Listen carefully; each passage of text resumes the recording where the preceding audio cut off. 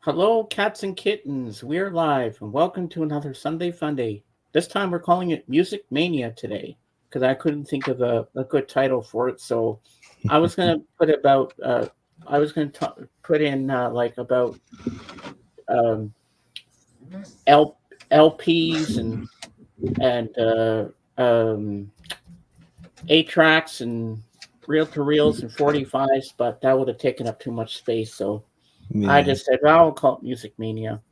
Make it simple. So we're going to be talking about that today, and I'm going to ask everybody who's in here what they like, what their most favorite thing was to buy back in the day in the '60s and '70s. Was it 8 tracks, LPs, or 45s, or cassettes? Or all of the above. Like, what was your preferred mode of music to hear it? But I know reel to reels are very expensive, if I'm not mistaken. But yeah, but 8 tracks, I'm surprised they haven't made a comeback yet. I mean, we got the cassette tape coming back, so why not the 8 track? Because 8 tracks were a big staple in people's lives in the early '60s, and I looked it up. They were invented in 1964, and I think they faded out. I think around 1980ish. So yeah, but we'll be talking about that a little later when more people arrive on the scene. Mhm. And today we'll have the regular crew. We'll have Kate, and she'll be talking about her new experiences in singing with the church today. And we'll have Jorgen here, and he's got some new stuff to show us. So hopefully Christopher will be here and talk about if he got it from the toilet store or not. But Christopher, I have a question for you. When are you going to come up and show us your stuff so Jorgen can say that you got your stuff from the toilet store? Hmm? Yeah, you're afraid to. I know you are, but we love you, Christopher. You're always welcome here. And we'll have Lavelle here. He might be a little late today, but because he has to go into the city to visit his mom today. But he said he'd be here. And whoever else pops up. We haven't seen Mason in a while, so I hope Mason might pop by and join us on stream because it's always nice to have him. And before we say hi to Dave, hey Bob. Uh, Last night I started watching a series on Netflix called The Queen's Gambit. It's about a chess prodigy, and I'm on episode three, starting episode three. It's very, very good. It takes place in the early '60s, and that's all I'm going to say about it because I don't want to spoil too much. Because if you're interested in seeing it, and it won some Emmy awards too, so that's pretty cool. So now we're going to go across the room here and say hi to my best friend and wingman, Dave. Hello, Dave. Hello, everybody. How are we doing today? It's good to see everybody here.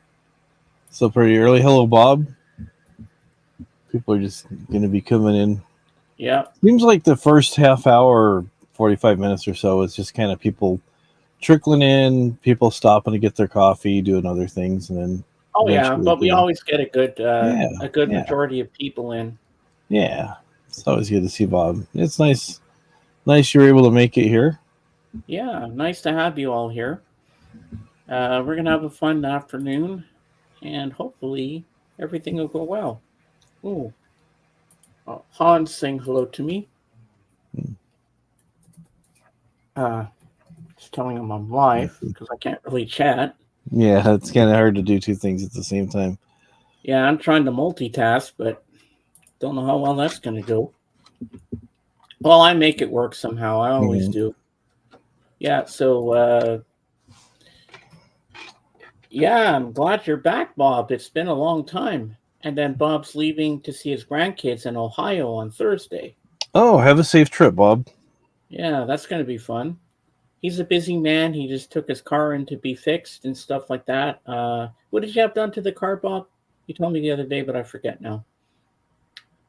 But yeah, that he's a busy guy doing his thing, and then you'll need a vacation from the vacation. That's what a lot of people say. See, it's Sunday, day of relaxation. Just come enjoy my stream and Yeah. have fun, and we'll entertain you as best we can. Because don't forget, we improvise. This is nothing is scripted here. We just fly by the seat of our pants and hopefully entertain you. So we'll try to do our best for you. Four new tires and front end alignment. What's alignment? That's making sure your wheels are straight and stuff. Oh, Because over okay. time, there's parts that wear out and they kind of go a little bit, and it makes when you have it aligned, it makes the tires wear evenly and not as quickly. Okay. So Yeah. So yeah. So Bob, I know it's a little early on to start this topic, but it'll be going on throughout the show. Back in the day, what was your favorite uh mode of music? Was it LPs, 45s, cassette tapes, reel to reel, or a track, or all of the above? What was your favorite uh, type of thing that you collected your music on? And that goes for you too, Dave.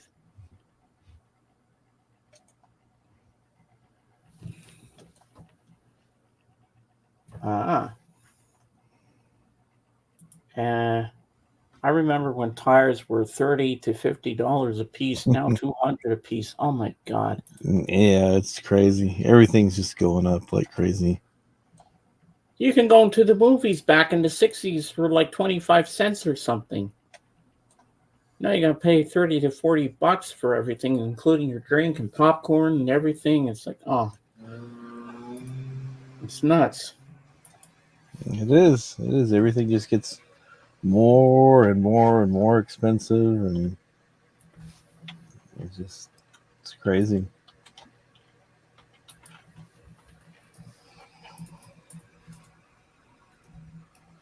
Yeah, it's like, what's going on? I mean, why can't we go back to easy prices? Like you can go for $7 for a ticket to go see the Rolling Stones back in the '70s. Now you can't anymore. Now you have to Hmm. pay over 200 or mortgage the house just to get a front row seat. But yeah. So Dave, what was your favorite thing to collect back in the day for music? LPs, 45s, and all of the above that I just said. It's really pretty much whatever was available. I mean, when I was a kid, um, there was always cassette players around, so started off with cassettes, and I had some records, but the majority of stuff that I had was cassette. So, Uh, and then like I said, I had some records, and then in the early '90s, I started replacing a lot of stuff on CD. oh, the 8 track to the cassette and then CD. Oh, yeah. Yeah, See, I omitted the CD because I'm just going with the old school stuff. yeah. The CDs weren't. Didn't, I think they're invented like by Philips in like '82. Not Bob Phillips, but the Phillips company.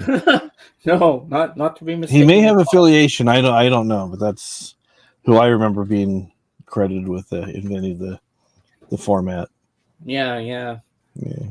Now Well, we there have was a lot MP3 of players and all kinds of stuff, mini discs, and yeah, because the CDs didn't come out till like 1985. hmm And then in '87, that's when we got all the British, the UK pressings on CD of the Beatles albums because they were putting them out right, left, and center. I remember that when that came out. I wish, I wish my grandfather. What? What do you mean? I wish my grandfather. Did you have a little typo in your sentence, Bob? Because I'm not understanding what you're saying. What you talking about, Willis? Well, for me, it was just records and 45s and cassettes. Because hmm I at that time when I was a kid, I was like 7 or 8 years old, or maybe younger. And I had my Mickey Mouse record player, and that was my mode of things. Or I'd use my parents' big stereo, but it was one of those long ones that went like this, hmm and it had and on the right hand side you had a radio. You could play radio on there, hmm and it was a nice sound system in there. And then with this one, you could stack a whole bunch of records and have them pop down one after the other to play them, Mm-hmm. and then you can flip them over. That because I think they were made for Oh, side one or side four or side three and all that kind of stuff. no, that's what Dave it said was. about being Phillips being related to me. Oh, okay. Yeah, he wishes his grandfather had invented the CD. Then he'd be the heir to the fortune. But Yeah, and you got free systems. yeah. Yeah, but I think CDs are very popular. But you know what? It's amazing that records made a comeback. You know what? I don't think they really died out. I think they were just on the back burner, but people were still collecting them somehow. Mm-hmm. Do you think they really phased out, or were they still available? In the '90s, not a whole lot of people were putting out records. I mean, you could buy some records if like the DJs and stuff wanted records to do the scratching and stuff, but that was the market was pretty much not there for a while. Unless you're a collector, then you could scour here and there and find out word of mouth, and that time you get records pretty cheap. But CDs were supposed to replace everything, which Yeah, we well, know they didn't, because but at the that was time the you thing. had Yeah. CDs and you had also audio cassettes as well, because they were the only two forms of Hmm. music you could get. Hmm.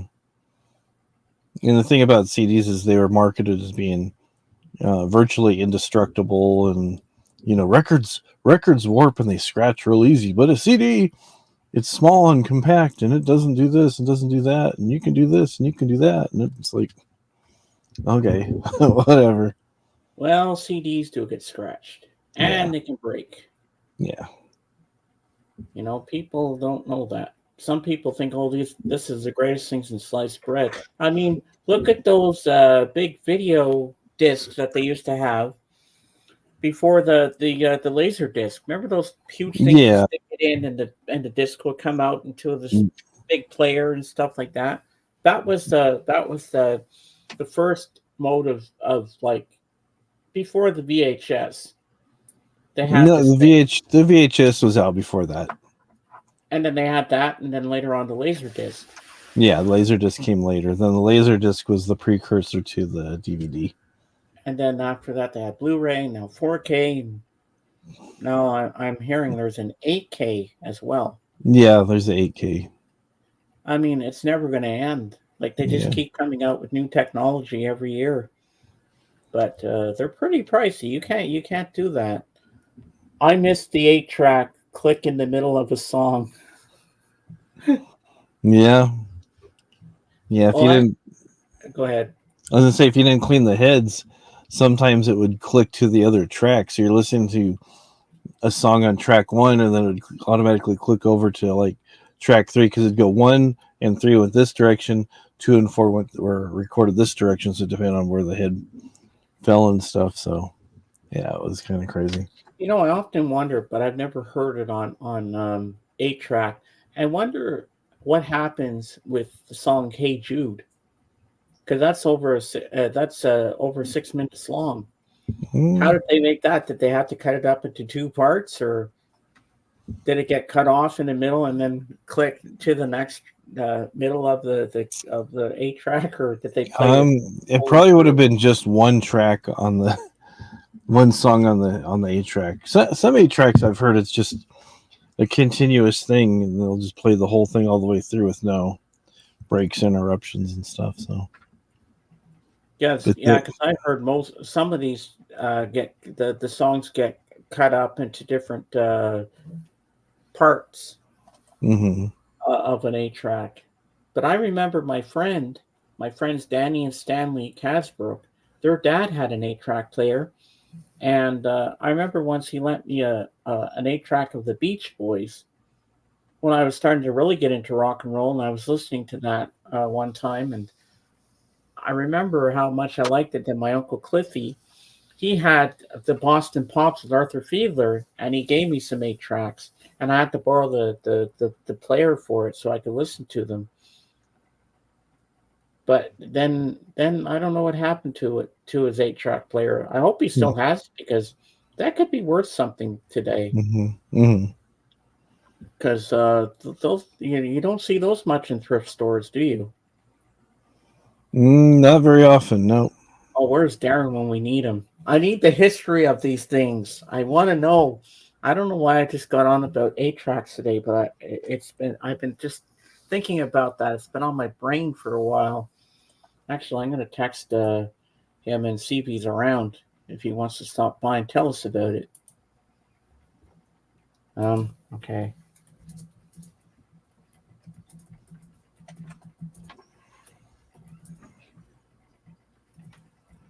I just sent them. I am live. Oops, not bead. I can't even spell today. I hate that when I do that. Come on. We. Okay, I just put it in. I just with my typo. I put we bead your help. We bead your help. I He'll know, thought I hit the M, but I hit the B by mistake. So I just accidentally clicked enter. So it's too late now. yeah, it's all right. He'll know what you meant. Yeah, he'll know. We need your help. Get in here and tell us the history of the 8 track cassettes and how they work and how the songs were split up and stuff like that. Do you own any 8 tracks, Dave, or did you have any in the past? My dad had 8 tracks. I never had any 8 tracks of my own, but I did play a lot of his. So Are they kind of like audio cassettes in a way? it has a tape in the middle, but they're pretty big and clunky. They're Uh, they're about half the size of a VHS tape, from what I remember. yeah, I remember that too. Yeah, they're pretty big. Oops. Yeah, they're Uh, pretty big. yeah, show us a picture. Well, I know what they look like, but we'll just look at a picture of them anyway. It's always good to visualize these things.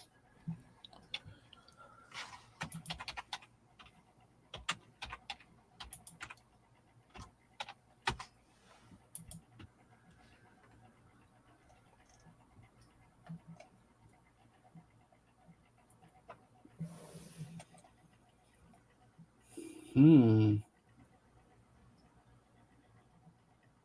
Wow. Blood just put up the schedule for movies today. So, starting in 41 minutes, he's going to play Five Easy Pieces with Jack Nicholson, followed by They Call Me Trinity at 3:45 or 15:45. I think that's 3 o'clock. And then the last one is at 5:45. Hmm. Trinity is still my name. Huh. Cool. But unfortunately, I won't be able to see half the films because I will still be live at the time. Oh wow, look at that. Yeah. At least they have car stereos that have them in there. So. Yeah, just like the cassette deck. Mm-hmm. I remember. But we never but I wonder if there's any cars that anybody has that still have the 8 track player in it. If they come built in, but weren't there like ones you could buy and install it in your car? Mm-hmm. Yeah, you don't see those much anymore. I remember it well. Well, you're older than me, Bob, so you would know, and so is Dave. Well, wait, I'm only 2 years younger than you, Yeah. but yeah, I don't know why I'm obsessed with 8 tracks today, but I'm just curious about them. I still have a home 8 track player recorder. Ooh, Hmm. and do you still have any 8 tracks, Bob, in your collection, or did you get rid of them or sell them or what? Because if you still do, maybe Darren Recordhound can send you some because he's got a whole shitload of them. Yeah. And what about reel to reel, Dave? Did you have any reel to reel? Well, my dad had a reel to reel, and he had some records on there. Then he bought a bunch of blank stuff to record your stuff. And when I first started playing guitar, I'd mess around with it a little bit, record myself doing a little bit, and then record myself playing along with myself. And so, Yeah, apparently the sound quality on Reel to Reel was really, really good. mm-hmm. You do what albums do you have, Bob, on 8 track?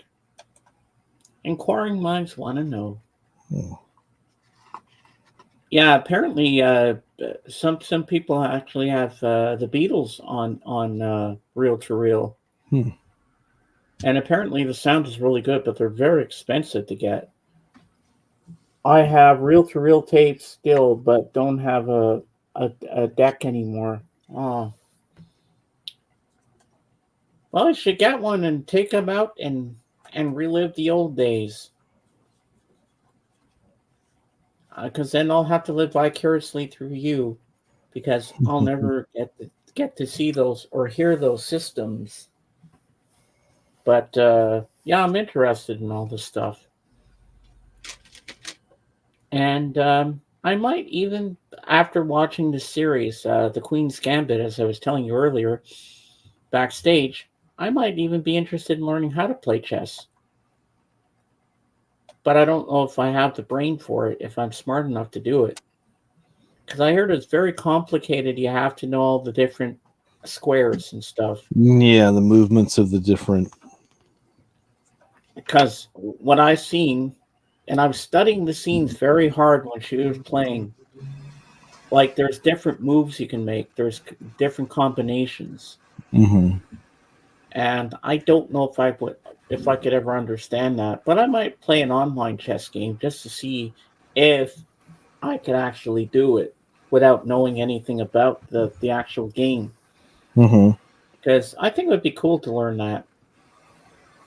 I probably suck at it, but hey, at least I'm gonna give it the old college try, and see. Hey, maybe I can do this. Yeah, just have fun with it. So Have you ever played it, Dave?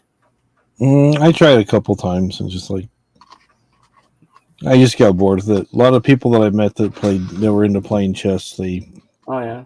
had egos and stuff, and they thought they were smarter than everybody else. I'm like, yeah, all right, I don't have I time for this. I had the '60s and '70s bands on 8 track, still a lot. Lost a case full of them when car got broken in the '70s. Oh Wow. no, that's not good.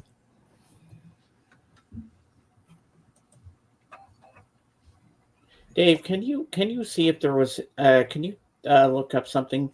Because I didn't get to do this. I just saw when 8 tracks were invented. Was there any albums that came out maybe early 1980 on 8 track? I have a feeling there must have been.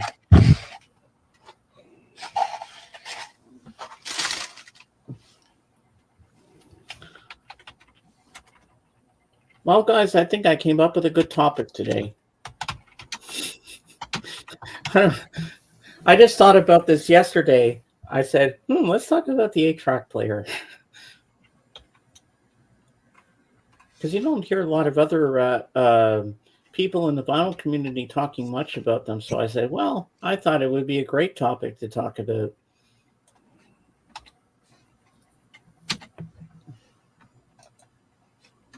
Yeah. Yeah, the last major release 8 track was Fleetwood Mac's Greatest Hits in November of 1988. Ah. Hello, Swanjan. It's been a while. Happy Yeah, Sunday to you as well. So, Swanjan, I hope the Lamb will be going back and starting his new season soon. Yeah. it's almost time. Hello, Swanson. Yeah, it should be almost time. Yeah.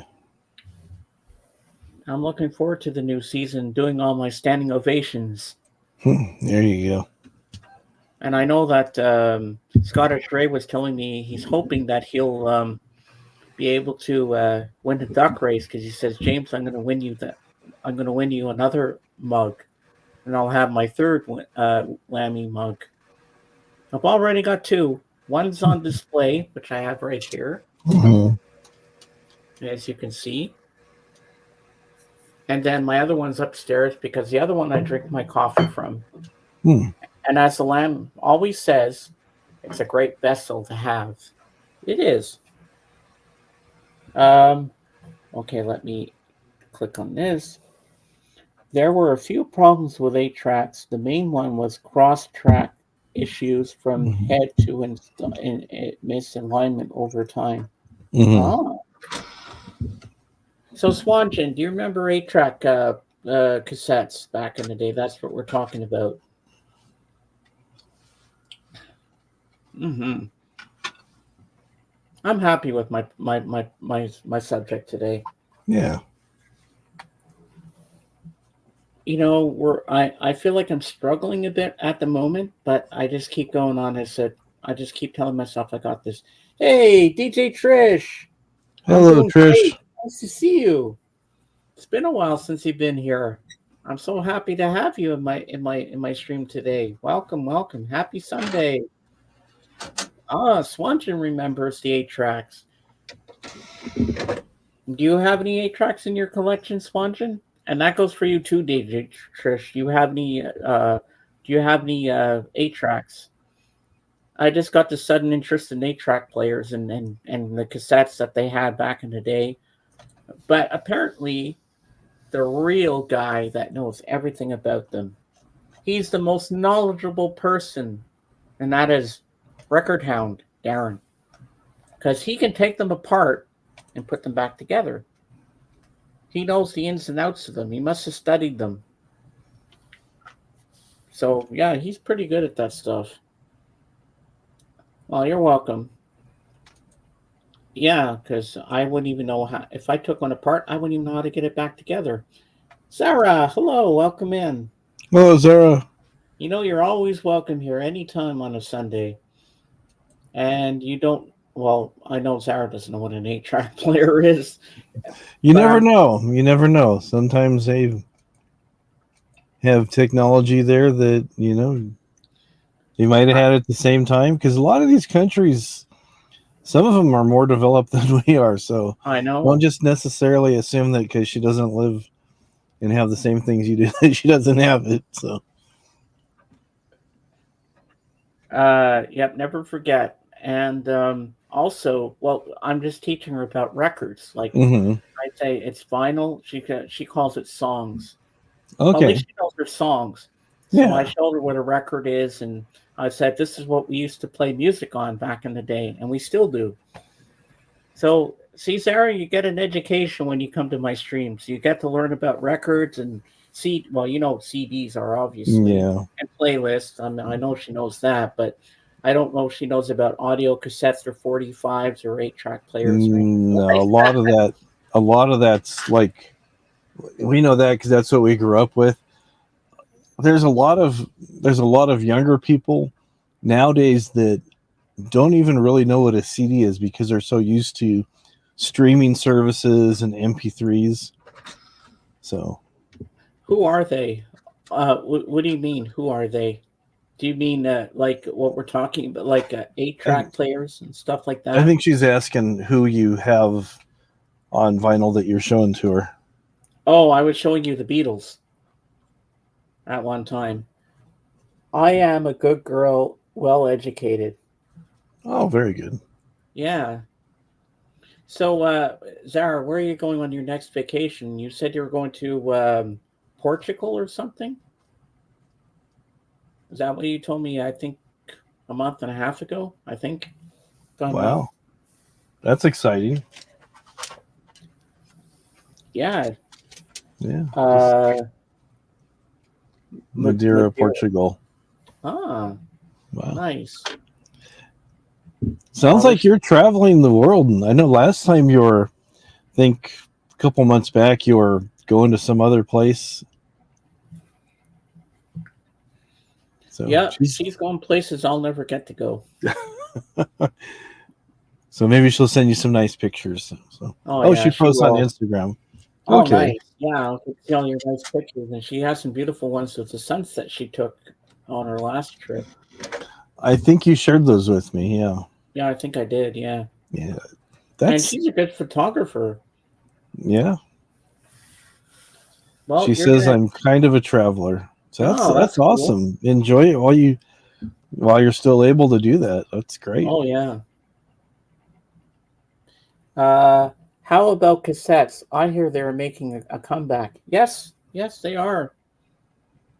I remember the last cassette single that I ever got was 1987 when they released "Pump Up the Volume" with all the Mm. different variations of the track, Hmm. and I went with that. I will enjoy, and I enjoy. Well, I'm glad you do. Oh, great. And she's been teaching me things about Poland and everything. I get an education. Yeah. Uh, There's. Here Comes the Sun, my favorite song. Oh, okay. It's a great song. And did you know that that's the most popular Beatles song that's been downloaded? Really? Yep, that's what Chris Carter said on Breakfast with the Beatles. It's the Hmm. most uh, um, downloaded song ever for a Beatles song. And I believe it. It's a beautiful Yeah. song. It's a beautiful song, full of hope. Oh, yeah. Regardless of what's going on, the sun's coming up and it's new day and new challenges, and. Yeah, because every day you wake up and you look forward, the sun is always going to rise for you. George had, Hmm. like, you think okay, it could be interpreted as a love song. Little darling, it's been a long, cold, lonely winter. But you know what? It's also saying, like, I think he's also talking about life in general, saying, like, okay, so we've had a long winter. I know it's lonely and stuff, but the sun's going to come out and make it better. Man, I'm good. God, I know my Beatles. I started making mixtapes in the late 80s and went to CDs in 2004. Trish, that was a staple of the 80s. Everybody was making mixtapes. Yep. Guys would make them for their girlfriends, girlfriends would make them for their guys back in the day. I made mixtapes, but I never got the girls, but they were still fun to make. And I'd always have the radio on. If I heard a song I liked, I would have my cassette in there and like, oh, I got to record this song.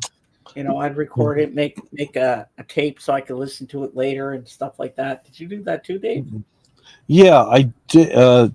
Zara's asking, is a cassette a thingy where the song is you put in a player and it's like a CD?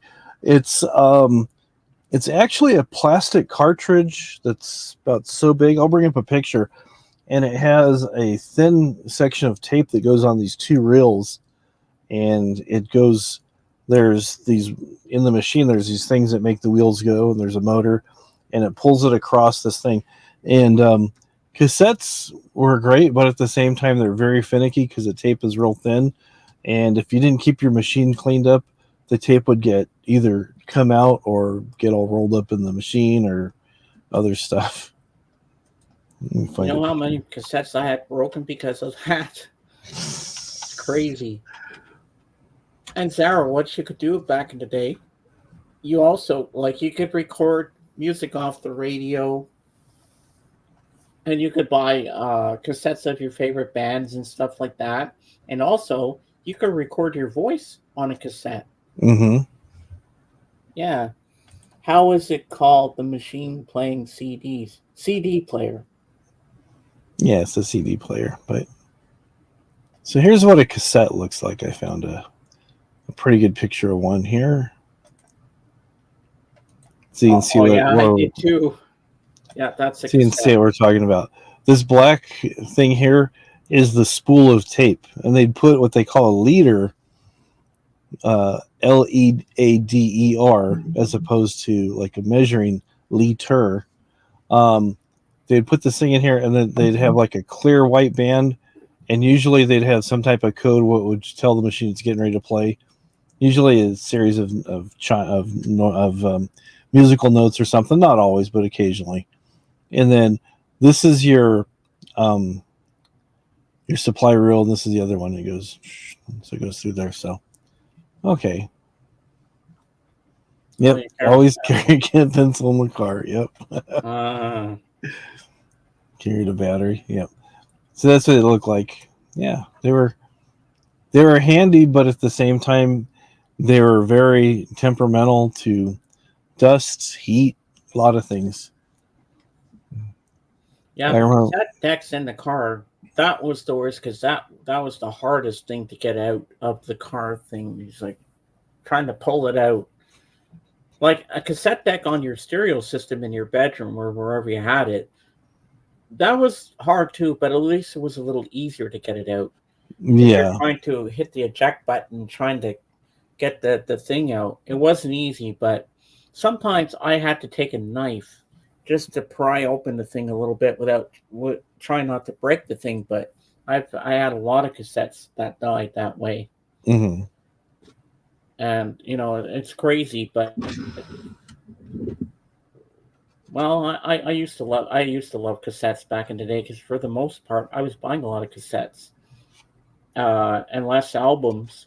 But I said, Dad, once in a while I want to get a record. I don't always want to have cassettes because sometimes you like the vinyl because vinyl was still a big thing back in the 80s. So I wanted that most of the time. I Hmm. carried battery all the time. You did for what? For your but also something they had, Zara, that you might be interested in looking up. Sony Walkmans. Now, this was a little handheld cassette player that you could play your music on. And you had your headphones, you could walk down the street, you could dance and do aerobics with it and stuff like that. And they also had a built-in radio on it too if you want to listen to the radio if you didn't want to listen to a cassette.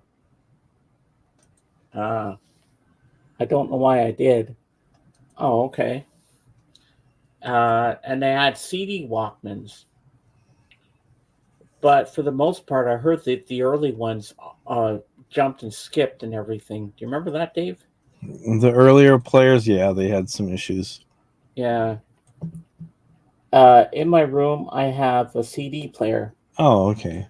Is it plugged into the wall or is it battery operated? Because if you have it in your bedroom, you can always plug it in the wall, which makes it easier. So you don't Hmm. always have to change the battery. Yeah, and that's what a Walkman used to look like. That's headphones. They wouldn't. You just. They're just showing that in the picture, but this would actually hold a cassette. The buttons on top were for playing, and these orange things are headphones. Those are the earpads. Yeah, I had one, but it wasn't Sony. It was a Yeah. different brand. I forget what it was I had, but my parents bought me one for my birthday when I was like 14 or 15 or something like that. I remember that. I used to take it everywhere with me, listen Oh, to all my okay. music. Let Mm. us go way back in time when had vinyl record player in a car. Not popular, but Mhm. was tried by a few manufacturers. Really? Yeah. Now Yeah. that Bob, I didn't know about that one. I didn't Mm. know they had record players in cars. Yeah. They had. I don't know if they had full record players. I've heard of the 45s. All right. Zara says she's got to go for now, but then Okay. she said her thing's just under the table holding the TV. So, all Ah, right. We'll see you. We'll still thanks, probably still Sarah. be here if you pop in. So if we're gone, have a great day. We'll see you next time. So, but And we'll probably Sarah, still be here. also, So, I will text you on Discord after when Kate gets here because I know you like talking to Kate. All right, have a good one. So, Bob, I never even knew that they had record players in cars. Now I got to see this, Dave. I got to see a picture of this. This I cannot picture in my head. Now this is very cool. This sounds really amazing. Of course. Have a nice day. Okay, thanks. You're welcome, Zara. I hope you learned something today because that's what we do. We try to educate people on my channel about musical things. oh wow.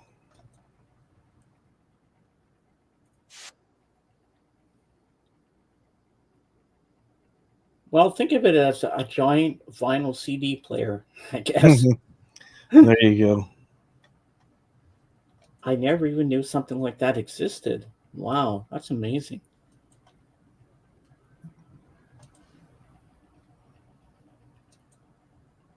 Oh my god. Yeah, I Wow. heard there was 45s. This is the.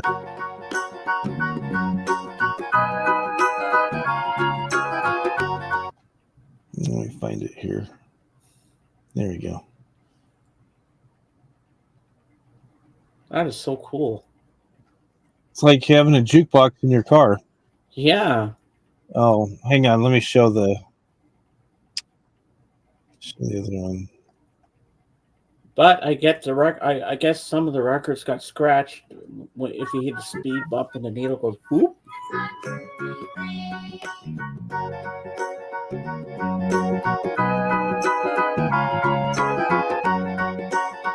Wow.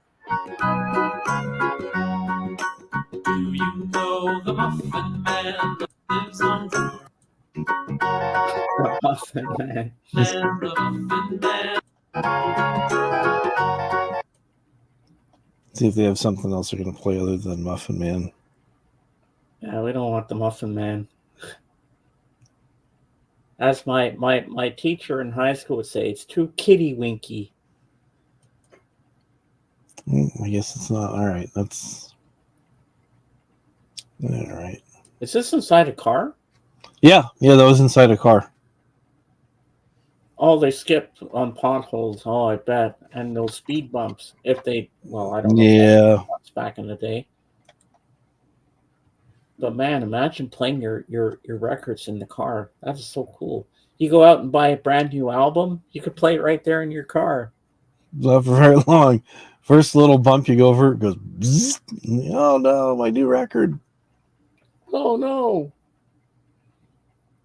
But I'm wondering back in the day, did they ever or is it just now? Did they actually have 180 gram vinyl? That's a fairly new thing. Oh, okay. That's fairly new. Well, this guy I used to watch, I forget his name now, but he always used to say, "Hello, my Beatles friends." He would have different variations of an album of the Beatles, and some of the album covers were paper thin. Even the records were very floppy looking Mm-hmm. from different pressings from all over the world. Yeah. Like, how do you even play that? Are they good or are they shitty? Oh Yeah. my god! Look at all that. He's got all those records stacked up. So Wow, that's amazing. yeah. Oh my god, Lavelle's gonna love this when we show this to him when he gets here. This is wicked. I didn't think anything like this Hmm. existed. That's Lawrence Welk right there. Oh yeah. Young, very young Lawrence Welk Good on the night, record. sleep tight, and pleasant dreams to you. I remember that song on Lawrence Welk show. Oh my god, that is so cool. Wow. Oh, okay. Oh well. Okay, it's because to to help with the scratching and all the other stuff, they designed something that was going to be a sprung enclosure to help hold it in place, and they also slowed the turntable down to 16 and 2/3, half the speed of a normal LP. So it allowed the record size to be 7 inches, yet hold the same amount of music as a full-sized LP. Wow. So it's That's pretty wild. amazing. Oh my god, I love this thing.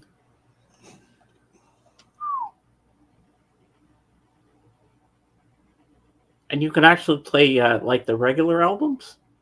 Like the big ones are only 45. Only 45s, it looks like. Hey, that Hey, looks like George. it is George. Oh my god, George Harrison. Ah, I love it. I love it. That looks like what's his name? Muhammad Ali. Yeah, that's what I thought it was. Yeah, that is who it is. Mm. But it looks like you had to have some Float like a funds to be able butterfly, to do sting it. like a bee. Wow, that's amazing. Float like a butterfly, sting like a bee. Why does this record keep skipping? Yeah. Because you're hitting so many potholes and speed bumps. Wow. Bob, that is the coolest thing you talked about. I love it. Oh, I can't wait for Lavelle to get here. Even Kate's gonna think that's cool. They had those back in the day. But I wonder if they actually had a player in the car where you can actually play like a regular 33 and a third album. There has to be. If they could have one with 45s, I'm sure they have one for big LPs. Well, they made them more compact because you have your needle and stylus. It's if your stylus is way out here, you have a lot of room for it to float. But if it's closer, you can use a shorter tone arm. Is what I'm trying to say.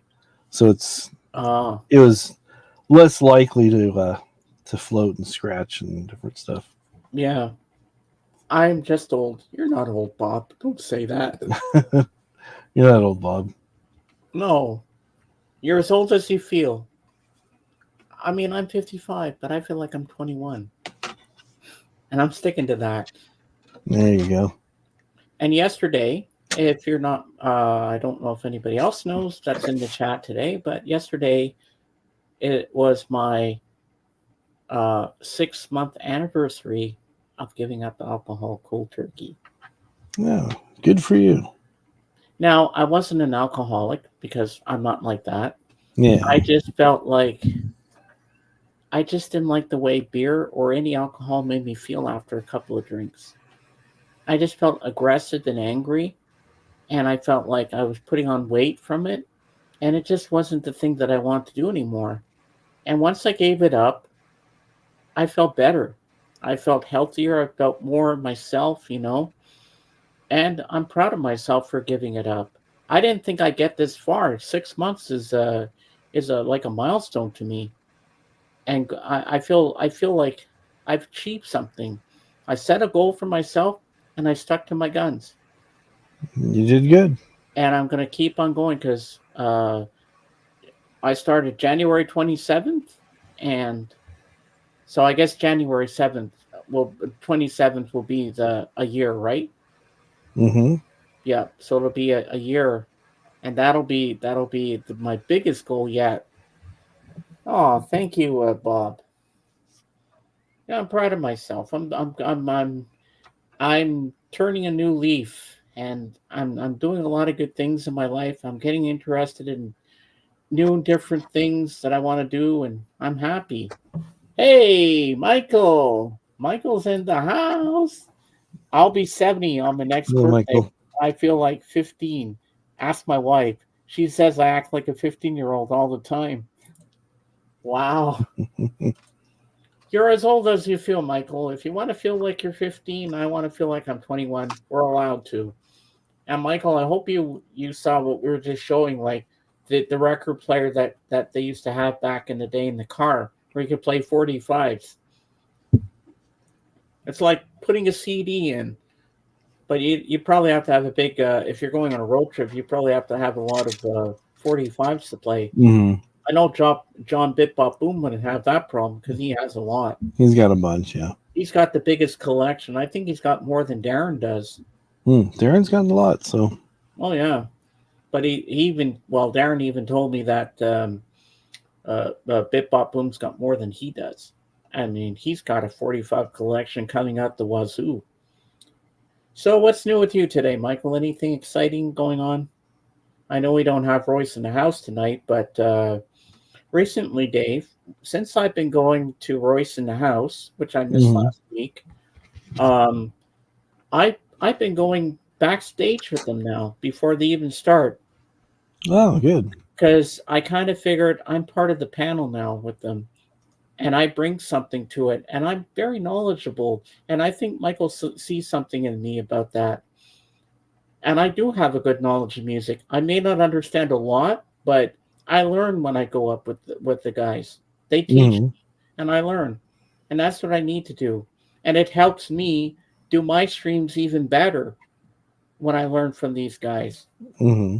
The way I drive, those records would be toast by the time I got home. If I felt like a 15-year-old, I'd get arrested. Hi, guys. Hey. So I'm glad you're here, Darren. We need your help because you are the expert on 8 tracks. Can you tell us if Hey Jude was ever split up into different tracks? Because I know it's over 6 minute long, but did it click into the next little bit of the um, cassette thingy? Let us know in the comments below because you're the expert on this, and tell us how long, like how many years the 8 track player and 8 tracks lasted. Because I know I've been obsessed with this since last night, thinking about this topic. So you're the expert on this, so give us an educational wise one. I'm on a roll today. I'm just talking up a storm with my chat. Mm-hmm. And I'm not feeling my best today, but I'm doing good. I'm having fun with this. I'm really doing well. We got 12 people in the chat. I must be doing something right. Yeah. And I'm glad I got my wingman with me, and we're having fun, and we're gonna keep on having fun because I love doing this every Sunday with you guys, and every week it just gets better and better. And next month, um, it's going to be August 16th soon, and that means we're going to do our theme of Elvis Presley. But August 16th falls on a Friday this year, so but we're still going to do it on the Sunday, a couple of days after that. So it's still going to be done, even though it's not on the exact day. And also on the Friday for Kate's stream, uh, she said we can have an Elvis celebration, and I'll wear my Elvis shirt, and I'll have the scarves around my neck like I always do on the streams here when we do Elvis. So it'll be a double Elvis celebration on the Friday and then the Sunday. So I always look forward to that.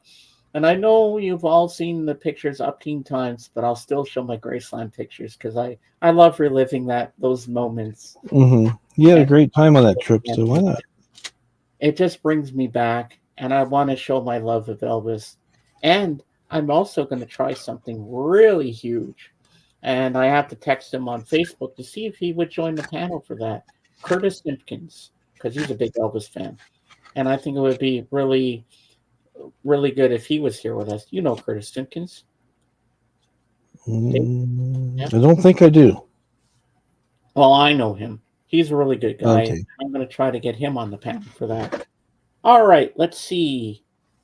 Record Hound says, I'll look up if Hey Jude was split in parts. 8 tracks were made by record clubs as late as 1988. Ooh. Mm-hmm. Well, I did look up this information before I started the stream today, or even went backstage before the show started, Darren, and I looked up when they were invented. They were invented by the Ford Motor Company, or I think if I remember, in 1964. Or RCA or something, I forget. But they were invented in 1964. I remember that. Hello, Samuel Vega. Curtis is no longer doing Elvis on his channel anymore as of today. Why is that? I don't believe that. Hmm.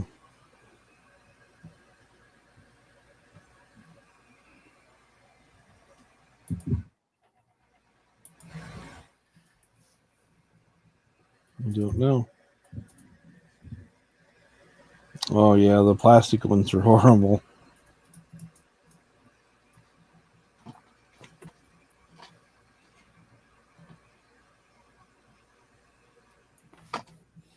Then you had to have the real long Q-tips to clean them and everything else. Mm.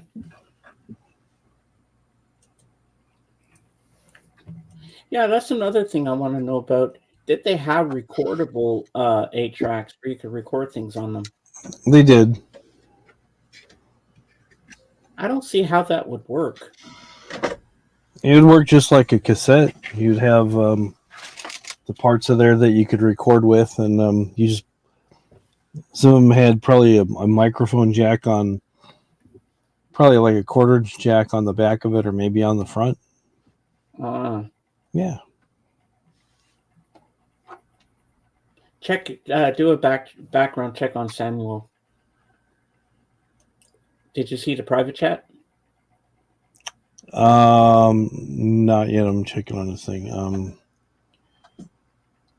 Because I sent them birthday wishes the other day on Facebook to Curtis. Okay. And I sent him happy birthday with a picture of Elvis, and he loved it. So I know he's not giving up on Elvis. I smell a rat. Yeah, they just started their channel 5 days ago, so. Go ahead. Yeah, we'll just keep an eye on. Yeah. And I just realized I'm the only one that can really ban anybody. Mm-hmm. Because I'm the host. I realized I learned that the hard way. Mm-hmm.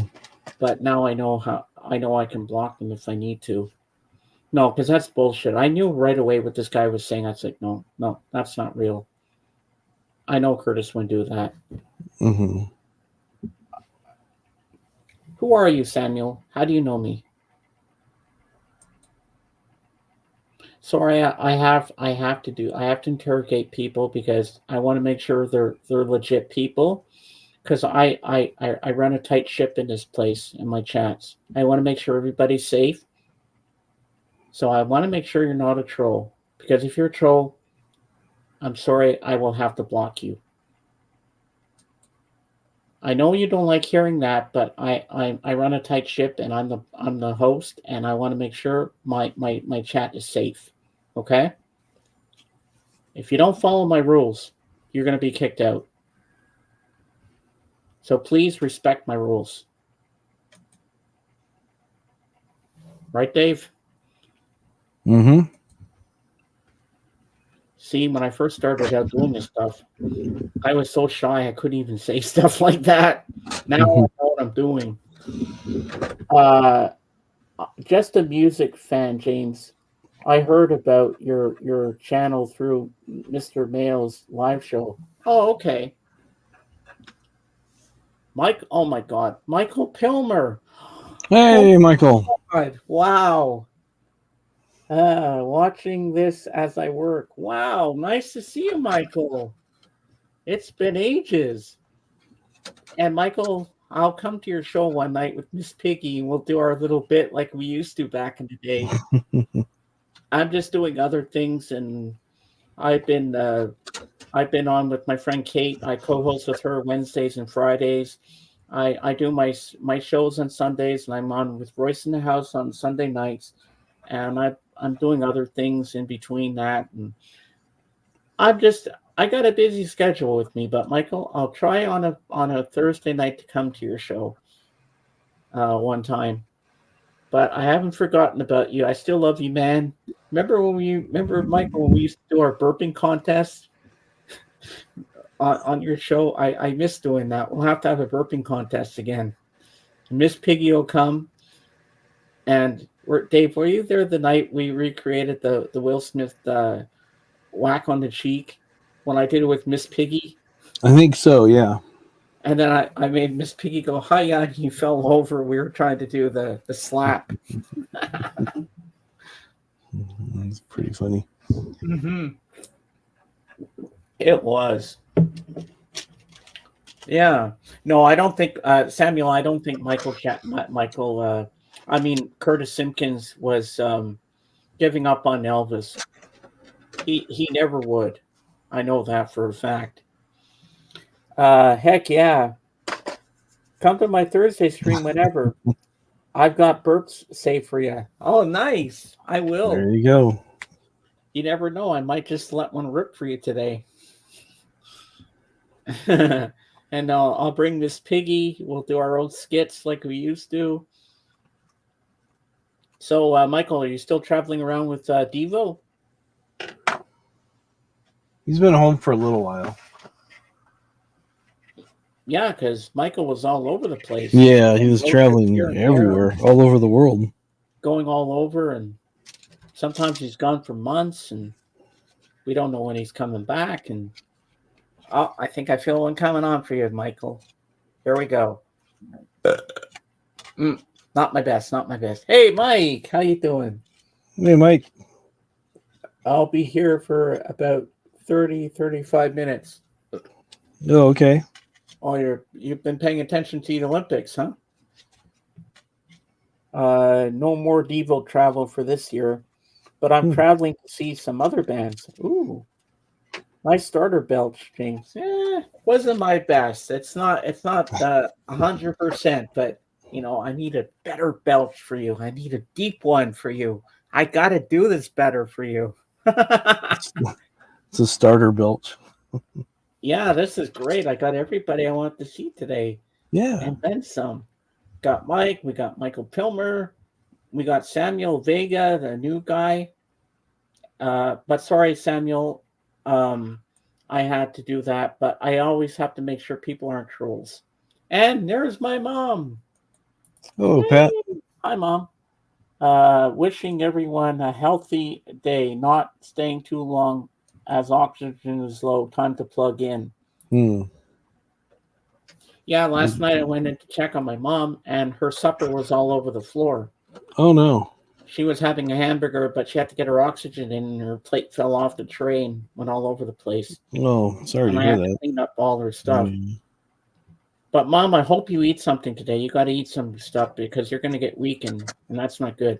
Yeah. She made a bowl of soup, and she didn't even eat half of it. She said, "Put it on the counter for now. I'll eat some later." So I hope she eats. Yeah. That's okay, James. I understand, and I'm aware of the trolls out there. Well, that's good. See, Samuel, when I first started out, I couldn't talk. I couldn't say anything to the people I didn't know coming into my streams. I was shy because I was new to doing all this. But after 2 years of doing this, I know I can do this now. But I run a tight ship, and I got to make sure everybody in my chat is safe. And that's how I roll. I am going to be ordering the new FTD Elvis CD Guitar Man Session box set 5 CD. Ooh, that should be nice. And how much is that going to set you back, Mike? If you don't mind me asking. I bet it's a pretty expensive box set. Wow, that's okay. Call me crazy, but what's the FTD again?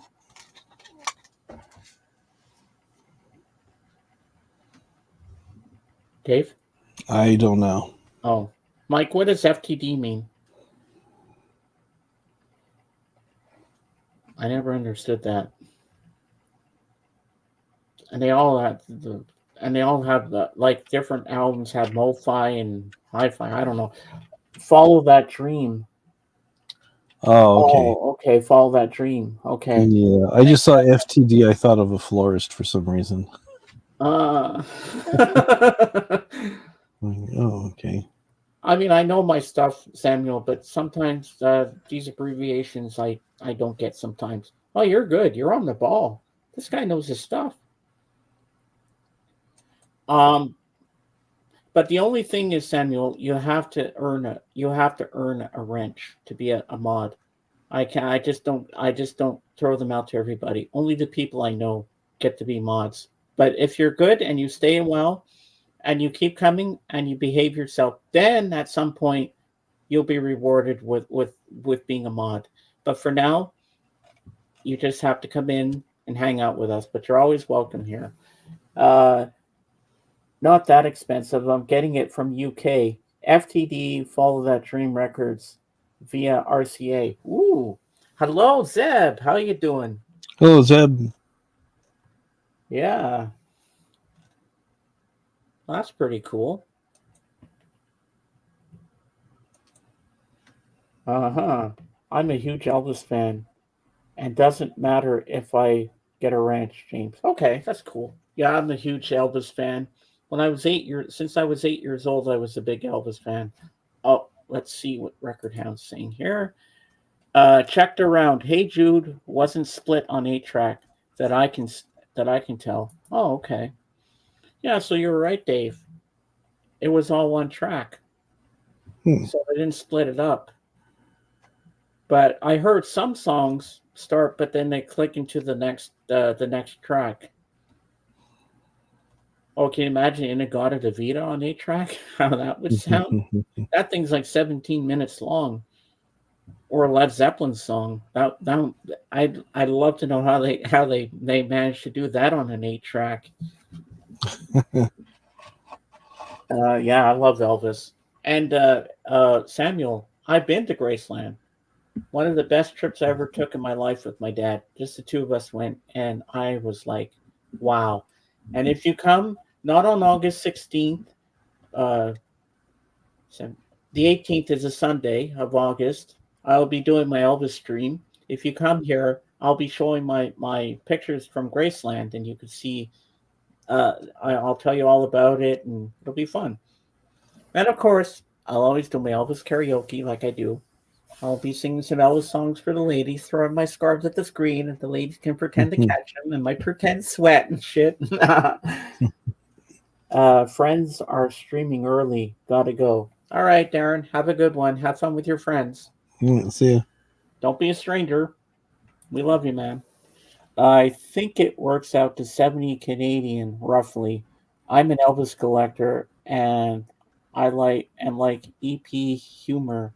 I love Session. I was at Graceland 2019. Ooh, yeah. That's pretty cool, Mike. Uh do you Mike, do you know I forget it's been a while since I've seen him around, but I forget his first name, but do you remember the guy at the King's Court? Because he's a big Elvis fan. He's got quite an Elvis collection. I think you know him, Dave. Possibly. Yeah, I'm still trying to find on vinyl, but I haven't been successful yet. The soundtrack for Blue Hawaii.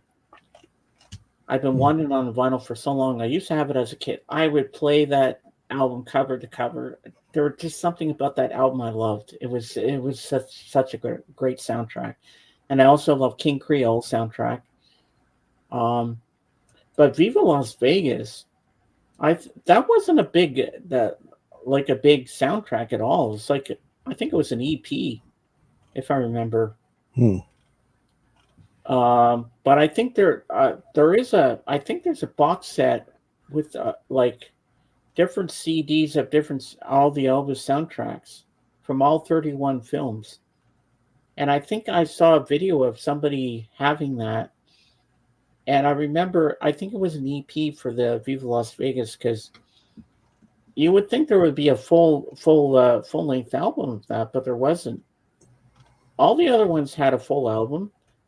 I'm not sure if Jailhouse Rock did, but that's one I'd love to have too because I never had that growing up. But I had quite the Elvis collection. I'm trying to get all my Elvis stuff back together because my dad said they all got warped. Hmm. I don't know if I believe that, but and then when I had to give up my stereo system and sell it to a neighbor and stuff like that, that was a hard day for me because I had no records left. But never knowing, years later, I get a record player again because my friend Alan, this is back in 2017, around Christmas time. He was Mm-hmm. thinking of getting a record player, just a little briefcase one, nothing fancy, just something you could play a record on. Mm-hmm. That's all he really wanted. And I kept talking about it to my friend Rick Ome back home. And what does he do around Christmas time? He comes to my house, brings me a box. I have no clue what it is, and I open it. It was a record player. I Hmm. said, "Wow, you got me a record player?" He said, "Yeah.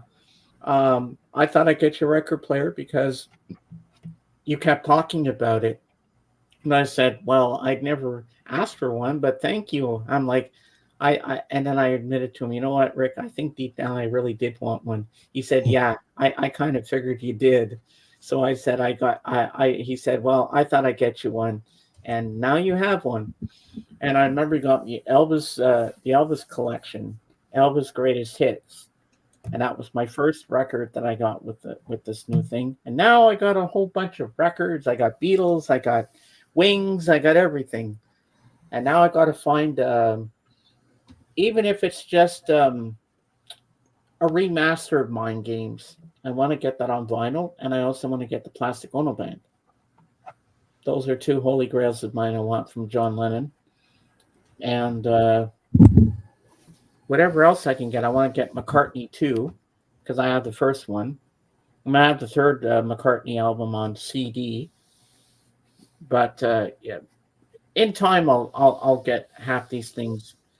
But not all used record stores have everything you're looking for. No. But they can order them for you. Yeah. But then you have to find out if they know the price, what it is, because you don't Mhm. want to pay an arm and a leg for something. It's like, okay, but I know I got to go back to Backstreet Records because if they still have it, they have the 50th anniversary of Sergeant Pepper's Lonely Hearts Club Band, the cassette, the big box set for $110 Canadian.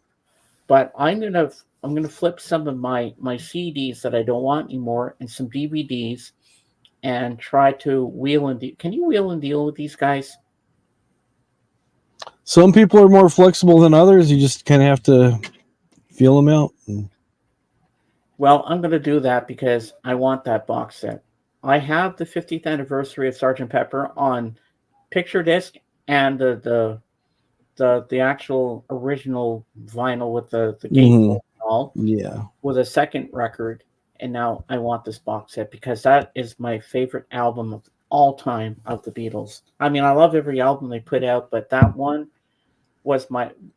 album made me a Beatles fan. So that's got sentimental value to me. And that box set would just make my collection even better. And also, I do want to get the Mind Games new one. I don't know if they didn't say it's an anniversary edition or anything like that, but even if I just get the CD box set, I mean that cube is too expensive, over $200 or something or more. Yeah, I can't afford that. But if I got the CD box set with all the different discs you get in there, I think that would be cool too. But I do want it on vinyl as well. But well, Christmas is coming in a couple of months, so maybe I'll get it then. Who knows? Uh, I own a mono and stereo Blue Hawaii original first pressing LPs. Ooh, that's amazing. Well, for me, Mike, I always go with stereo because that's the way I had it back in the day. And one of my favorite songs, well, No More is the song I loved on Blue Hawaii, and Koopa Weepo. Koopa Weepo, I love you more today than yesterday. I love that song. I think Koopa Weepo is such a beautiful song. And I like Beach Boy Blues and all that, and Rockahula Baby. I mean, you don't get classic music like that anymore these days. And no, you know and back in the day, movies when they say it's 2 hours and 57 minutes, you got 2 hours and 57 minutes. Now half of it's end credits. yeah.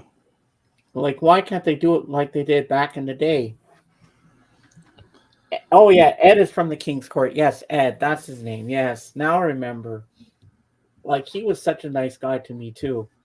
He was trying to find me a good pressing of stereo pressing of Blue Hawaii on vinyl because I was having trouble finding that because everywhere else, like everyone that's been sending me VCLT, which I appreciate, you guys seem to find the stuff I can't find here.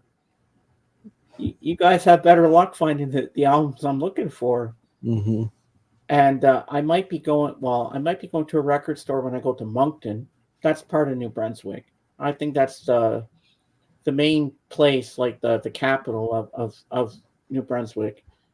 When I go with Adrian, when we go see Russell Peters live, uh, we're gonna be going to see him at the casino.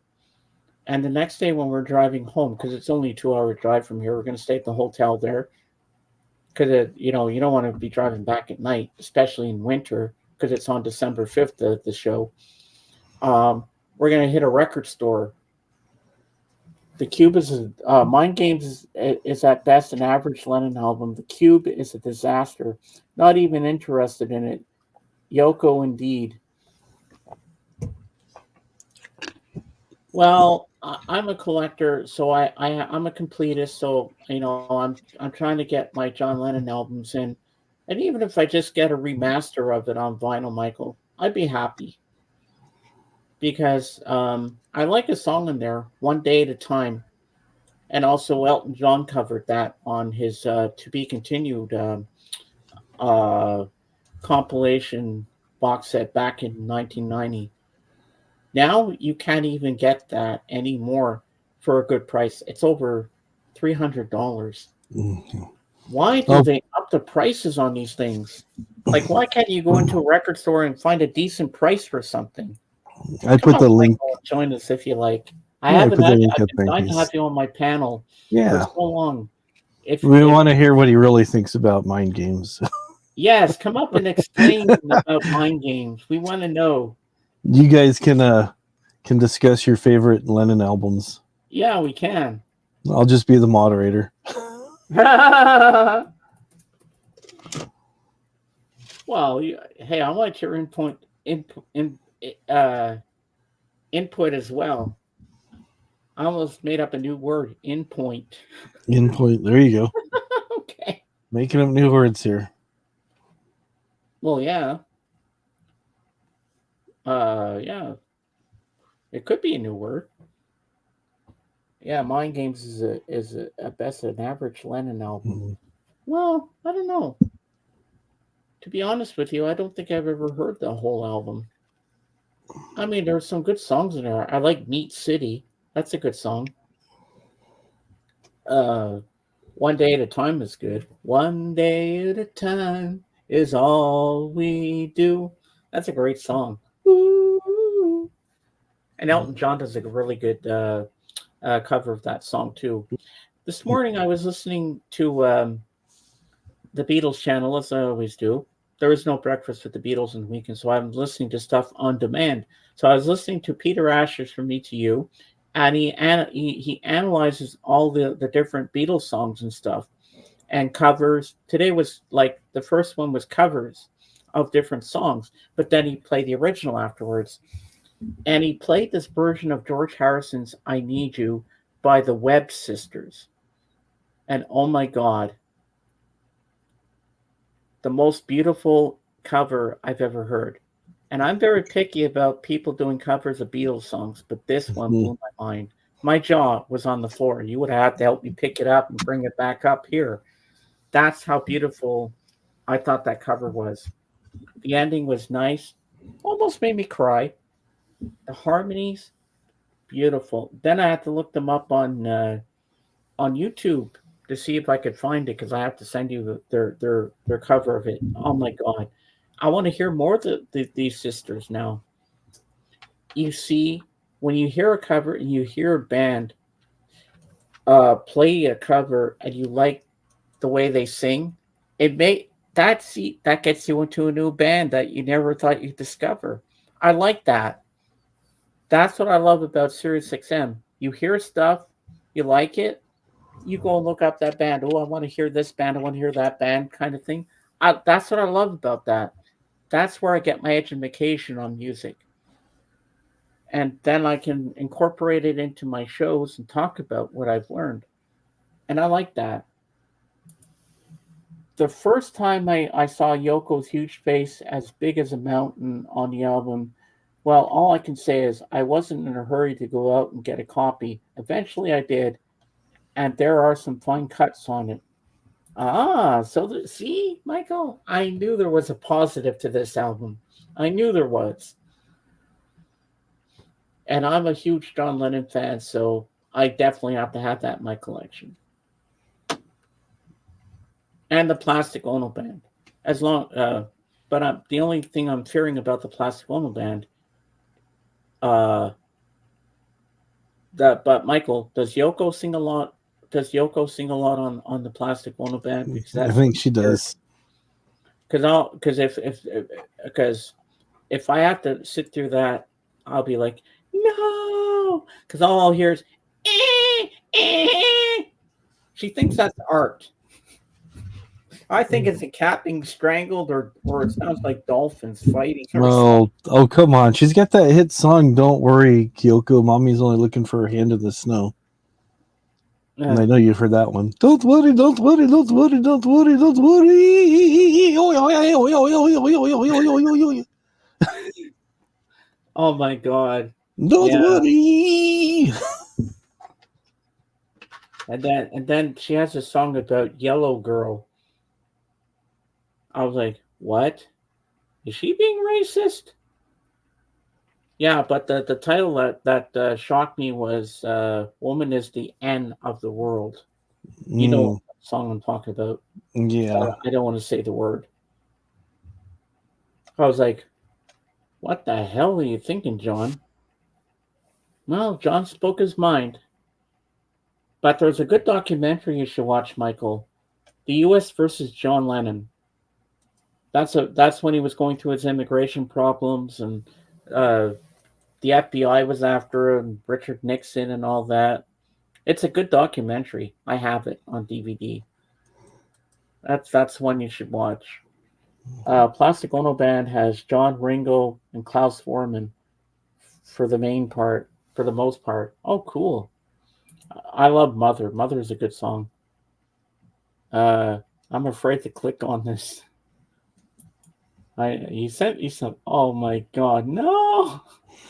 Fly Yoko Ono. Oh, not every villain is lemons. Okay. Okay. No, just no. I will have to look at that later on. Yeah, Double the Back. hit song off there, she actually imitates a fly. Oh, she does. Mm-hmm. Yoko's voice is enough to make a reconsider Lennon past Beatles. Oh, Yoko, your love turns me off. And one of the weirdest like lines in it, like in that song, "Oh Yoko," in the middle of the bath, I call your name. Oh Yoko. I'm like, okay, but that's the question I want to ask. If I ever got to meet John and I get to ask him one question, Michael, I'd ask him, John, why Yoko? I mean, the bitch can't sing, and she calls it art. What do you see in that? And I remember one concert I saw of John. I think it was live in New York City or something, or Toronto or something. And she's got this garbage bag over her, and she's in there going, making those noises. And then all of a sudden, I was laughing so hard because the guy next to her turned her mic off. I'm like, it's about bloody time you turn that mic off. Nobody wants to hear that. And John, he just keeps playing and lets her do this shit. But I think half the people playing were getting annoyed by her. I was laughing so hard. I'm a John fan. Not much of John and Yoko. Me either. But I do love their uh, uh, and so this is Christmas. And what have you done? That's a great song. I mean, but Yoko singing, nope. She is just like, oh, I don't know. I mean, Yoko, I'm sure you're a nice person and all, but don't sing anymore, please. Oh yeah, I remember that.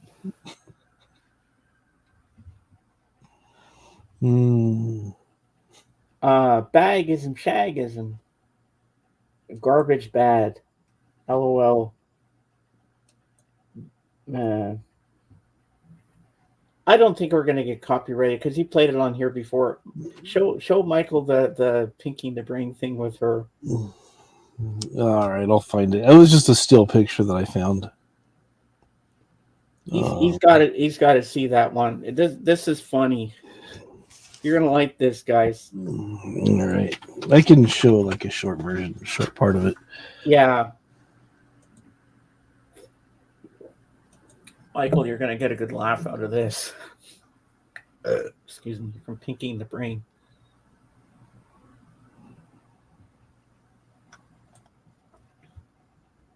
Oh, we got Roger's thing of the day. Hi, James. Are you all recovered after what happened Tuesday night? I was a little embarrassed when you got us kicked out of Hooters, but I had a blast. Well, I'm glad you did, Roger. All right. Oh yeah, "Be My Yoko Ono." I remember that song, Mike. Well, Michael Nolan, you're gonna love this. This is gonna make you laugh. Okay, here we go. Oh, okay. Make sure it's sharing. All right, there we go.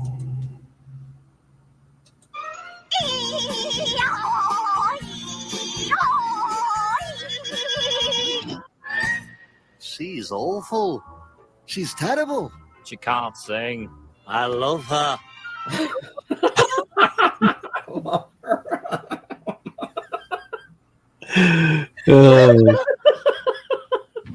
I love her.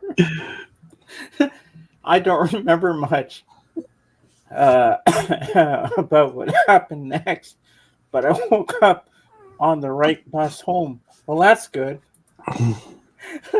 My ears are bleeding. She can't sing. She's terrible. She's awful. I love her. I love her. Mm, They're all saying negative things about her. And he goes, I love her. yep. I haven't been to. Roger just makes up these funny stories every Sunday when he comes in, Carla. Nah, I went to Hooters once a long time ago, and we had the all-you-can-eat chicken wings, and we couldn't eat anymore. And my friend was trying to hide them everywhere, and then the girls come out and they dance and everything. It was like, wasn't a big thing, and the chicken wings weren't that good. They weren't spicy enough for me. Oh, you like that one, eh, Mike? Like, okay, yeah. Have you ever had Cane's chicken, James? No, can't say that I have, but I love jerk chicken. Oh, jerk chicken is so good. So tasty. Spicy, but good. And I love butter chicken as well. What's Cane's chicken, Dave? It's a place around here. I've never had it though. Yeah, don't forget, Carla. I'm in Canada, so I don't know half these restaurants. But if I was around there, I would try it. I hope it's good. Is it spicy? It's a chain in the states. Oh, cool. Yeah. Uh, the one I hated the most, and I didn't think it was that good. And we had it in I think it's only in Toronto, but I know it's in the states too. But I had Popeye's chicken, and I wasn't too impressed with it. I think KFC tastes better than Popeyes, definitely. But that's just me. At least she looked better as a cartoon. Not much, mind you. I Mm, don't know. I have to look it up, Carl, and see if it's there. I've never had cocaine chicken, but it smells wonderful. oh no. Oh, it's not spicy. Oh, Roger, that will crack me up. Cocaine chicken. You know, I wouldn't be surprised if they did use that as a spice on a chicken. Mm, Mommy, why is Daddy's eyes all bugging out? Oh, he had the cocaine chicken. Oh, yeah, that's the one you sent me. yeah, I sent you the whole album. I'll play just 30 seconds. We should be okay. We All should right. give it 30 seconds. Well, I don't know if we'll be okay, but here we go. This is The Fly.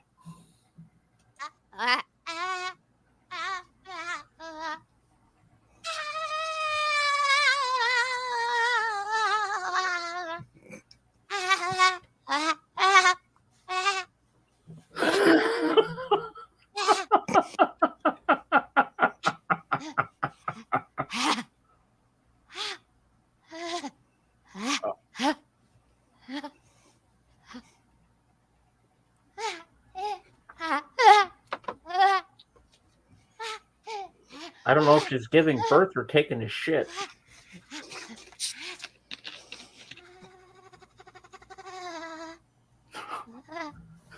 Okay, Dave, I think I've had enough of this.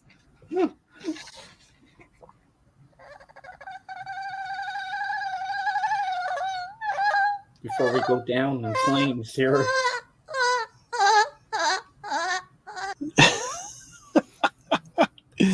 Anyways, she's supposed to be sounding like a fly that's flying. So yeah, she nailed it. That's definitely a fly.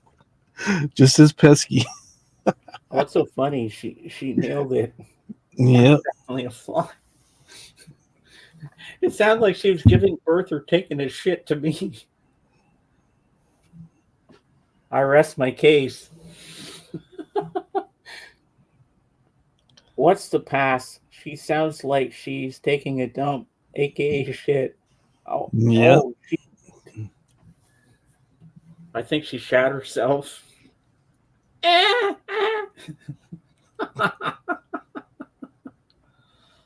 Oh my god.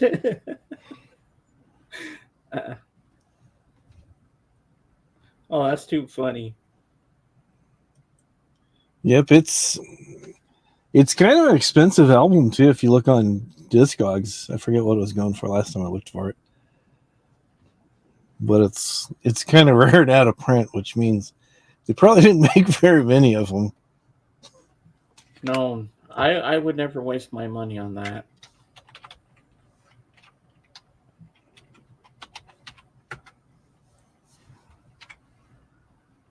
And her wedding album. Oh my god. I heard that was a piece of shit. They even have a whole song dedicated to the baby's heartbeat. Mm-hmm. Well, she miscarried the baby at the time, but like, why would you even want to get that? I'd never buy a Yoko LP or CD. Neither would I. Oh, it's come down some. Okay, you can get it on CD for $16. Fly. Really? Yeah. So I looked a couple of years ago. I was gonna get it for my boss because he hates Yoko Ono, and it was at the time it was like about $150. There's a Yoko tune on the B side of My Cold Turkey. I forget what it's called right now, but it's really good, honestly. Oh, Let me look for something. YouTube police, please don't take us down for playing a video, Yoko, okay? I respect your rules and shit like that, but don't take us down for just a little clip. We didn't play much anyway, and you can't even recognize it because you don't even know what she's doing. I think I think we'll dodge a bullet today. I hope. I think so. I mean, we played that Pinky the Bling brain clip before, so we didn't go down then. Nah.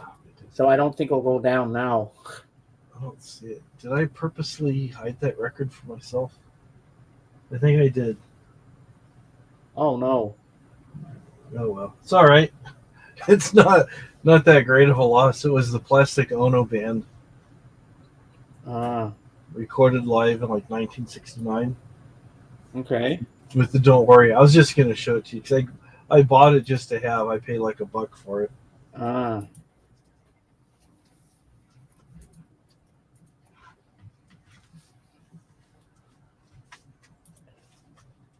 You have the Plastic Ono Band? I have the one record. I don't know where it is now. Ooh.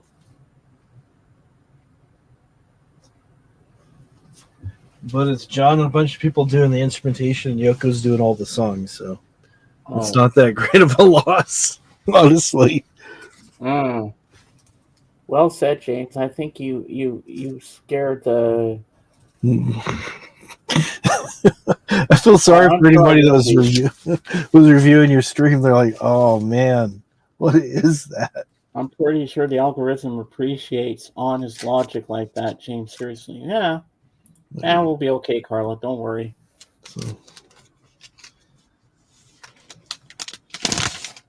Covers the sleeves kind of coming off that. Picked this up yesterday, and it is an autographed copy of Love Revisited. It's got the gatefold. Ooh. Has a song called Alone Again Or. I actually heard a band called The Damned do it in the early 90s, and I go, oh, that's a cool song. And I thought The Damned wrote it, but these guys did. And it was autographed by the owner. Oh. Okay. Oh, I hate when people write on the freaking albums like that. It's ridiculous. yeah, and then I picked up another record by the Tubes, Oh, Note Control. nice. And then this one was $2. I'm like, this is a true blind buy. I had no idea what it was. It's called Bark. Has this fish on the front that looks like he's wearing somebody's dentures. Mm. I go, $2. I'll take a chance on it and see what it is. It's a early Jefferson Airplane, came out in 1971.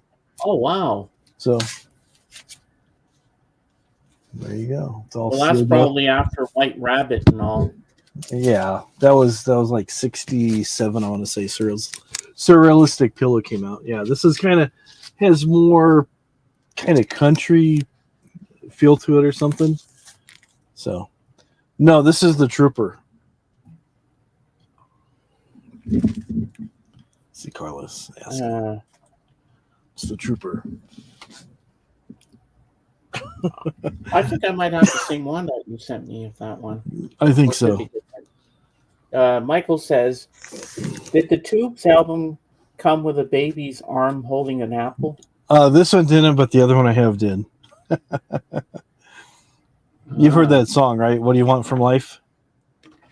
Can't say that I have. You'll have to send it to me. It's a pretty wild song. Because every Sunday you always send me something. I always go and I see a surprise from you on my Facebook thing. On Messenger, you always send me something different every week. You always keep me busy with something. Yeah, I try to. I try to. Yeah, we still haven't had anybody up on camera with us yet, but we're doing good today. Everybody's been having shy. good conversations. I'm really talking with my peanut gallery today. I'm having fun. You see, Dave, you've inspired me. Michael and Royce in the house and Chris Elliott have inspired me as well. I can do things that I never thought I could do before. Yeah, we're Facebook. We're on. Yes, we are, Mike. Yes, we are. Yeah, we should chat on there, Mike. Sometimes you should send me a message. Another waitress with a. Huh? What's he talking about? What are you talking about, Michael? I don't understand. Another I think waitress. he's quoting lyrics from the from the song rather. What do you want from life? You miss a lot of that. About the third time you listen to it, you're like, what are they saying? It's pretty wild. Yeah, but I have Mike. I have my Facebook off right now. I have to close a few browsers because too much makes everything mess up. All I have is StreamYard open. I have my Discord, YouTube, and Instagram. That's all I need right now. You have too many browsers open, it kind of buffers the StreamYard. Yeah. I learned that the hard way last year. Remember that, Dave? And you told me I had too many browsers open. Yep, it happens. Because you said it happened to Jen. Yeah. How is Jen doing today? Yeah, she's resting. She's not really feeling too well today. So. I wish I had a passport and the money to come visit you guys. One day I'm going to do that. What is going on now? What happened? Oh.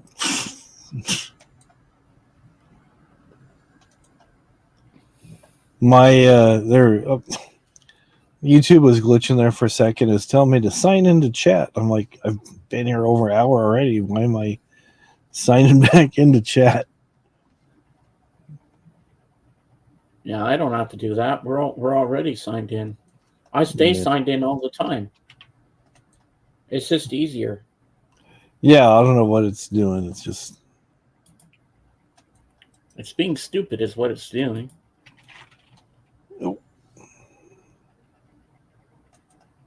Crazy, I tells you. Crazy. What was the link you put in there?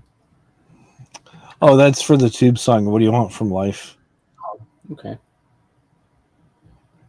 I've heard of the Tubes. They Yeah. were big in the 80s, weren't they? They were.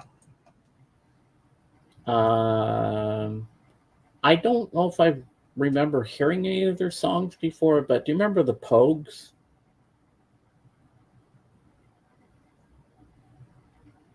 No?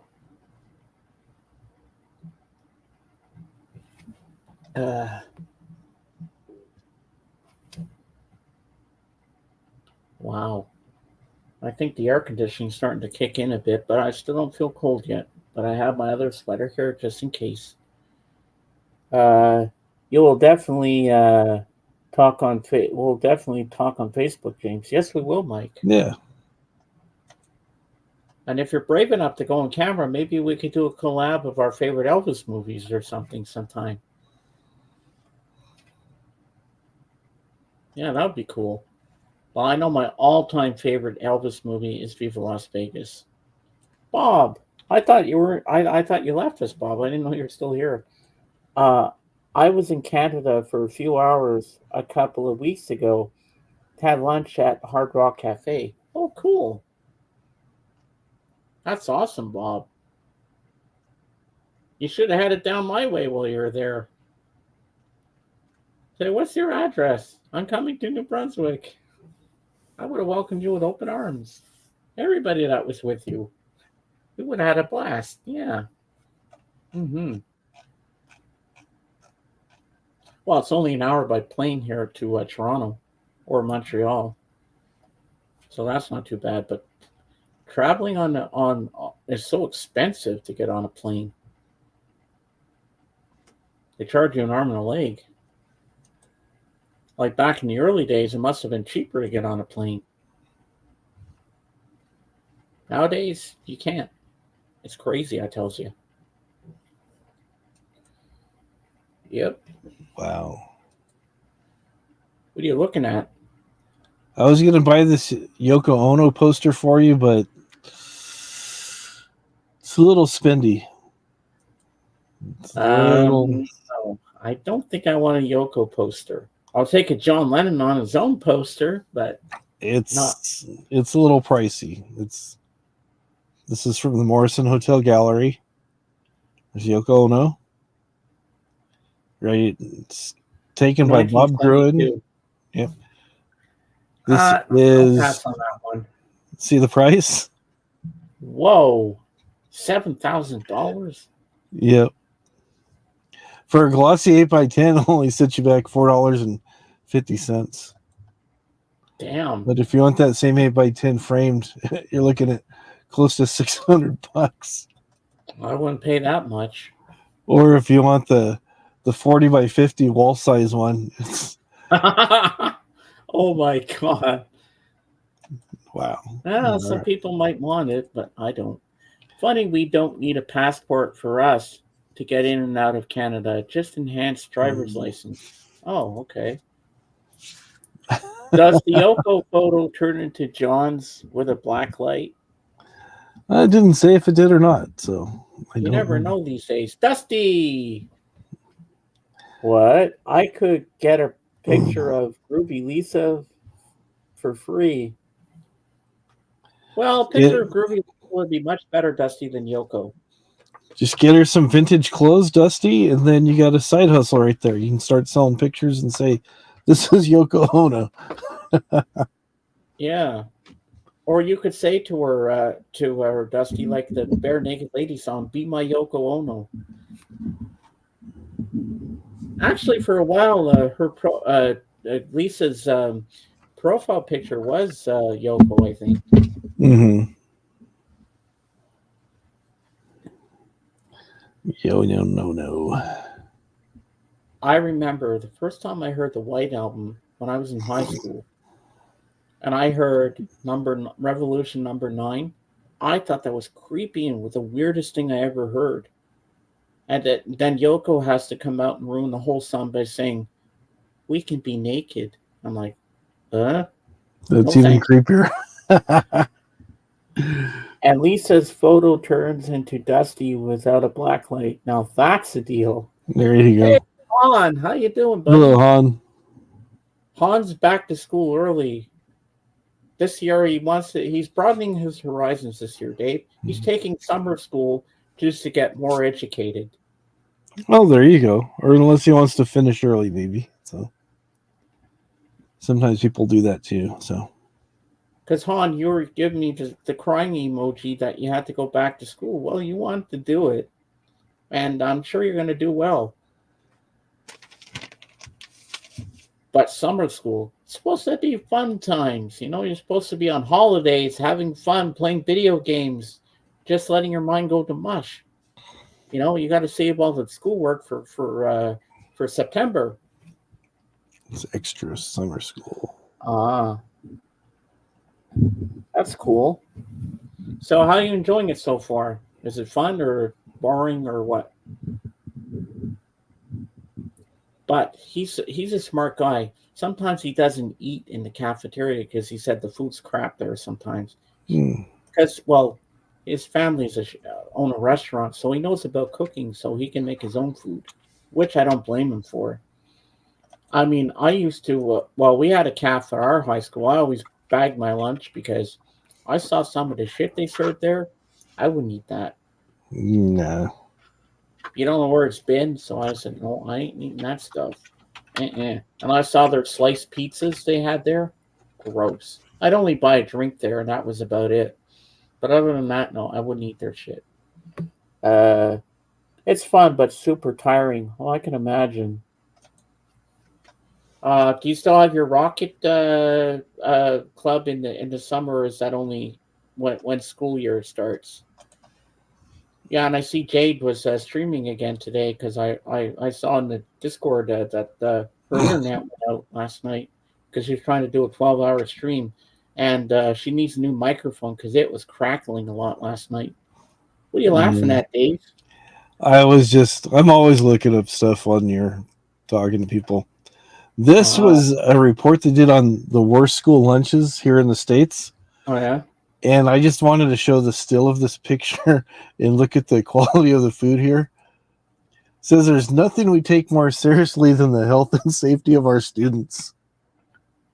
This is supposed to be a steak and cheese sandwich, their version of a Philly cheesesteak. And look at this. This is supposed to be a hamburger patty. Half of it's like uncooked. Oh my god! I was like, oh boy.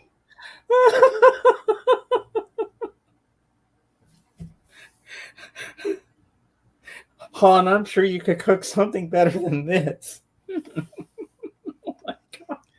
Or there's their like cheese pizza, which is just basically a hot dog bun with some baby carrots and not sure. I thought it was a cookie. I did too, Michael. I thought it was a cookie. That's look, it's like macaroni and cheese or something on bread.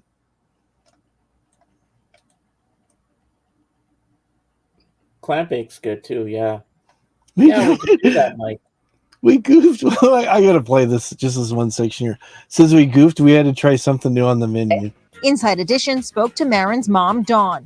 I'm extremely proud of my girl. She loves her school. Just wants to see it do better. The St. Cloud, Minnesota School District said, oops, we goofed. Tried a new menu item today at lunch, and we hear it was not a winner. Going forward, we will gather. Oops, we goofed. Was not a winner. Oops, I did it again. All right. Oh my god, that's funny. Oh my god. It didn't look like a cookie though. It was like, no, it was bad. Oh yeah, one of the cashiers at the lunch thing when I used to buy my drinks, the woman couldn't even speak English. I go up to her and I bring my drinks and hand her my money and she go 40, like 40 cents or something, and I go, hi, how you doing? She go 40. That's all she could say. Is that all you could say is 40? She goes 40. I kid you not. But she was a nice lady, but she just couldn't speak English that well. Oh, I know, Bob. I wouldn't eat that. I bet half the kids had food poisoning. They probably did. Mm. They actually had to be told it wasn't a winter. That's exactly why I homeschooled my daughter. Oh, Michael, you took the right route, homeschooling her. At least she got a home cooked meal and she knew where the food was coming from. Now, if my mom was a lunch lady and she cooked the food, I'd eat it. If I saw my mom actually cooking it, because I trust my mom's food and her cooking better. And I probably wouldn't have to pay to eat it because it's my mom. But, half these cafeterias suck. And I saw a lot of kids eating it. Like, how can you eat that stuff? It's like, ugh. I used to bag my lunch. At least I knew where it came from and it tasted good. And I didn't go home with heartburn or something like that. Or have to call 911 or anything like that. And she wound up a straight A student. Our education system is broke. I used to like my school's lunches. They were not bad back in the 60s. Pizza was actually good. Really? Oh, one time their special one day when I was going to the thing to get my drinks, their special of the day was meatloaf. It didn't look like meatloaf. It looked like something died. It looked like a simulation of meatloaf, but it was not meatloaf. And I was like, nope, I'm never going to eat that. But you know what? People ask me, why don't you eat the lunch people said, why don't you eat something here? Why don't you get a nice hot lunch here? And I never told them. I said, I will never eat that shit. You had something called meatloaf. It did not look like meatloaf. It looked like a shoe, an old worn out shoe or a boot Yeah. with something they called gravy. Uh-uh. Meatloaf always looks like something died. Yeah. That's what meatloaf is. Well, you know what, Michael? My mom makes the best meatloaf, and it tastes good. It tastes like meatloaf, and it's not disgusting. The gravy is great. My mom makes it. Oh, I could eat a whole meatloaf to myself if I wanted to. That's how good it is. You know, I trust my mom's cooking more than I do the lunch ladies doing it. Did you have a good cafeteria in your school, Dave? They're all about the same. No, So you bagged your lunch. pretty much. Yep. Whatever I could. That's the best route to take. Or sometimes we go off campus from the high school and we go to this restaurant called Robot 2000. We'd have hot dogs and hamburgers, and we watch episodes of Transformers on the TV because they had a TV in there, and they would show Transformers series, and we'd watch it and eat lunch there, and then go back to school. Now there was food. I'd say, Mom, give me some money. We're going to Robot 2000 for lunch today, and we were allowed to go off campus.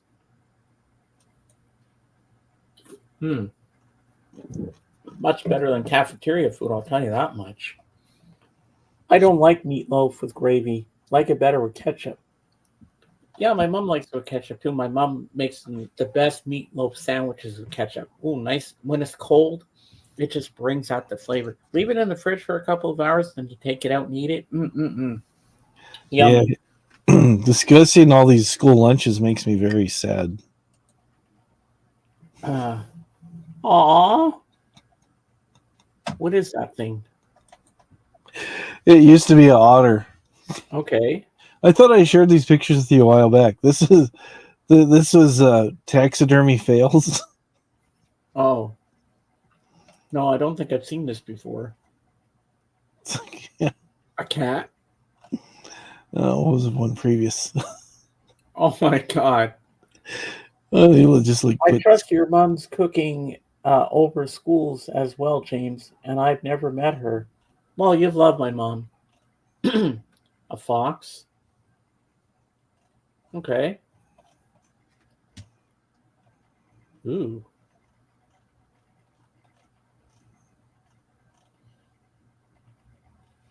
Oh, somebody really failed. Supposed to be a lion. Looks nothing like a lion. Looks between a cross between a lion and a bear. All right.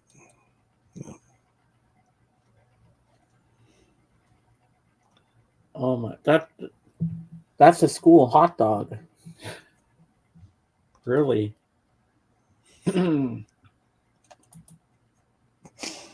Oh, Kate's an Alice Cooper fan, isn't she? Yes, she is. Maybe I should save this till she comes in. Yeah, save it for when she comes in. Show me. What is it?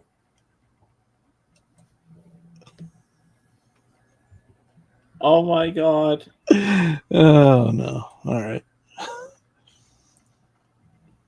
You know she's gonna fucking kill you.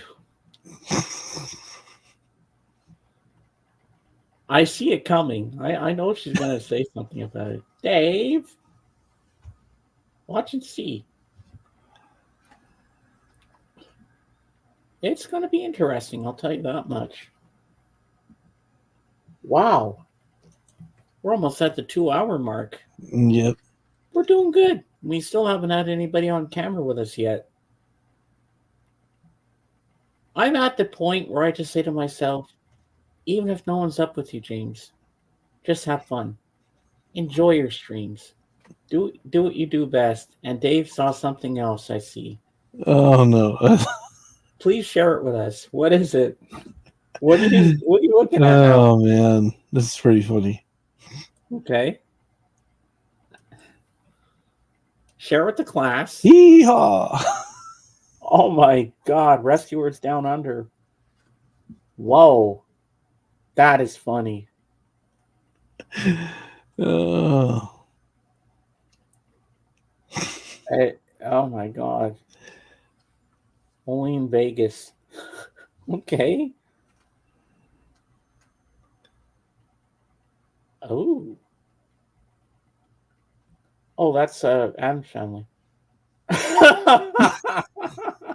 Like the Portal game? Yeah.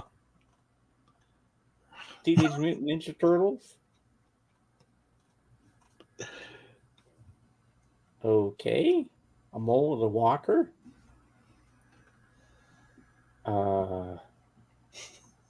Interesting. Anyways, that was Mouse phone case. Okay, that's kind of gross. What every school counselor looks like. Okay, that's not creepy. They swapped heads. Yeah. That's wild.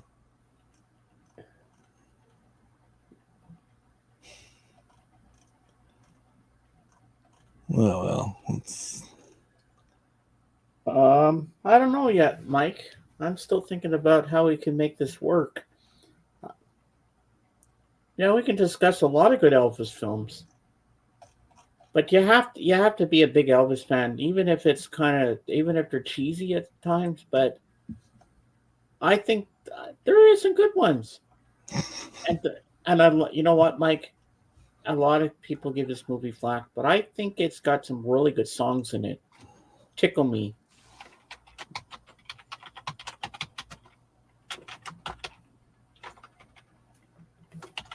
They are quite interesting, to say the least. Yep. Have a great day, Bob. See you later, Bob. Yeah, those are horrible.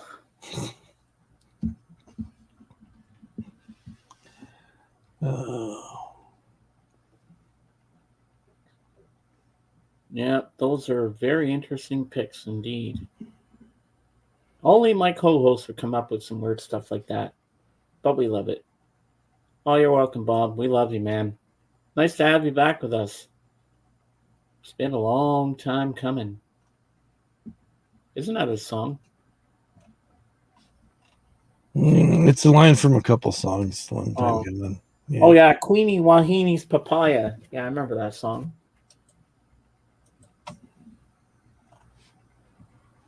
And you know this one, Mike. Finish this line from the song. You'll know what it is, Mike. Stop, look, and listen, baby. That's my philosophy. Yes, it is. Oh. It's called. Now you have to finish the sentence, the title of the song. It's called. You know what it is. You'll get this one, Mike. This is an easy one.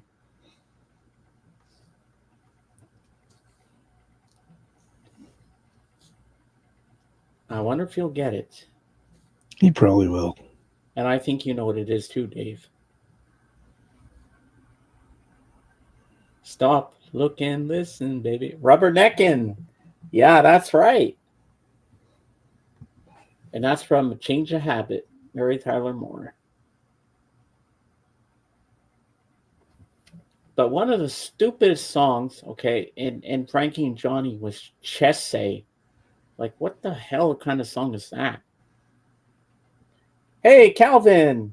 The beginnings of a bad song. You could be right. Hey, Calvin, I've been liking all your stories there you've been putting up there on Instagram. You got a lot of Jim Reeves. You got quite the collection going there.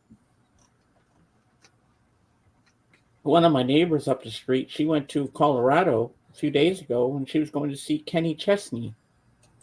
You heard of him, Dave? Country Western star? I've heard the name before, yes. Yeah. Mm-hmm. So, Dave, what's on your holy grail list for albums that you want to get? I don't really have any. Well, you know what I want. Well, actually, three things. Well, one's a Blu-ray.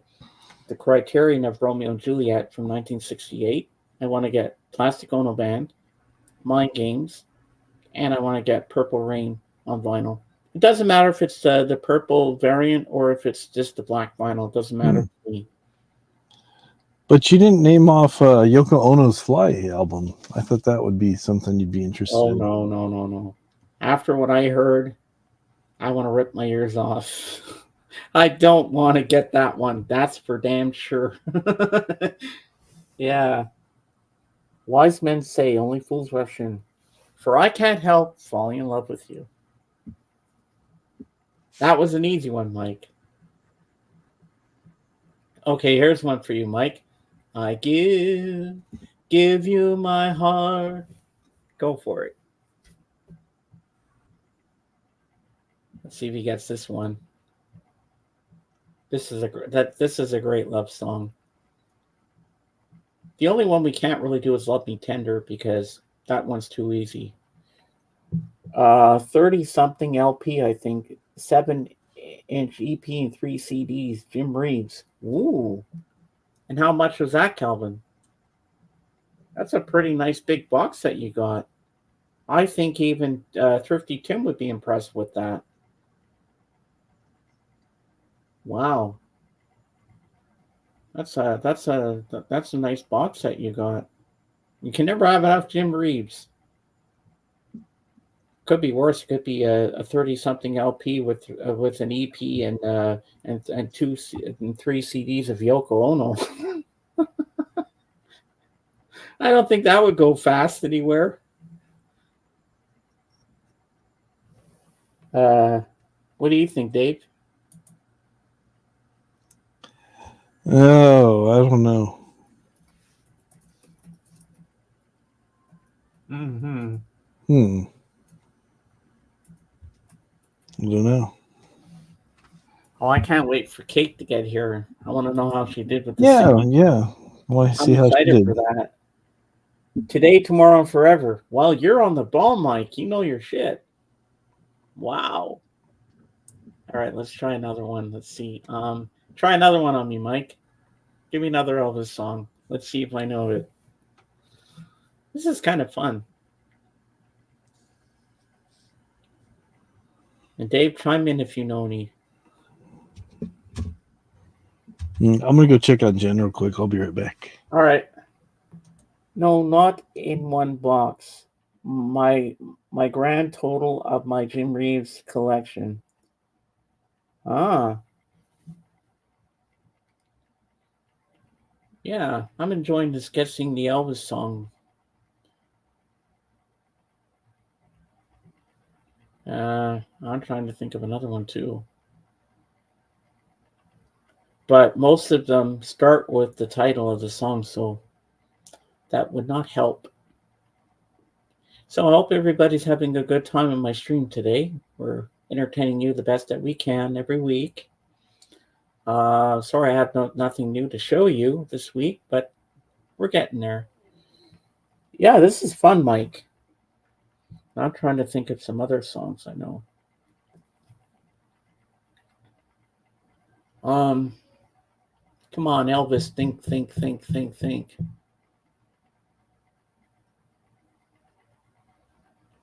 Okay, that one's in a different language, so I can't sing that. Nope, that song won't work either because it starts with the title of the song. Uh, okay, I got another one for you, Mike. I will spend my whole life through. Go for it. Swore we would be true to each other, just as the stars above. Uh, Frankie and Johnny.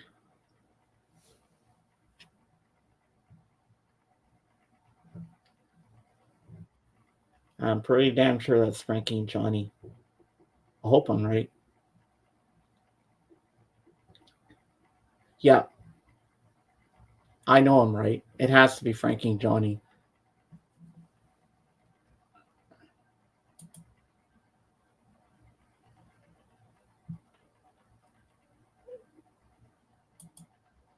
It's a given.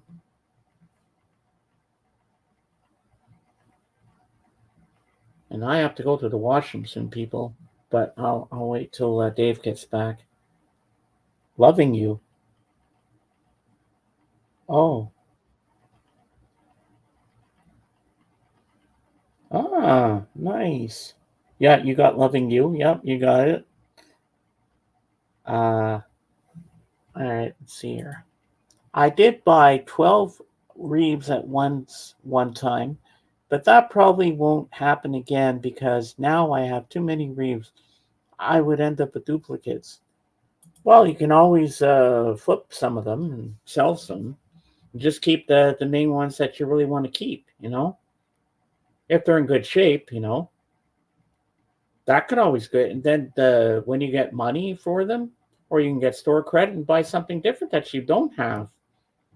Well, maybe not Jim Reeves, but something different, you know, like a whole different artist, if you will. Yeah, because that could work. Hmm. Well, we got 5 people still here, and we're doing good. No signs of shutting down. We still have 4 hours to go, maybe a little more than 4 hours. Uh, all we are is dust in the wind, dude. Movie quote. Ooh, that's gonna throw me off. Dave, I'll be right back. My first washroom break and check on my mom. Be right back.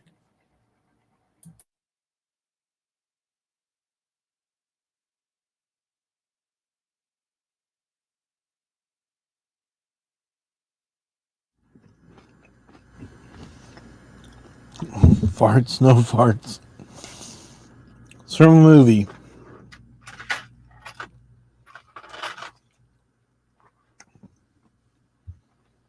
All we are is dust in the wind, dude. That probably gave it away right there. And it's not the same guy that said there's a treasure map on the back of the Declaration of Independence. That's a different guy from a different movie altogether.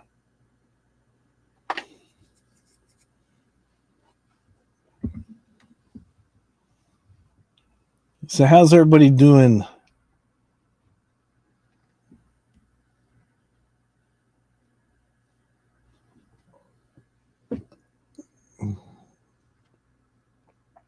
hopefully everybody's Sunday's going well so far, and hopefully tomorrow will be a good day for everybody. Hopefully not too stressful. So go ahead and make my day, punk. Go ahead, make my day. You could ask yourself, did you fire 5 or 6? What do you think? Go ahead, punk. Go ahead. Make my day. That was a lousy Dirty Harry, Clint Eastwood. The one I quoted was not a black and white movie. It was a movie that was pretty popular in the 80s.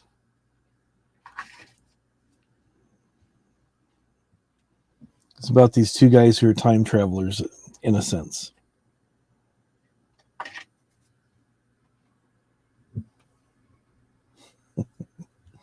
I'm giving it away right and left, aren't I?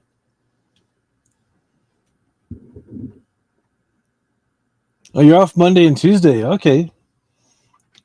So you have a 4-day weekend, or is this your weekend? Because I know some places they stagger hours for coverage, and sometimes you get different days of the week off. So that's always good.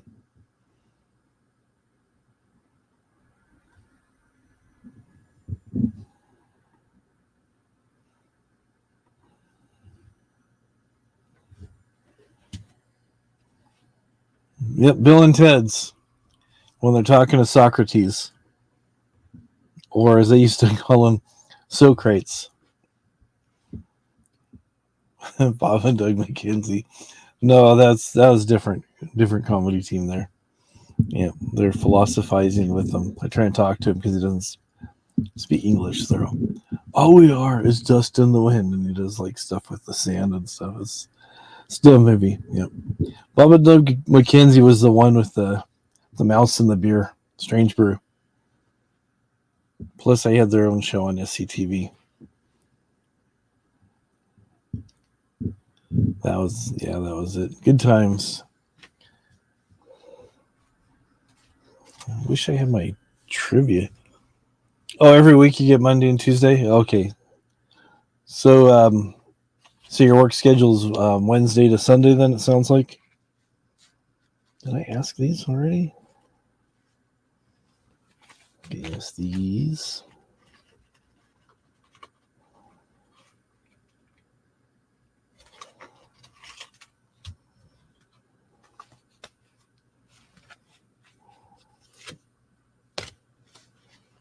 I'm trying to find something else here.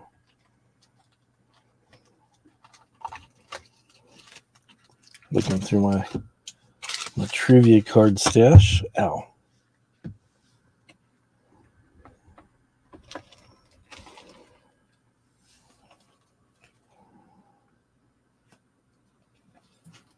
I'm back. Okay, you're back. Yay. Yay.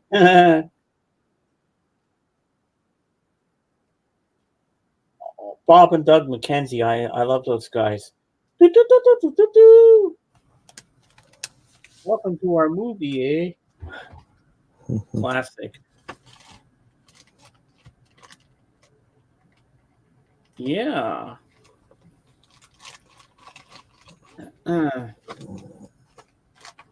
I gotta get some new trivia cards, it looks like.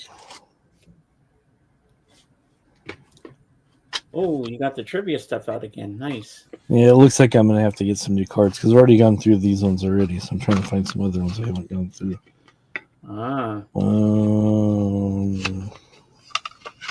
we only have 2 people left. These.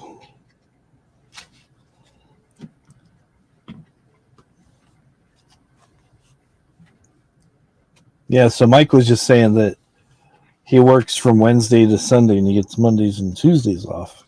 Oh. Yeah, we'd have to do a collab on a Monday or Tuesday if you want. Like, there you go. Do our Elvis thing. We'll do it when it's getting closer to Elvis week. And we can wear our Elvis t-shirts and maybe have the scarves around our neck for the show, for the thing, and that'll be cool. I'd be all for that. Yeah. Well, I hope you have some guests coming up with us soon. Christopher. Oh, okay, I got to channel Christopher. Christopher. Christopher. Christopher. And hopefully he'll come. Christopher, you got to be here today because Jorgen's got some new stuff to show you and all of us. And I know you want to see it because I know you want to go out and buy your own copies. Because secretly he loves it. There you go.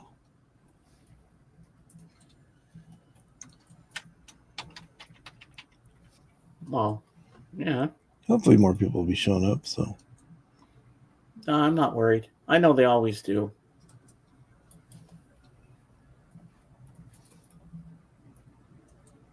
Yeah, I'm excited to hear from Kate how she did. Mm-hmm.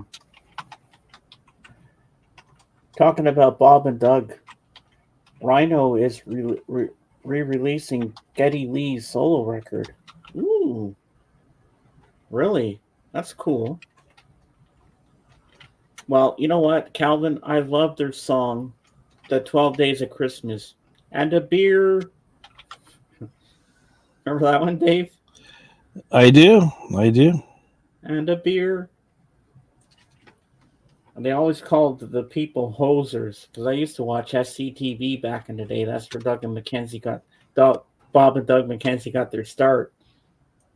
I used to watch that show, and that's where I first heard about John Candy. Yeah, and then Rick Moranis went into the movies, and he did Strange Brew. Then he was in Ghostbusters.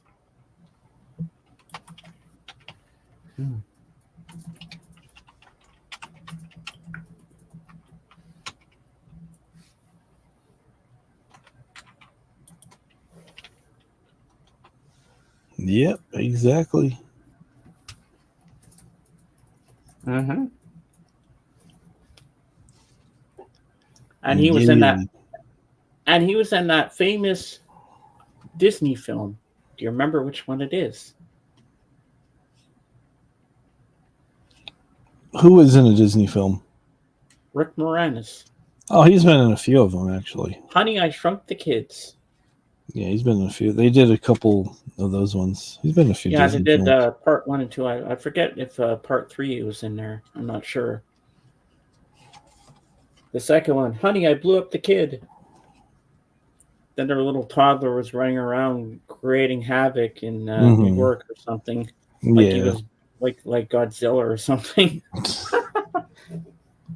I mean, the first one was good, but the second one was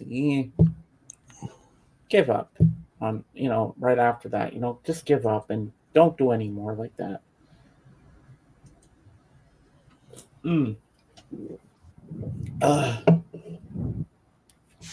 Yeah. Quit being a hoser, eh? Mm-hmm.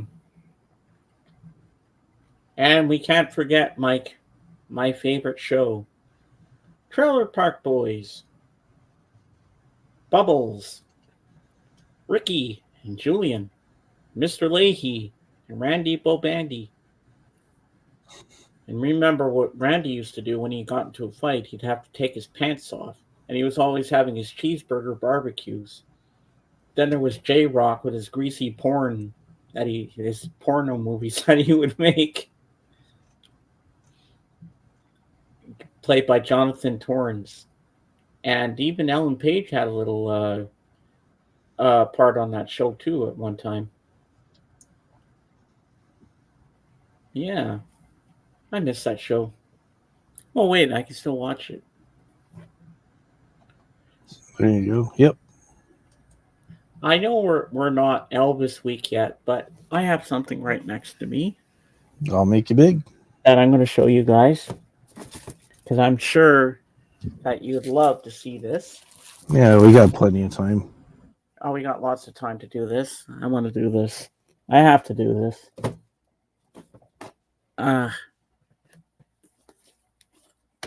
Okay. I'm going to fall over. Oh, jeez. Don't hurt yourself.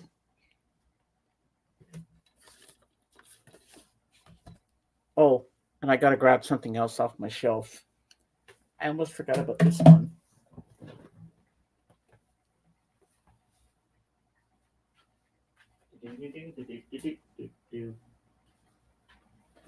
Okay, now I got everything.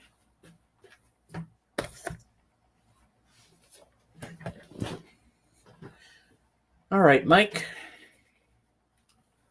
Here we go, Mike. I'm going to show you some good stuff. We're featured in a tragically hit. Yes, I remember that. I saw that video. All right, you ready, Mike? Here we go, and everybody else. So here's my Elvis movie collection. I have everything, all 31. So we have this one, Elvis 7 movie film collection. We have Jailhouse Rock, Viva Las Vegas, Girl Happy, Spin Out, Elvis That's the Way It Is, Elvis on Tour, and This Is Elvis. So this is cool. So we have Jailhouse Rock. Then we have Viva Las Vegas, my favorite. We have Girl Happy, Spin Out, Elvis That's the Way It Is, Elvis on Tour, and This Is Elvis. Then we have, I'm going to keep that separate because that goes on the other shelf. We have Love Me Tender, Loving You. 4 film favorites. We got Jailhouse Rock, It Happened at the World's Fair, Stay Away Joe, and Charo. There you go. Then we have King Creole, GI Blues, Blue Hawaii, Girls, Girls, Girls,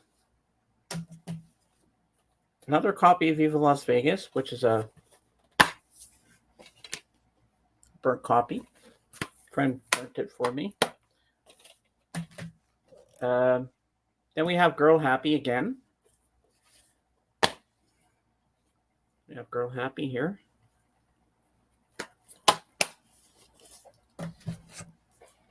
We have Frankie and Johnny. Then we have Elvis, the miniseries with Jonathan Rhys Meyers, who went on to play King Henry VIII in The Tudors. Then, we're not done. We're not done. We got more. We got more right here. This little bag of tricks.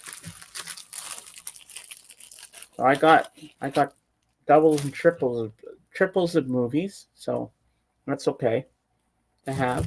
Now we have Love Me Tender. This one has audio commentary for it. Then we have Flaming Star. Sorry, my glare.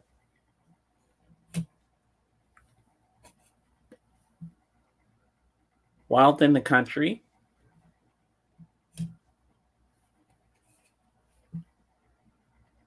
Follow That Dream.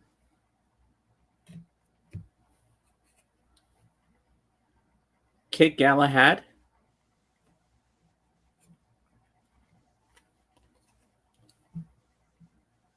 Fun in Acapulco.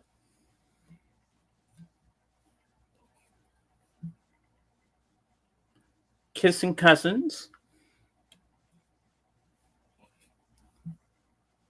Roused About.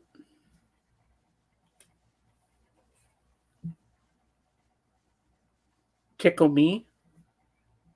Now, this was the first Elvis movie I ever saw, and I really liked it. Harem Scarum.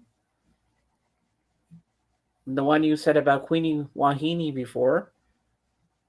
Paradise Hawaiian Style. Spin Out.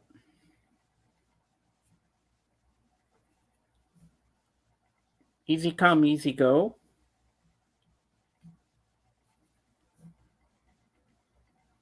Double Trouble. Clam bake. Speedway. Live a little, love a little.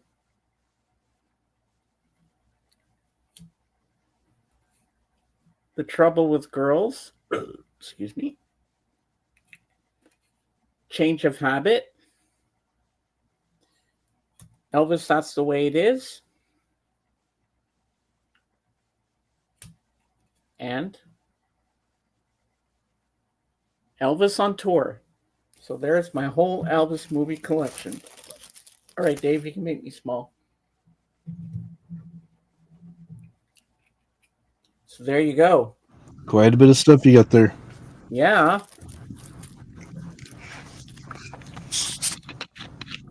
All this saved me money from actually going out to buy the box sets. That would be way too much. So I just got copies, and they work for me. Now it's getting them back in the Ziploc bag. That's the problem. I got to keep them all in order, too.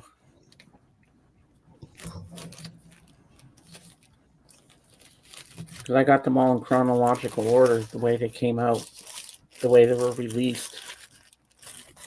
And I don't want to mix them up. Here we go. And they're back in their little Ziploc bag, and we're good. So, Mike, what do you think of that? It's pretty cool, huh? So even if like what we used to have back in the 80s and 90s, well, we have this Canadian channel called CTV, and what I used to do on like Elvis's birthday or the day Elvis died, they'd have an Elvis marathon, and I'd stay up all night. I'd have a nap in the day, and my mom would get me snacks and everything, a big bottle of Coke, so I could have it in my bedroom. And I'd stay up all night and I'd watch every single Elvis movie that they had on. And that was always fun. And I used to do that every single year. And then when the morning came, I get up and go for a pee and go back to bed and sleep for a couple of hours. And I miss doing that. I miss those days. And then they don't have Cinema 12 anymore. So they don't show them. But I can always do an Elvis marathon because I have all the movies here. So I can do one whenever I want, and I can pick my order of what movies I want to see. And it just makes it more fun that way. I'm going to put all these back here. There you go. And we're good. And that one goes on my Blu-ray shelf over there, but I'll do that after. I don't feel like getting up again. And we're back up to 6 people. So now I've got doubles of Jailhouse Rock. And Viva Las Vegas and Girl Happy and Spin Out and Elvis, That's the Way It Is, and Elvis on Tour. Jeez, I got a couple of copies now, but I'm keeping all of them. Yeah, very, very cool collection. I hope they restore them and do a Blu-ray box set. Oh, that would be nice. But that would be very costly, Mike. But if I had the money, I'd be out to buy it. Definitely. I wouldn't pass that up for the world. Nope. Yeah, but I'm glad to have them all. Mm-hmm. Can't go wrong with Elvis movies.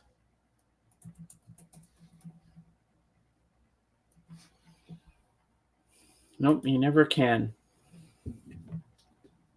And even PBS would show Elvis movies too on the same night. So I'd have to if it started early enough, I could watch one on there before the Cinema 12 stuff started at midnight.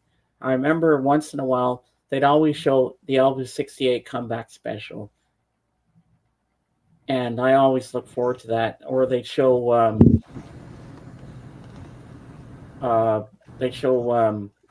Aloha from Hawaii, and I just miss those days. I miss all that stuff. And I have a special edition of Aloha from Hawaii. Hold on, guys. I'll be Yes. right back. I'm going to go All find right. it because I really want to show this to Mike because it's really cool. Well, say Okay. George sent it to me. Just give me a sec. I'll be right back. All right. Now I really want to show it.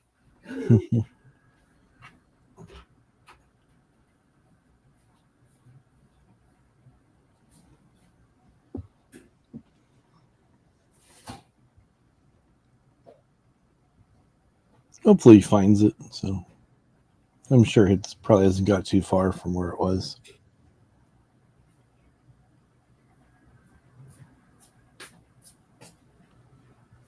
He's back.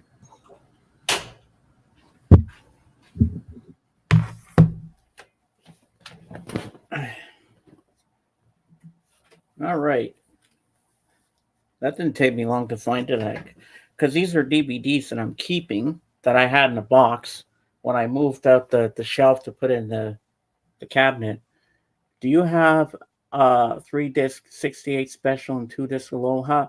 Oh, what I'm about to show you, I have the Aloha, which I'm going to show you, but I don't have the 68 comeback special. I need that one. All right, so I got this one. Aloha from Hawaii. Deluxe edition DVD, and there's Elvis and Sparkles on the back. A hunka hunka burning love, baby. And then we open it up, and we have disc number 2 here that greets you. Then we have Elvis right here. Hello, everybody.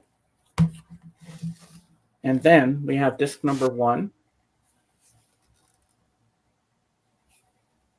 And then we have some little tidbits in here, like a nice booklet. So we have this. Oh, here. Oh, God. Here's the 68 comeback special. Whoa. So we have deluxe edition contents. This one.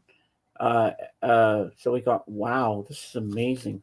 See? I haven't even watched this yet, so I don't know what it entails. So I'm going to put that back in there. And then we have a booklet. Oh, I love the cape. Look at the cape. Isn't that cool? I love that. That's awesome. And then we have the booklet. It shows some nice pictures of Elvis in there.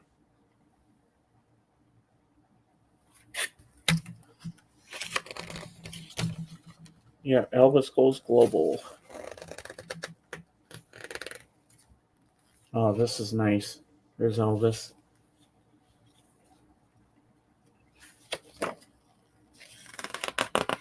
This number 2. That's a nice shot of Elvis right there. Looking dapper.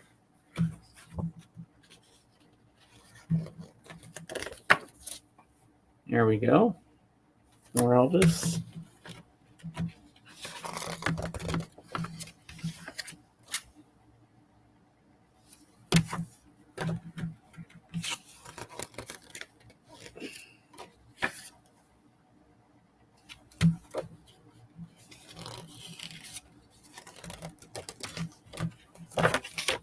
There he is kissing a fan.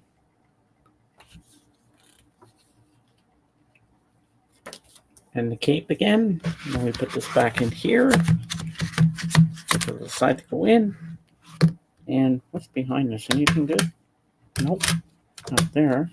Anything good behind this one? Nope. Yeah, so I'm happy to have this, but I've not watched it yet, but I should at some point. Yeah, so we have Elvis Aloha from Hawaii. Special deluxe edition. But now that's going to go with my other ones here. So you can make me small. So we got everything. I like that. I like that a lot. Good job.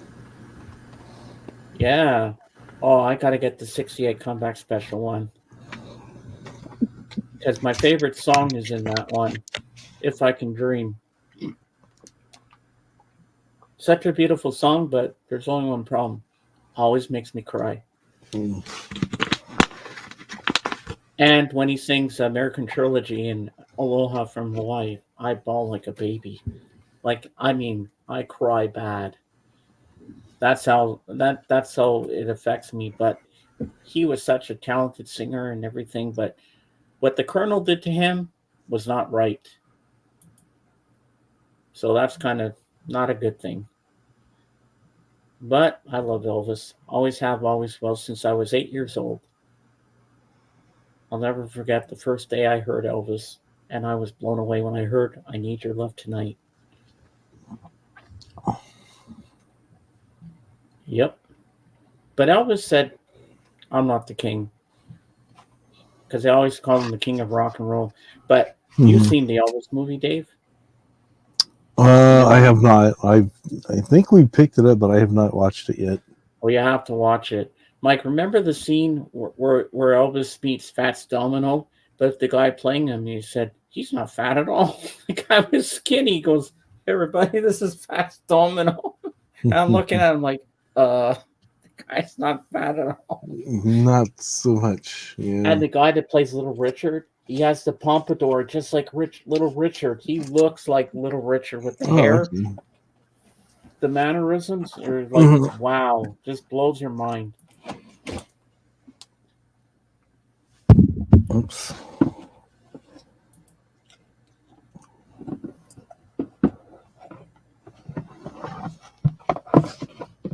Oh, Mike, I know what we have to do. I have to talk to Curtis Simpkins. The three of us are going to do an Elvis special together. We have to. That'll be amazing. Oops, let's go. Yeah, this is Fats Domino.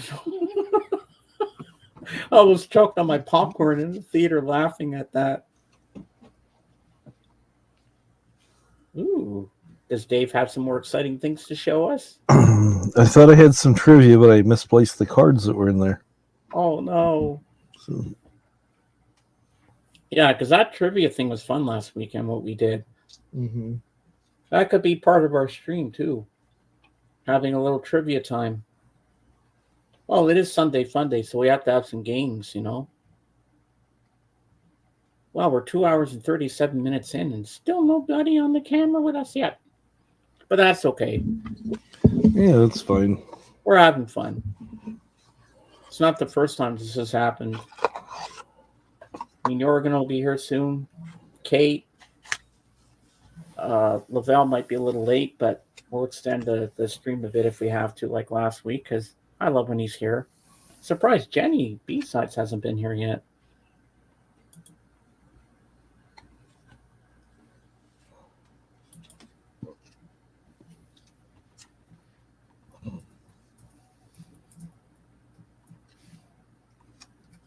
Mm-hmm. Yeah. James, have you checked out Curtis's latest vid? No, I have not yet. I have to watch that at some point. But I will, Samuel. I will at some point. I'll check it out and see what it's all about. Yeah. But I hope, Samuel, that you liked all my Elvis movie collection I have. Well, I have a couple of copies of everything, but I'm keeping them all. Because they're hard to find. Mm-hmm. No, I'm not going to mail them away to anybody. I'm keeping all of them. But this one, this picture quality for Viva Las Vegas looks amazing in this box set. But I know it's on Blu-ray, but the price is really high. I mean, it was at a cheap price at some point on Amazon, but I missed the boat on that one. I should have taken it when it was good. Jorgen! Ladies and gentlemen, Jorgen's in the house. Ooh, we got Kate too. Double whammy. All right. Put out the link for our guests. It's and right I will there. have the pleasure of bringing them up.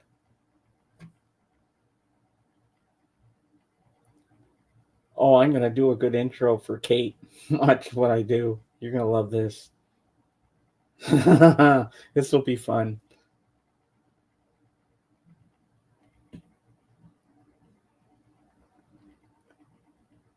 Well, you're both going to click on the link at the same time. So I'll bring you up first, Kate, if you want.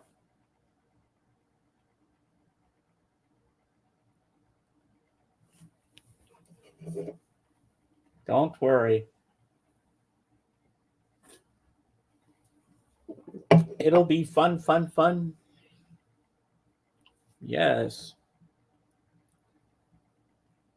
Dave, do you have the movie Hundreds of Beavers yet? Calvin, I've never heard of that movie before. Never heard of that movie. Wow. What's that about? Ladies and gentlemen, here she is, fresh from her world tour, Caitlin Stoddard. No, sit down. Sit down. Sit down. Oh, look! I want to give you a nice intro. So how did it go? How nice. How did things go? It was good. We had a little bit of PowerPoint issues again, but luckily I decided to bring my song sheet with me, so I had that as backup. But That's good. The PowerPoint, yeah. Once we got the PowerPoints rolling, everything seemed to go fine. So, and then we had a church meeting. And here's Depeche Mode's new manager, Jorgen. Oh, Lord save him.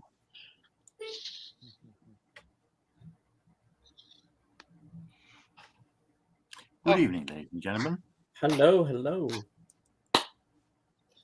But yeah, we just found out during our congregational meeting after the church service, and it was a tough meeting because we found out our pastor's leaving. Oh no. Yeah. No, that's never good. Yeah, no, that's hard. He's been with us for 5 years, and that long. And Yeah.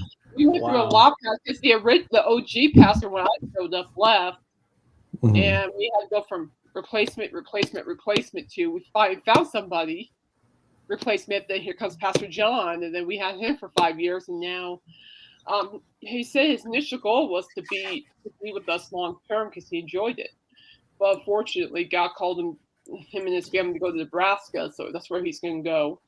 Oh wow. Next month. So they also came to my attention that the church needs help. I didn't realize how much they mentioned it, so I signed up for a couple more tasks as well, other than singing, from working board to PowerPoint slides to making coffee to greeting to watching the kids. So I'm gonna be everywhere in that church helping them. Don't get yourself too burnt out trying to wear too many hats. Yeah, they just need some help. And yeah. I think right now they're just telling us what the idea is, and the community's looking at bringing another partnership to the church because we're already affiliated with the Spanish church. Okay. And they're really great people. Great people. We have 5 services, and we have our harvest time with them. And now we're bringing in another church, so that brings in more community and all that. Like that. But that was a tough meeting because it took him a long time to find the right pastor. Yeah, it's kind of hard, and depends on how the leadership structure is of the church. Sometimes, if the pastor leaves, they'll bring up whoever his associate, his right hand person was, and they'll fill in as an interim till they decide whether they're going to keep him or bring somebody else in. But other churches I've been with, it's like when the senior pastor leaves, they get rid of everybody on staff and start fresh, which I've seen that happen, and that's split up churches before. So yeah, they said no one's gonna be fired. If they want to leave, that's on their choice. Yeah. But I see this church used to be so good till COVID and politics got involved, and then now we're just a really small church. A lot of people are being very Christian. It was a lot of drama. That's not what church was supposed to be about. No. And that was sad to see. But I'm proud of the church I'm at. I'm going to be helping, and we'll see. It's a little what ifs now. What the community do, and right now the best thing I could do is just keep being helpful, help them in spots that they need me to be in. Yeah, exactly. It kind of occurred to me that's where I need to be. It's kind of like helping other people with Richard's death. That's what I'm doing, helping others. It really occurred that meeting that I need to be helping. So. Oh, definitely. And therefore, here I am. Until God calls me home, here I am. So. Yeah. But other than that, it was fine. It was good. Really good hymns. Yeah, I also found out our worship pastor Robert, he's leaving to go back to Uganda. in October, so I'm going to enjoy as much time I have left with him because he's very knowledgeable. What I didn't know about him is that he's a professor of music in Uganda. Oh, wow. So he's only up here because my college accepts like people from different countries and stuff to study, and he just so happens to be one of them. And so he's getting his doctorate right now in music. So he can have that and go back because he hasn't seen his new baby yet, and he wants to go see that. So. Oh wow! I thought you were going to say that I'm going to see. Huh? I thought you were going to say. I thought you were going to say that I'm going to see how much time I have left before I go with them. We'll miss you. Uganda. Yeah, we'll miss you so much. But yeah, so I'm gonna enjoy some time with that as well. So it's just a lot going on right now for that church. I thought I've been through enough, but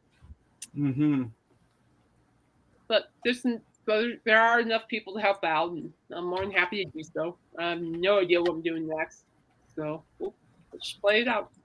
Whenever God closes a door somewhere, he always opens a window, Kate. And how is Twisters? 7 out of 10. Yeah? Yeah, your friend was right. There's no Helen Hunt, but there are a lot of nods to the original. So if you go see it, James, you'll see it. There's like certain scenes, certain characters, certain clothing that represents the original.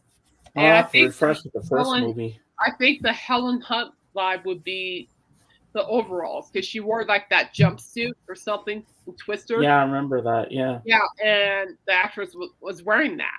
So I think that was it looked just like the one that Helen was wearing. So that was like a nod to that. So Kate, we know you're Alice Cooper's #1 fan. So Dave has something to show you. I actually lost that picture. Oh no. Well, I'll see. Talk amongst yourself. I'll see if I can find it again. All right. In the meantime, I believe Jorgen has some stuff to show us, and we haven't seen Christopher today, so maybe this will bring him in. They like Beetlejuice. Maybe he'll show up. Yeah, I did. I did that before, so I'm going to make Jorgen big, and once he starts showing his stuff, maybe Christopher will show up. Here we go. When did I say I have something to show? You said Friday. I lied. Did you? I actually was at a place outside of Sundsvall called Videodrome. It's a place that sells both old movies and records. It was near the port before, but it moved to outside of the city. And I managed to buy a whole lot of stuff there. Plus, I found some few stuff during the week. Oh, wow. So I start with those that I found during the week first. This is a little odder jazz album, King of Drums, Volume 2.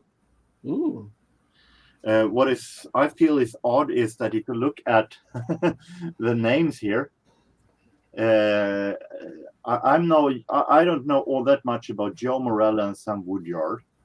I only know the first two, Lionel Hampton and Art Blakey. And I don't understand what Lionel Hampton is doing on a record with King of Drums. Okay, he plays drums, but that's not what he's most famous for. It's a vibraphonist. And if you take a look at the Art Blakey here, it's a kind of a Art Blakey percussion ensemble. And you have a lot of. You also have Joe Jones there. You have a lot of. Why is Art Blakey the only one highlighted when you have a whole lot of drummers and percussion? So it's a very, very interesting. I can name a whole lot of drummers that comes before Joe Morello and Sam Woodyard, though I'm not saying they are bad, but they're a little more unknown. But it is music, and it is also a Duke Ellington suite that I don't have. Well, that's a plus. This is in the series of Disney records that I like, that I feel they are a little bit cult classic. They aren't all that good, and I like it because they're hilariously funny. Mm-hmm. This is Uppfinnarjocke or Gyro Gerlus. And a comic, I assume it is taken from Donald Duck comics in some form, that they have made a story of on vinyl. Oh, wow. Now, on to the records from Videodrome. Tavares. Cool. Okay. I listened to this one. This is the album with Heaven Must Be Missing an Angel. Listen to this one. This is a really, really nice soul record. Not that funky, but more of a soul disco-ish. And it is really nice. Sounds really nice. Nice. Milt Jackson, Opus Jazz. Recording from 1955. $2. Couple of Swedish comedy albums. Partaj was an old TV show that was it's labeled as a cult classic that also released an album. And we have Mikael Rickfors, who once were the singer of the Kinks, I think. No, the mind slip. He was singer in a famous band. I'm totally mind slip. It's a live album though.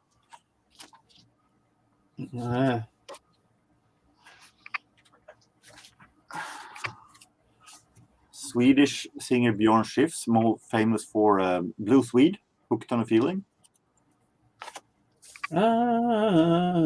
Hooked on a Feeling. This is a solo single that I actually heard before that was on my wish list because it's one of the better. Nice. Two famous Swedish singers that are made an album, a single together. Here is a record that was a mistake. These singles were costed 20 cents, so some are risks. This is Simple Minds, Don't You Forget About Me. Oh, I love that song. Forget about me. It turned out that I have it already. Oh my God. But it cost me only 20 cents. No, that's not bad. No, that's actually a good find. I never heard of this guy, Marbu. Released on some extremely small label called Orium. I never heard of the label, never heard of him. But I listened to it and it sounds really nice soul style. It will definitely stay in the collection. Well, before you continue, Calvin has something he wants to say. I think Morello is one of the greatest drummers of all time. That is not even considering he had a very bad sight and eventually went blind. Okay. I'm going to admit that drummers are not my main focus because I see them only as those accompanied. So nice to have some information. Thank you, Alvin. Yeah. But I still feel that it's very. They usually, when you see a collection of drummers, there are always some guys before him. Some CDs that are really nice. This one I was really happy for. This is the Pet Shop Boys. Oh. Hotspot, and this is the album before the one that came out a couple of months ago. This is the second newest, and I found it for $3. Oh wow! So you see this, Calvin, your favorite band. In lack of Christopher, I need to find a. I heard he also likes Foster the People. This is British indie group Saint Etienne, a favorite of mine, and an album that I didn't have actually. Oh. Called So Tough. So I'm very happy to find this for $2. Nice. Jamiroquai, The Return of the Space Cowboy. Ooh. I remember him. Yeah, this is some. I think Lavelle has that on vinyl. I think he showed that a couple weeks ago on my show. Yeah, It's good. and what's interesting about this is now of course, he managed to release a new album a couple of years ago. Wow. But aside from that, I was looking for this one because now I only need to the final album. Then I have complete Jamiroquai. Nice. And Swedish synth pop group Bobby.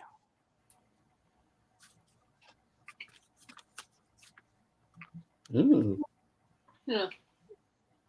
And this is more modern, not that modern, but more modern. It's from 2002 or 3, I think.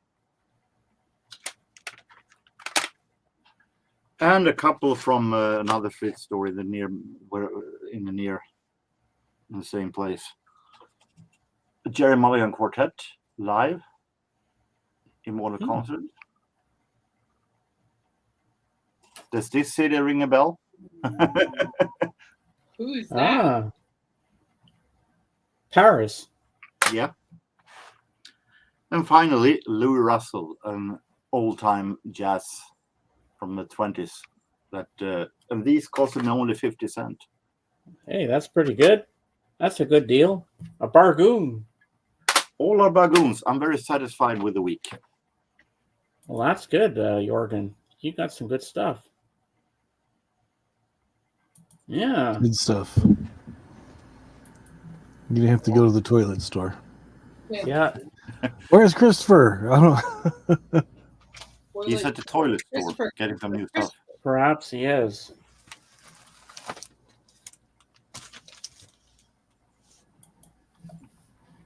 Good stuff. Good stuff. Mm-hmm. Did you find that picture, Dave? I found one a little bit more. That you might like a little bit better. So. All right, Kate. This is for you, the Alice Cooper fan. If your clown's involved, I'm going to be very upset. So I'm kidding. What you got? What are you doing about it?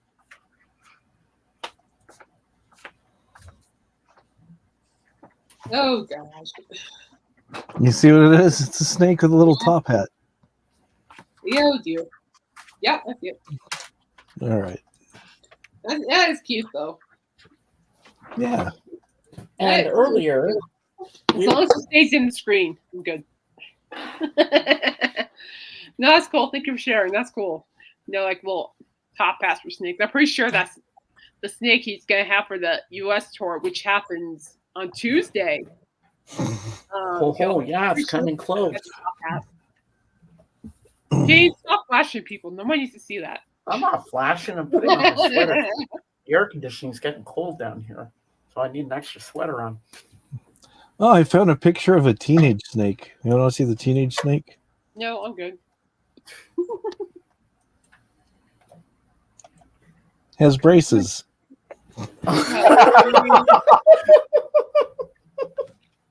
Oh my God. Oh man. I just thought it was funny. And earlier, Kate and Jorgen, we were discussing about 8 tracks. Oh yeah, and, I know.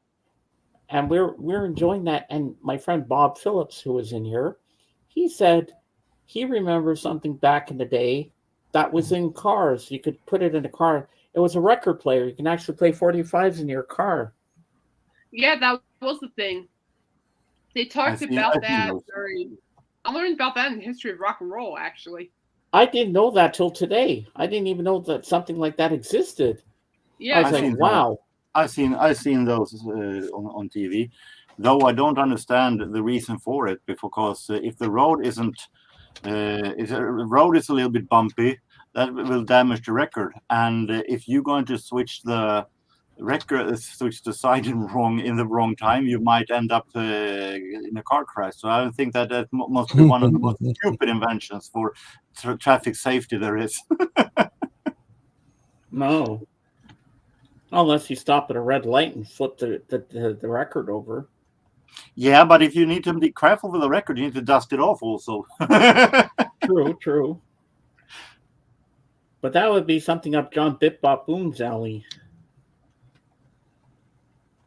I mean, look at all the 45s he has in his collection. 45s, also a nice idea. They last about 3 minutes, so you can't drive all that long before you need to switch. So, Kate, tell us about the Elvis concert. Oh, well, George, he was fun. He didn't do any Suspicious Minds because everything he only had an hour. Oh, yeah.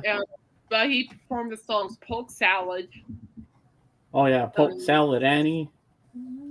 Could have killed your granny. Little Sister. Yeah. Little Sister. The Jailhouse Rock.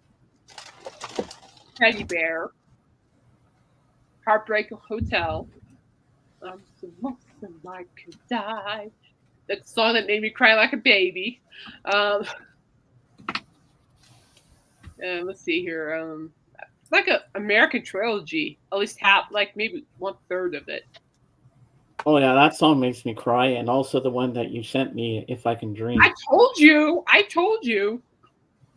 But I did talk to him after the show, when I haven't seen him in 5 years because of my issues. But he remembered me. He wants to see. Yeah, he goes, "I haven't seen you for a while. How you been?" Yeah, so I got to talk to him for 2 minutes, but he's doing good. He lost a lot of weight too. Oh wow, that's good. But he was wearing a black jumpsuit. You saw it, and he is just poor guy. It was 95 yesterday, and he's wearing that. I'm like, I would have died. Well, I know if I was there with you, you would have introduced me to him, and you know what? Even though it's not the real Elvis, I probably would have walked up to him and started crying. Well, what I like about George, it's not just because he's Colorado's, and by the way, guys, he's Colorado's only Elvis impersonator. Really? He lives in my town. And in between sobs, I would have been saying, "You are the closest thing I'll ever get to my idol." But he sounds just like it too, just about too. He does, yeah. Yeah, and what did I say? Yeah, he's a great guy. He's actually a DJ at this little radio station across the street from the movie theater. So that's where I got to interview him. And he does the morning show. He's really good at what he does, and he's funny. Wow. And he's a great person overall. The only reason he does this Elvis thing is it helps people. He goes to nursing homes. You know, he performs for people with dementia, and he goes, but for whatever reason, you know, they remember that. They can't remember a whole lot, but they can remember Elvis music. Mm-hmm. And he goes to hospitals. He goes to a whole bunch of things, community events. He's going to He's opening up for Firewall. Ever heard of that band? Mm-mm. I think I've heard it. Sounds a little familiar. Yeah, they're opening up for him. I'm like, that is ironic. Like, wow. You know, and then of course he was being sarcastically funny at George that I know pouring live, and one lady says, "You're in trouble." He goes, "How am I in trouble?" "Oh, I didn't give you your annual kiss." "Oh, did I kiss you last year?" "Of course I remember you." And of course I sit here going, "Yeah." Okay. Did you get an Elvis scarf? No, I already have one somewhere. Uh-huh.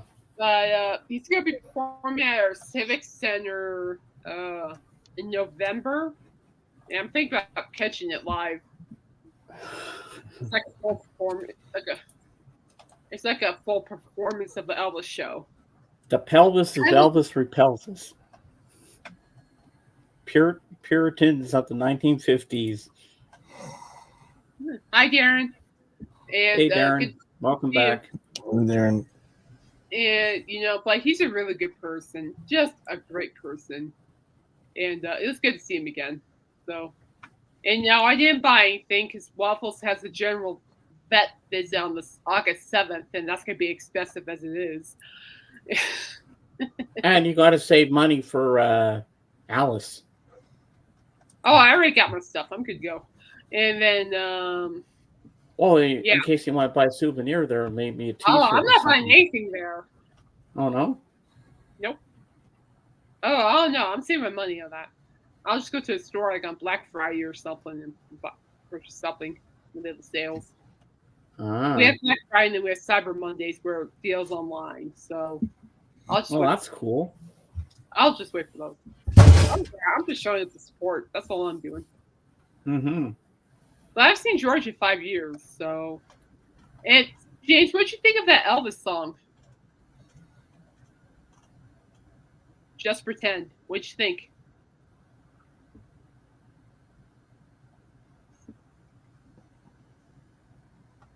Calling James. Dave.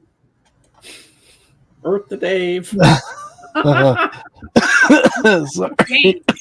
I'm Dave dying. has left the building. I said James. I said your name. James. Oh. Focus. I was talking to you. Oh, I thought you meant Dave. I heard James. Yeah, I heard didn't. Dave. I wasn't. I blacked out for a second there. Yeah, I like Just Pretend. It's a good song. Yeah. Did you? Yeah. I think it was like a departing song. I think that's why I was just crying like a big old baby. Mm-hmm.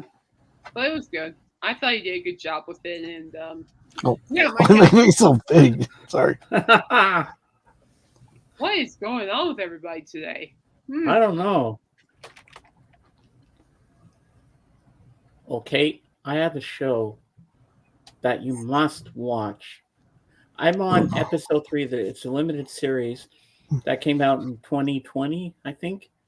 It stars Anya Taylor-Joy, and it's a period piece in the 60s. It's called The Queen's Gambit.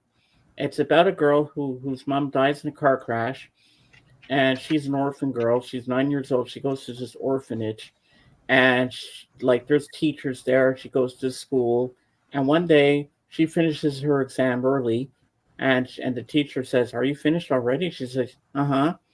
And she says, "Well, here, go clean these erasers down in the basement." So she goes downstairs and she sees the custodian there, and he's playing chess. And so each time she goes down, she starts talking to him, and he teaches her how to play, and she becomes a chess prodigy. And now she's in high school at 13 years old, and she's going to all these different high schools in chess competitions. It is so good. Oh my god, I love this show. I'm sorry. Well, I know she'll kick my booty. That's for sure. I'm enjoying this series. I can't wait to watch episode 3 tonight. So there's no Royce tonight. I have something going on. Yeah, and I'll be there for Royston. You know who was in here? You know who was in here earlier? And you missed Kate? Michael Nolan. Oh, how is he? Is he all right? He's good. And he's looking forward to seeing me tomorrow night on the panel. See? This is what Dave and I were trying to tell you. See? Yeah, I realize that now. And I'll be there. Dave and I were saying that. It's like, it doesn't matter if you know the topic or not. Get your booty in here. It doesn't matter. And they're bringing me up before they go live. They said, "Get backstage with us. Get up here, brother." They're doing that with me now. Yeah. So James, don't ever be discouraged if you don't know the topic. Okay, you're not gonna get criticized for it. I never got criticized for it. I just like to be on the chat. So. Yeah, last weekend I wasn't sure. If you don't know the topic for Love Pete, just be in the chat. Yeah, but I like being on the panel with them. I learned something. But doesn't mean you have to miss out the chat if you don't know the topic. No, I don't. I'm so used to going up with them now. I'm going to keep doing that if that's what they want. Okay, they love don't be discouraged if you don't know the topic. No, and I'll tell them, and they'll help me along. They'll teach me. I know, and I enjoy that. Yeah, but you have to also understand your presence was missed. Mm-hmm. Yeah. Where you were. You were wondering where you were. And Kate, guess who was also here after a long time, and he wants me to come on a Thursday. Michael Pilmer. Who? Michael Pilmer. You don't know Michael Pilmer? Nope. Oh, okay. Well, Dave and Jorgen do. You know Michael Pilmer, Jorgen? The Devo guy. Yeah. Yeah. Sorry. Yeah, that was nice to see him after a long spell. Any word on AGK? What?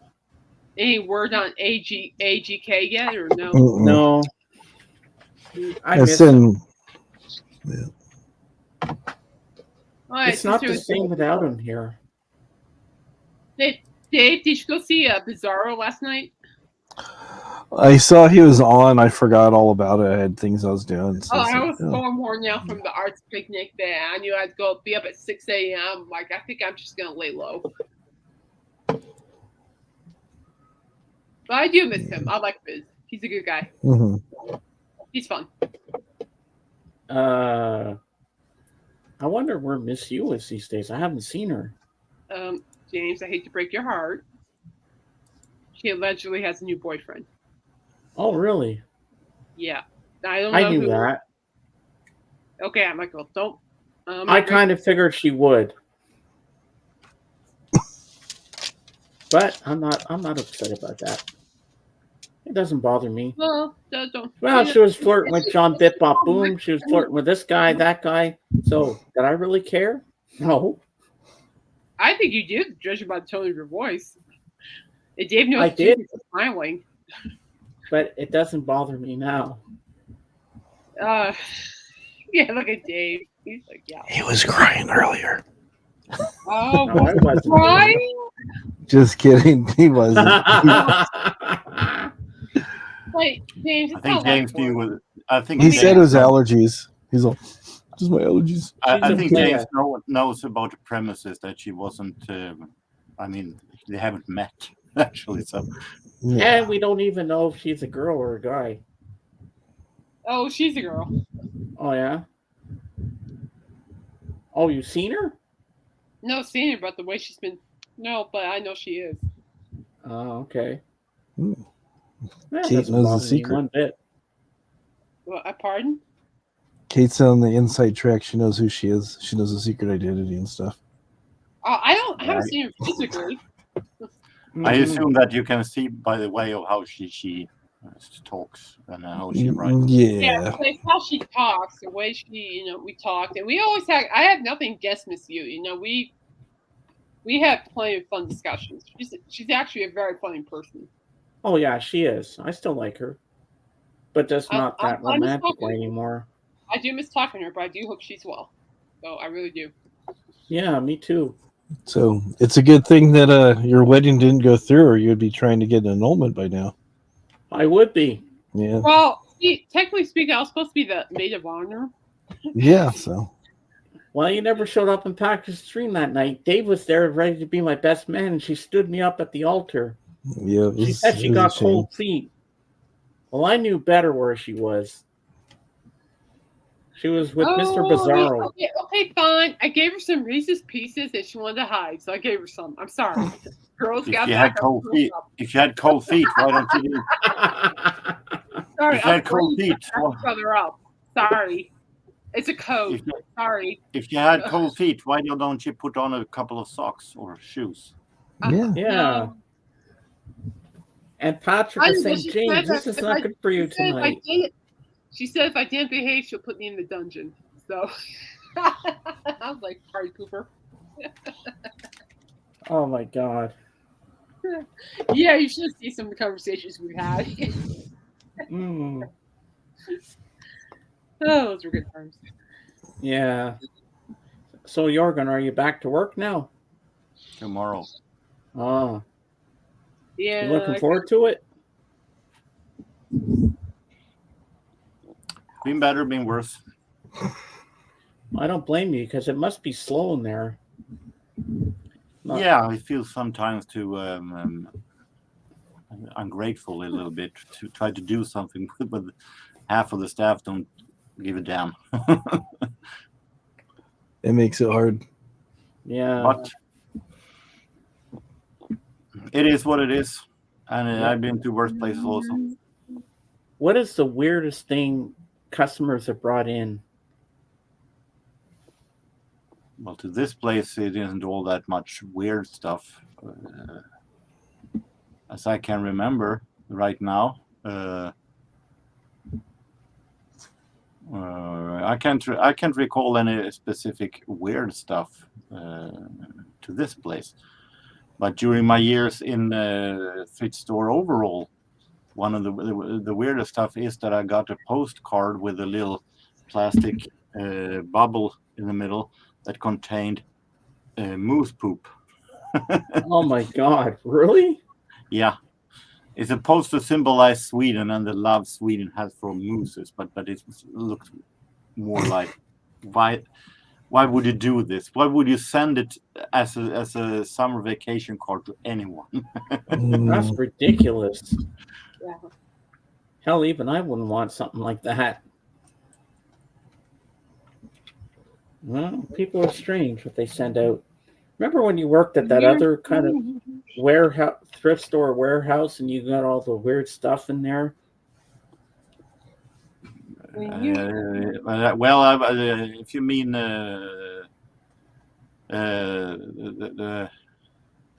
when I worked with electronics in the back, it was I wasn't working in the thrift store itself. I was working behind the scenes. The thrift store itself was a bit away from the place. Do you remember the microphone you got there that time? And you took a picture of you going singing with it? Well, it wasn't exactly that weird stuff. It was interesting stuff, but not particularly weird. But that is what is fun about working at a thrift store. You never know what's coming in. Sometimes it is really stuff that make you think. However, did they think of this? Yeah, and I remember one time you got that goofy telephone that you almost bought that you wanted. I don't remember that, but I believe you. Yeah, I remember there was a Disney telephone with Goofy, and you almost bought it.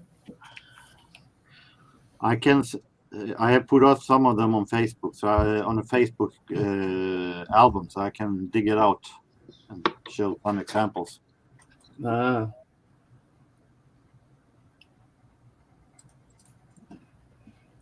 So I guess you're counting down the hours, the days, the minutes, Kate, till Coop gets in your face.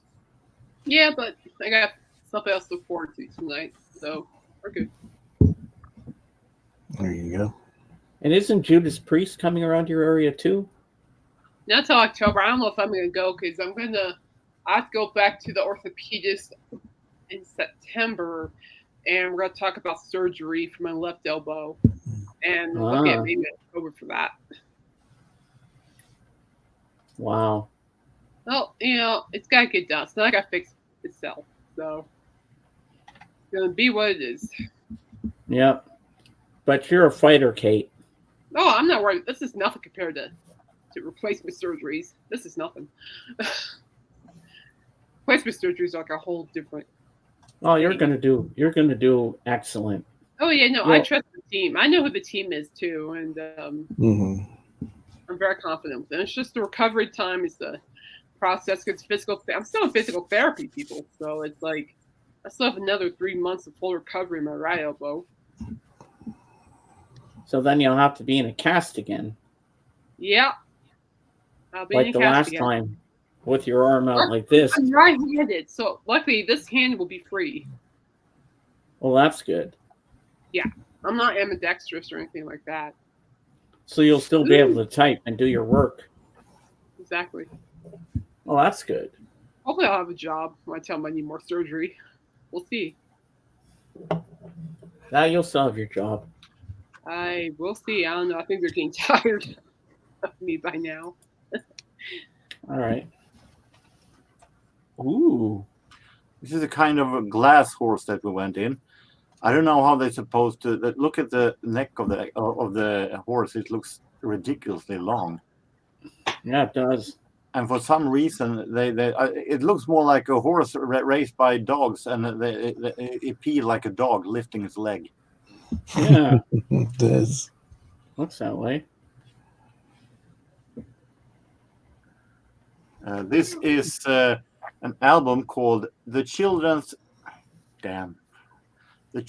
Favorite Songs. Does it look on the face that they are their most favorite songs? It looks like, what are we doing on this cover? Exactly. What is that? Oh, that's cool. Someone thought it was a good idea to do an album cover with a kid with spaghetti, and the spaghetti is the only thing that aren't black and white. They look happy. Yeah, I can throw food on myself. My mommy said, play with your food. Okay. Weird. Yeah. Looks like something else. This is a commercial I found on a television documentary. It says, "Make yourself debt free. Borrow $100,000." It got criticized. Ah. Hi, Zara.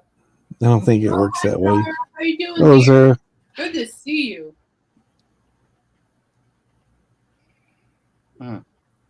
No.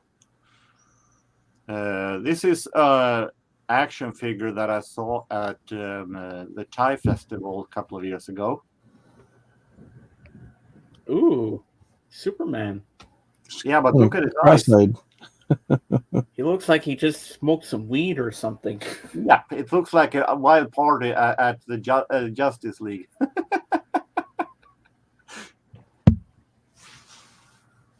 Good to see you too. I'm feeling a bit down. Oh, yeah, what's going on, sweetheart?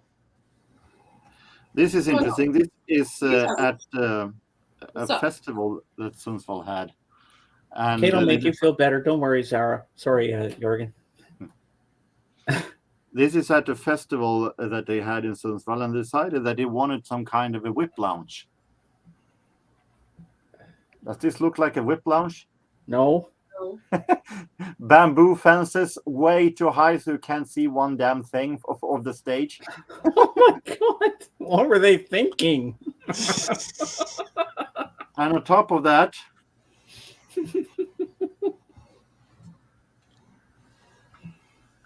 how about these rabbit lamps?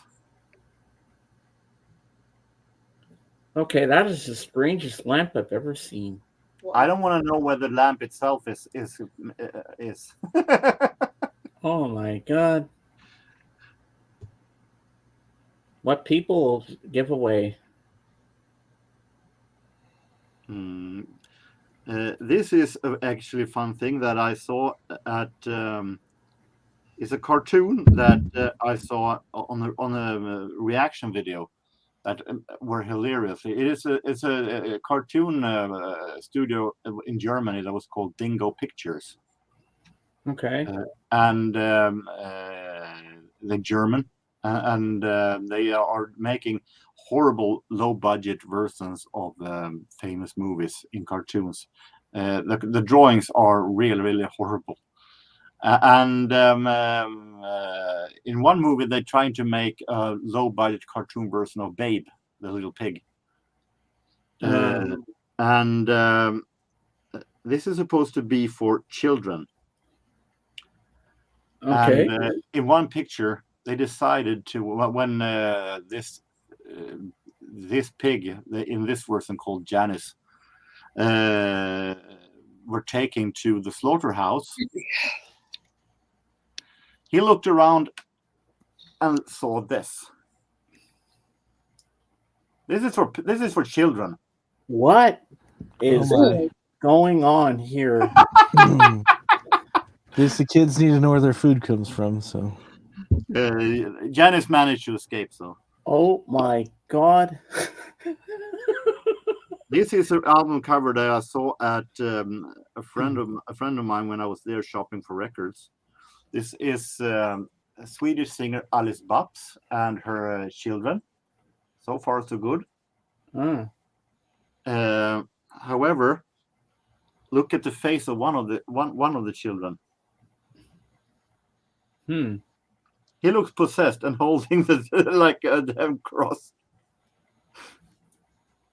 Wow.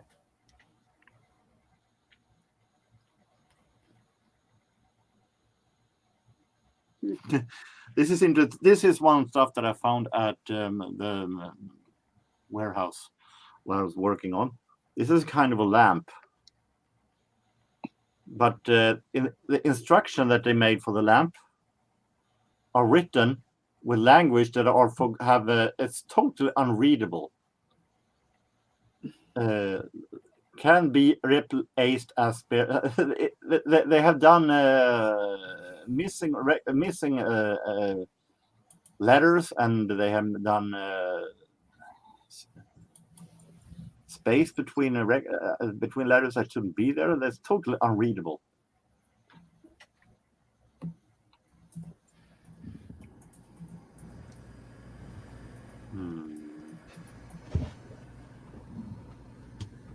And we have this that it was a bit stolen from, I think it was JJ who showed it, or someone else that I looked up, and I thought it was suitable for this album.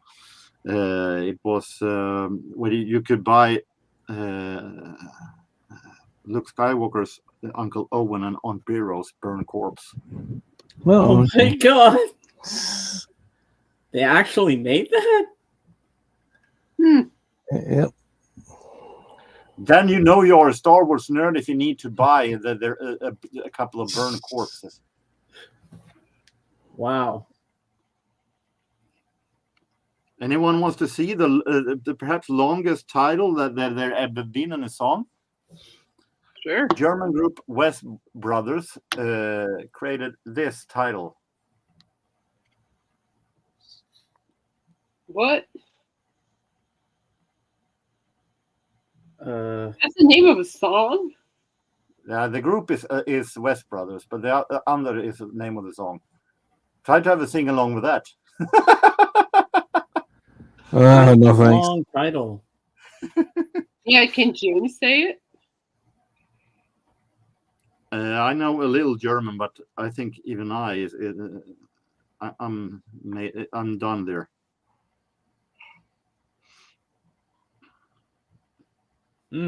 Here's a proof that people who make crosswords doesn't always know what they're about the stuff they're supposed to write about. The word here is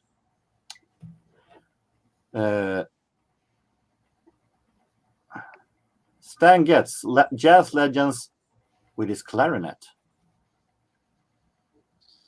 Stan Getz plays tenor saxophone. Ah.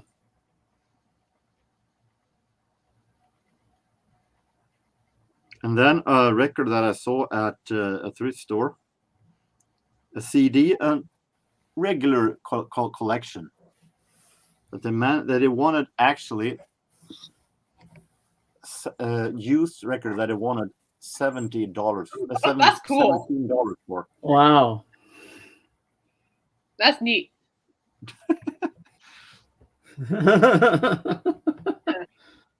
This is something that I picked up on the internet. It is a job ad to become work in a reception for a driving school, where they say qualification, driver's license is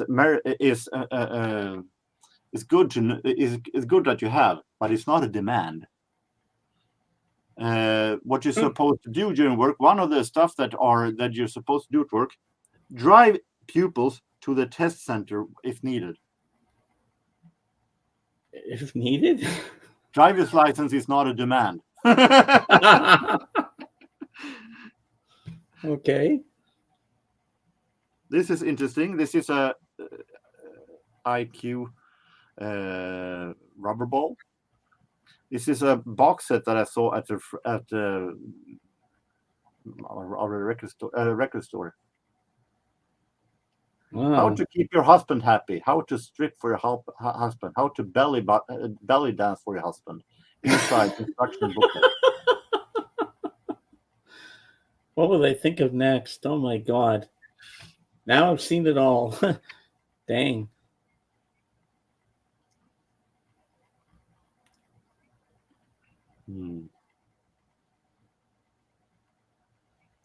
Hospitals are generally not happy places to be at. But why make them happier when you can make them even more depressive with paintings like this? Environment, save environment commercials. Shall the birds be silent? Shall the mushrooms be extinct? You need that in a hospital when it's already depressive. Well, yeah. This is pretty fun. This was I saw when I was doing one of my walks. There was someone here who had done a birdhouse. So far, so good. But also a kind of a walking way up to it. And they have a cat. I'm not sure that any bird wants to move in there. I don't think the cat was so. just a babysitter. That's all. What? Yeah.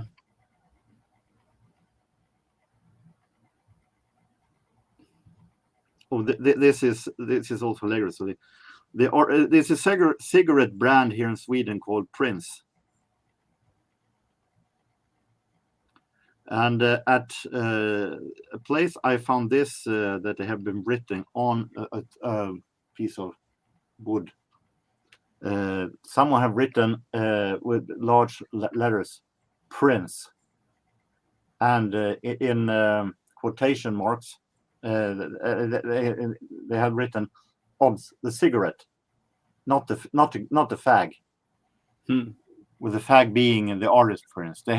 They actually thought that someone actually saw this note and was thinking, is it Prince the artist or Prince this label? And someone would care about that. So I needed to make a little special. I mean the cigarette, not the artist.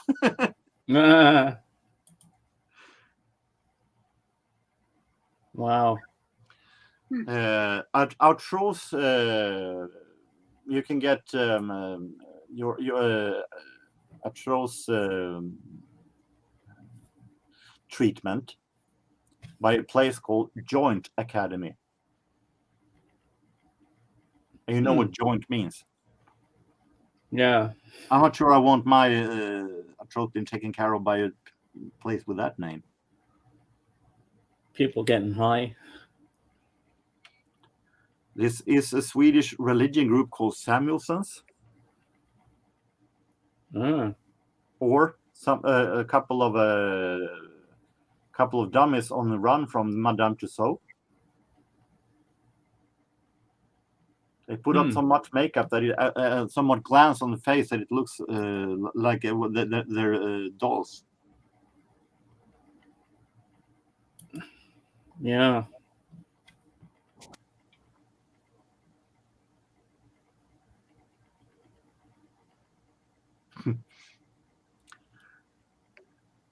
Take a picture at us.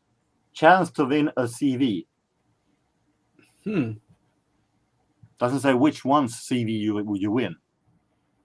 You can't win a CV. You create your CV during life. Yeah, you wonder about that one.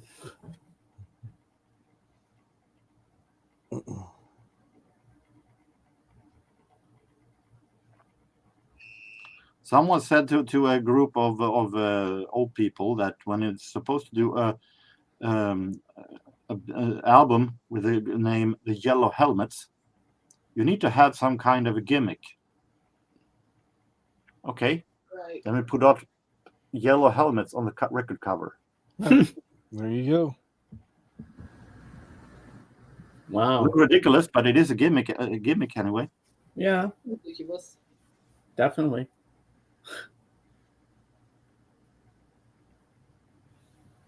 How about a band with a dancing orchestra with the name The Flying Carpets? Flying carpet? Well, there's something you don't see every day.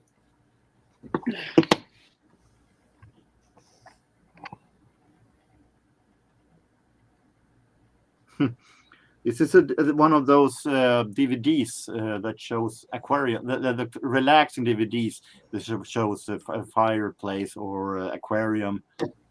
This DVD has a special offer. This is a special limited edition. Oh. The question is, what differs in this category? What differs the original from a special limited edition? A couple of more fishes, or maybe a shark, maybe a dolphin, a whale. Who knows? And finally, this is the first one I found at Umeå, a place outside of the church. Nice church, probably with a lot of history. And nice building and everything. And someone thought it was a good idea to, outside of the church, put a statue, not of the founder or anything, of a boy with cyclops and green boots. Doesn't fit in one bit outside of the church. That's a weird place to put that. Yep. I don't know. This is interesting. This is was a card game with cars called Super Trump, where you're supposed to collect have cars, and one trump was the ultimate you get from all. Nice cars that looks, except for one that looks very hilariously bad. Imagine that obviously this car has been made, and I assume that someone owns it. What is that? Looks like Mickey Mouse. Someone has a love child between Mickey Mouse and the big bad wolf. Not the car? Yep. Yeah, that's a car. There was a guy that used to do freaky monster cars like that. His name was Ed Roth, and that was kind of his character design. Wow. This is interesting. This was at our telephone company called Telia. At the internet, they wanted to specify your gender. Sometimes it's hard to decide which gender you are. Female, male, not declared, other, unknown. Wow.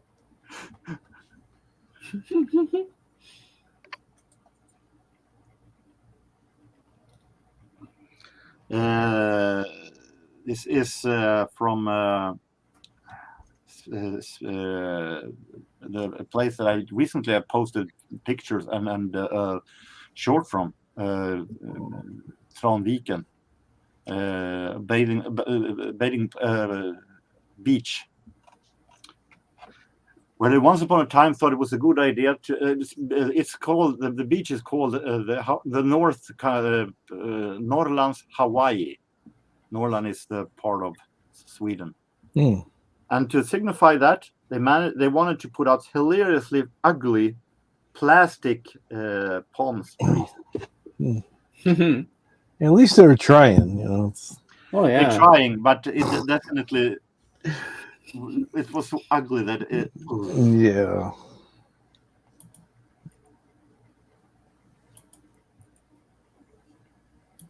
Wow.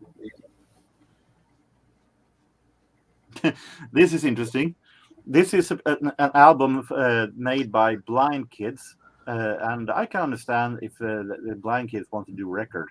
I can also understand why they want to have blind letters. But why put it on the inside of the album cover? Oh yeah, that's braille writing. Yeah. But I mean, if you want to have to notice it, if you're blind, put it outside of the record, not on the inside of the thing. Yeah, that makes it harder to find.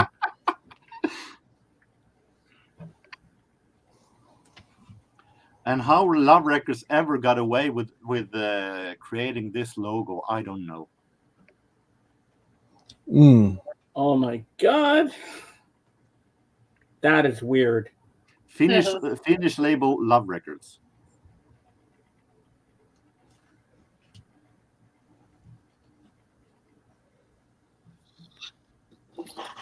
This is interesting. This is an album that I have actually that I bought. This is supposed to be Duke Ellington and his orchestra. Mm-hmm. The picture of Count Basie. Count Basie. Oh my God. I don't want to be. I don't want when the label president, the record label president, have a meeting with the staff creating the record cover. How the hell do you think we're supposed to sell this?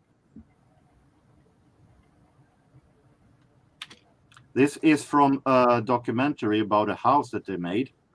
They were interviewing a former landlord of that house, Walter Anderson. They thought it was a good idea to film Walter laying on the bed, filming him from downside with half of the foot covering the camera. Whoa.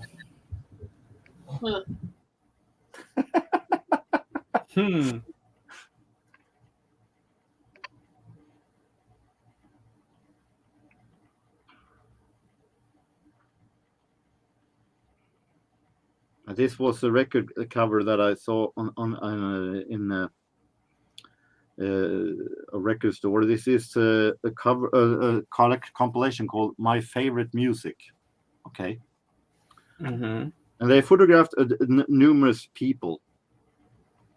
And they have, it's supposed to be saying their favorite artists.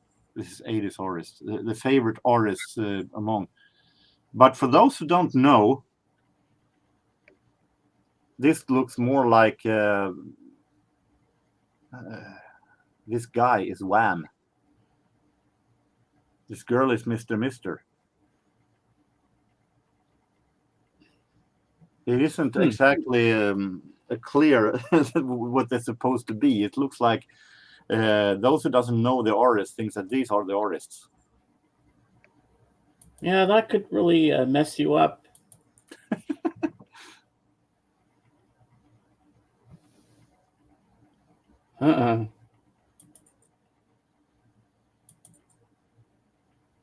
This is a warehouse that we have outside of Sweden in our shopping city. They sold jeans.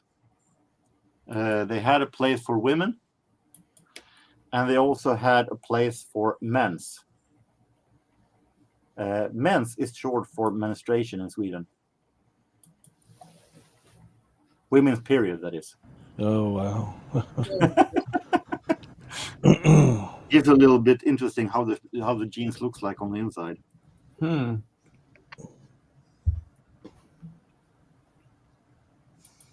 Well, I think that was it. You can make me small. All right, I will do that. Some and Kate, weird stuff that I love. As you know, I love stuff that you'd make me think. However, did I ever think of that? Yeah. So, Kate, tomorrow night on Royce in the House, the topic will be Sammy Hagar's Van Halen tribute tour. The Best of All Worlds kicks off. Oh, he loves Sammy Hagar. Well, I'm definitely going to be there on the panel with everybody. You should be there. I want to be there. I'm at the point where I'm going backstage with them now. I know, but you're going to show up even if you don't know the topic. Yeah, I'll be there. Okay, it's like, don't make Dave and I get ugly. We'll get ugly. No, Royce, and even Michael today. He was like, "Brother, it wouldn't be the same without you there. You come up on the panel with us, and I'll be there definitely." See, that's a good thing because you need to. There's never.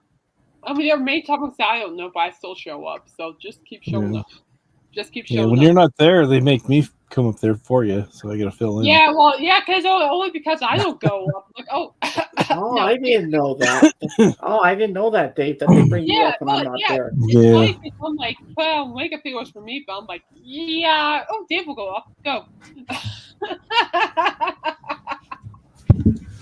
Get Dave up there. Well, Dave I'll does definitely. Hey, Dave, why don't you come up again London. with me on tomorrow night? Come up with me.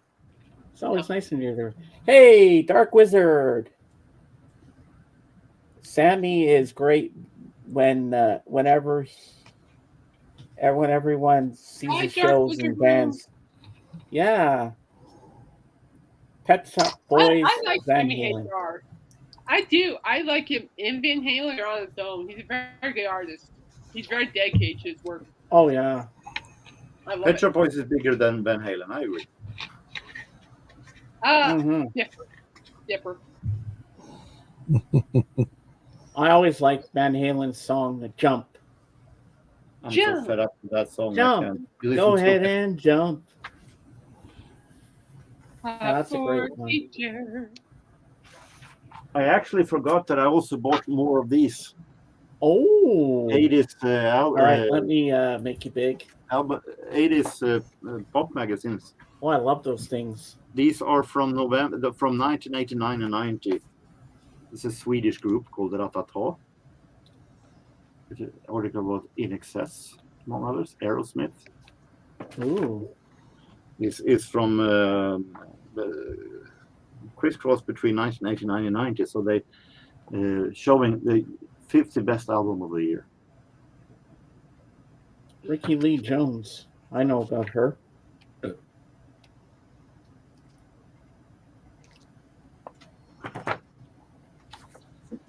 Swedish rock icon Joakim Thåström. Ah.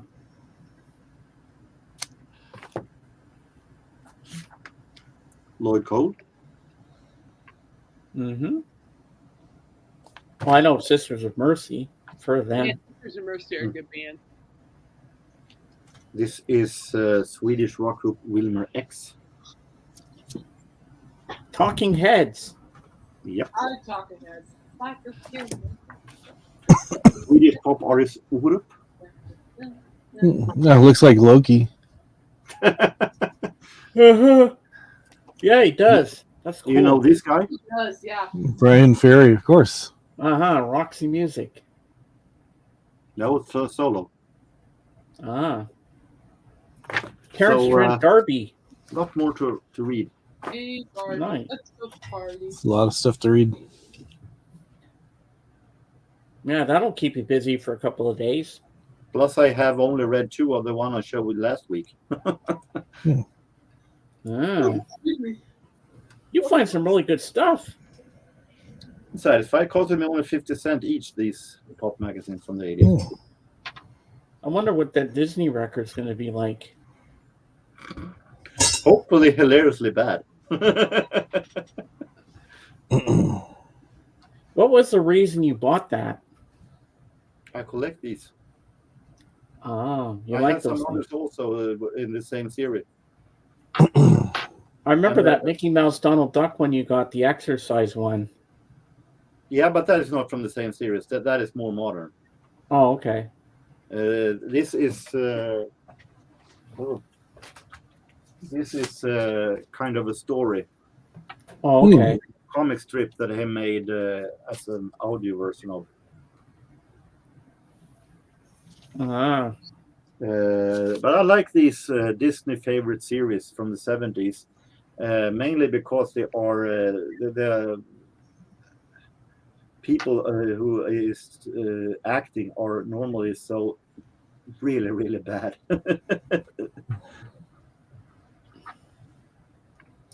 Well, it should be an interesting listen.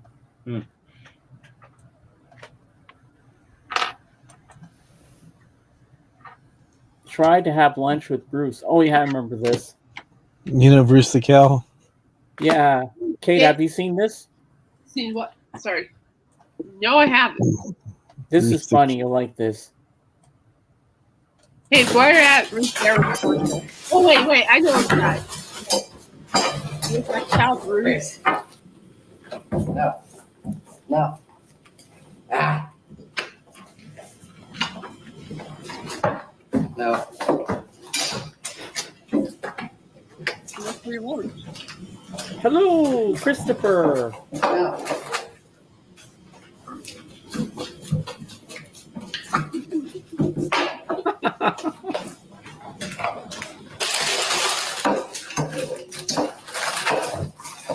Is it a cow or a goat? It's eating everything. That was driven me down.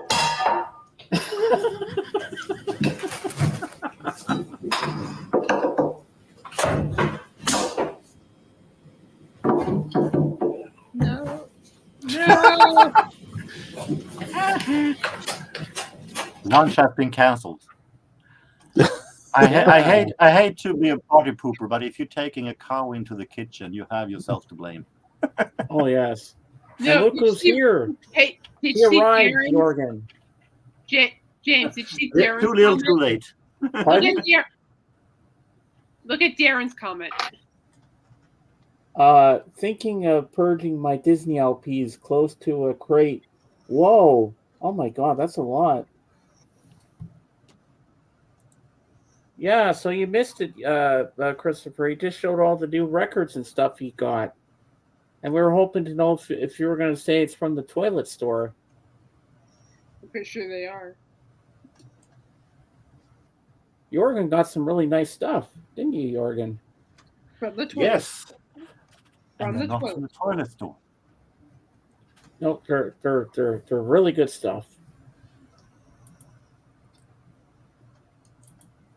Mm-hmm. So, Christopher, when are you going to come up and show us your stuff? I'm dying to see what new albums you got.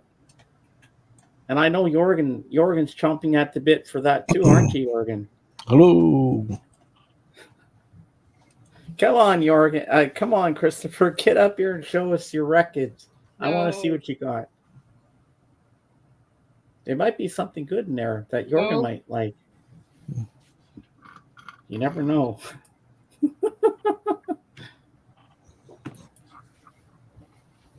Anybody like tacos? Yeah. Hey, what mood I'm in?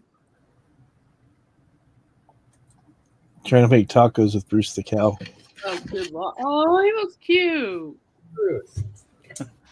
Aw.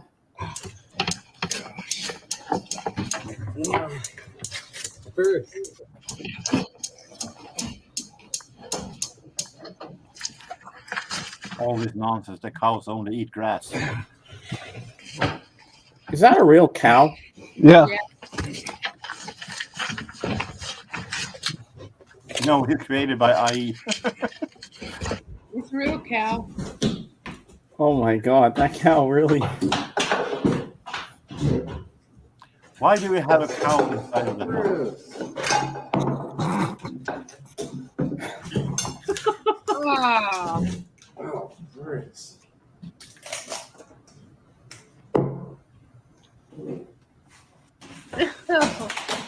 But how can a cow be a boy? It's a girl. Bulls are the male cows. Well, you know the difference, James. Yeah. Don't ask me to explain it. Oh, Calvin says toilet stores usually have really good prices. Well, that's one way to look at it. Well, you know, Calvin, even Dave shops at the toilet store from time to time, don't you, Dave? Sure.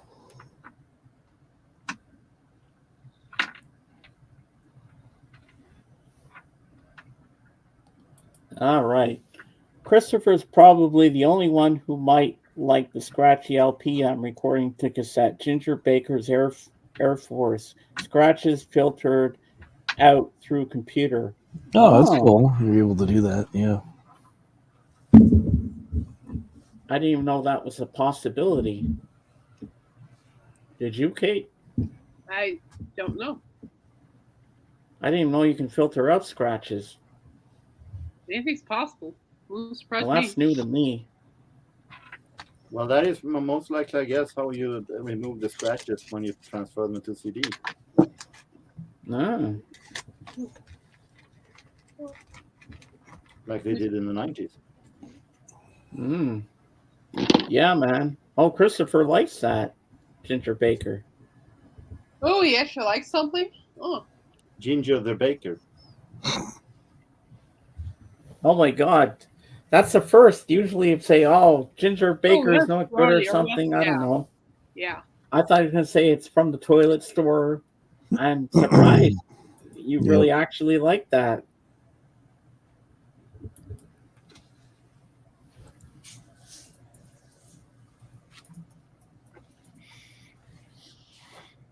Mm-hmm. Yeah. I wonder if Lavelle's going to be here. Probably not. Probably It's 5 not. minutes. 5 minutes. Yeah, that's why I'm going to extend just a few minutes just to see, because I told him I would, if he'll come or not. Yeah. So what's Nick up to, Dave? He was up late last night, so he's probably getting up about now. Oh yeah. Wow. It's an awesome album for road trips. Ooh. That sounds good, Darren. Jorgen, do you have any Ginger Baker albums? Not my style. No. What about you, Dave? Not solo stuff, but I have some stuff that he's on. Do you know who Ginger Baker was? He's a drummer. Cream. For Cream. There you go. Yeah. He did some other stuff too, but yeah, that's what he's known mostly for, is for being the drummer. And then later on, there was the Yardbirds and the new Yardbirds, and then they changed into Led Zeppelin. I learned that yesterday on Chris Carter's British Invasion. That was cool. Yeah. Mm-hmm. So, Jorgen, what's on the docket tonight? You going to Docs, or are you going to watch some Disney or wrestling or what? I assume you need to keep up with the tradition. Mm-hmm. Yeah. I guess I'm going there for a shorter period of time, though, since I'm going up tomorrow. Oh yeah. Back to work. Back to the grime. Well, thanks for reminding me. Yeah, chop. But at least it's a place you like being at, not like the other construction place where you have to paint boards or chairs or stuff like that. And let's just say that it's a small step up, but just a small one.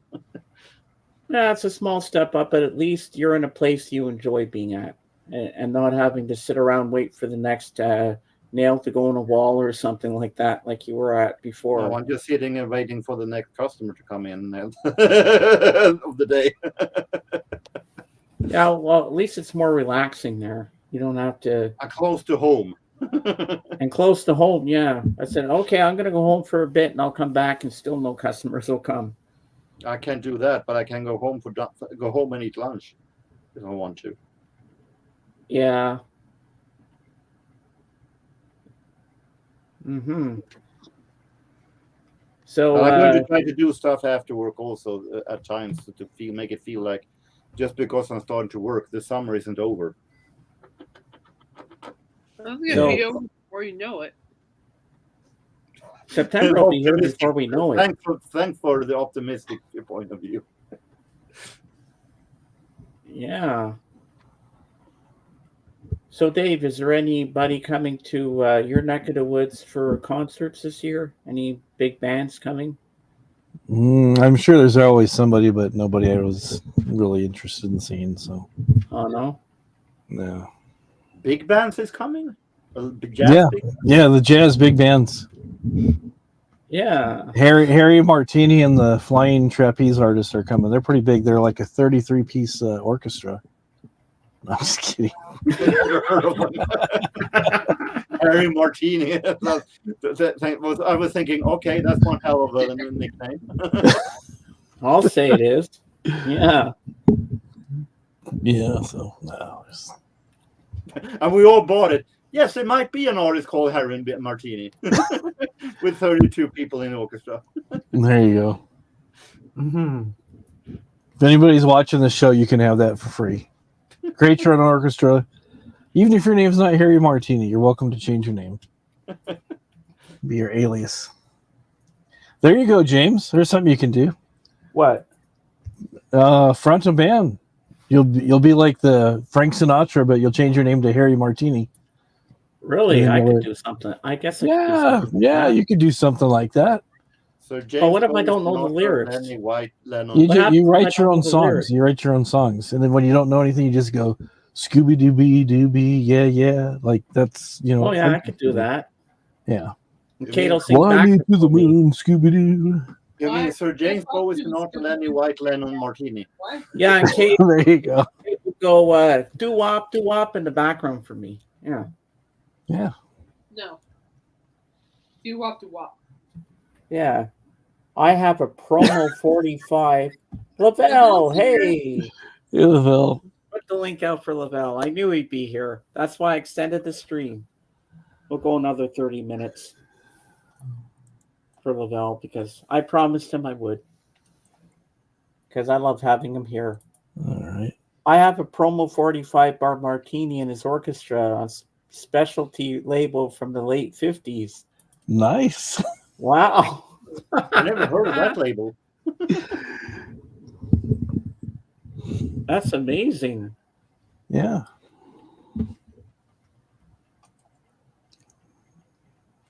Hello, Lavelle. Imagination must be running wild when you're creating a label called Specialty Records. Oh, Darren, hold on. Let me bring up the legendary Lavelle. How's it going? Oh, can't hear us. It's kind of like the AGK. Yeah, I was gonna say like AGK. Third time's usually the charm. No, you don't. So, Darren, you can't see me. Did JJ email you about the K-Tels? Because I know he'll be one happy camper if he does. Specialty was a real label. Same label as Little Richard and Larry Williams. Oh. Ooh. Okay, let's hope this time it works. Can you hear us? 1 second. Hey, there it is. It worked. It works. Yay. AGK used to go through that. Yeah. So Lavelle, Jorgen got some really good jazz albums. Yeah, I didn't get this week. Did I get any? Oh, I got like one jazz one, and I got some German stuff I picked up at just one shop. Ooh. I picked up. All right, let's check it out. Make it big. 1972, Ashra Temple. I've been after this for about 7-8 years. Yeah, this is on the Or label too. This is like an original. I was after this for a long time. I actually like this one better than the first one. I know a lot of people like the first one, but I think this one is just as good. This is with how do you pronounce his name? Manuel Goshling. I never could pronounce his name right, but yeah, I picked this up, and then I upgraded this one. I ended up this was a one of the shops I went to. It was a collection. They bought the guy brought in, that's all he had was German stuff, and he had a Yeti, which I already have that already, and that one went fast, but he held this one for me. It's like I called him because he posted on his website, and I saw it, and I was like, oh man, I wonder if this is original. He told me, so he held it for me, so I was able to get these two out of those. But those are the only ones, because the other one I have that Yeti. I have that Yeti by Amandul. And then one of the guys that used to do videos, it was Campo. He was out of Australia. He's selling all his records. So he's in a band now. He plays bass over in Australia, Melbourne. So I ended up picking this up out of his collection. He even, I chatted with him for a little while. This one's tough. Hold on, I'll be right back. This is a jazz one. The Jewel and the Lotus. This one's real tough. I remember Derek Higgins showing this one. So those are the ones I had picked up pretty much. Man, it was the German stuff. I couldn't believe that the condition was so clean. And the guy was telling me his dad bought it because it's a mom and pop shop in the western suburb. He said people was already asking him. They were talking to him about, oh man, I'll make a deal. Oh, you selling that? I'll buy it from you. You know that, which is rude. You going in a store, you ain't supposed to do that. That's like rude. Yeah. He cutting in front of him while the guy's dealing. Say, oh, let me see what you got. Let me see that stuff. Let me see. You know, like it was a customer. He was telling me about it. So it's like, oh boy. Yeah, so I ended up getting those two. Those were like some tough, and man, my and I know because they call it krautrock, but I know I don't want to offend any of the Germans. That's what the music genre. Yeah, a lot of people said it's almost like a insult, but yeah, I got I've been building my collection up. I got a lot of stuff. I got a decent collection now. I remember when I started like in the around 2009, 2008 when I started buying that stuff. So, and a lot of that stuff I was able to see in a while, but I don't see that stuff anymore. Yeah, not very much anymore. Yeah, I know they have a lot of the reissues, but a lot of the reissues don't sound good. I've been really disappointed with some of those reissues. As far as jazz wise, the reissues are really good. I have to give credit to the reissues of the jazz stuff. But a lot of that stuff, like the rock and stuff, they're like hit or miss. Yeah. Sometimes they reissue stuff and they boost certain frequencies and it sounds totally different. Yeah. A lot of times they'll boost the bass and it gets muddy. Yeah, especially metal stuff. I know a lot of the rock stuff don't sound right. But those Black Sabbath, old boy did that. Black Sabbath was okay. They did a good job. Yeah, they did a good job with those. Yeah. The Ryan High Fidelity, but they said there's some more stuff supposed to be coming out. Some really top notch rock stuff supposed to be coming out. But yeah, I'm always on the look for that. Oh yeah, I can see you going record hound. I can see that happening too. How your week been going, Kate? Good. Good. Yeah, no, I'm just tired. Been up since 6 a.m. I was performing at church again today, and then which was fine. We had a little PowerPoint issue, but other than that, it was fine. And then we just found out our pastor's leaving, and we also find out the church needs more people to help. So I'm going to be all over the place with them, helping them when they need me. But no singing at church? No singing? No, I didn't. No, I still signed up. They need more singers though. Oh, okay. Not just me. 2 other people signed up. I'm like, well, that's good. Oh, that's good. Yeah. I found out our worship pastor going back to Uganda in October. That's where his family is. So I'll be. Yeah, I like Robert. He's very smart. In his PhD in music right now, and oh wow, yeah, so I'm gonna enjoy whatever time I have left with him because I've learned so much from him. Oh man, that's cool. Yeah, a lot of changes are coming up, are happening now. I'm just like, well, the year's almost gone. The year's halfway gone already, so I know. I mean, I know. Like, people always talk about Christmas and all that. I'm like, I just want my football back. Yep, that's what I'm waiting on football because baseball here is awful. It starts this Thursday. Yeah. So yeah, you betcha I'll be from my laptop watching that football game. You bet. Yeah. Wow. I've been happy about I've been seeing the Bears been spending some money. I'm gonna see what the Bears do. They haven't did nothing in years. Okay. Here's why I like what your Bears have done. They got a lot of. Yeah, like here's what I like. You guys picked up Keenan Allen. He is reliable. I'm really looking forward to that. Reliable for you guys. As long as he stays healthy and he keeps going, he's going to be dynamite. Yeah. Now, I'm kind of curious to see where your new quarterback stands. Yeah, that's the only thing. They got rid of Fields. I thought Fields was okay. I think he was dealt a bad hand, though.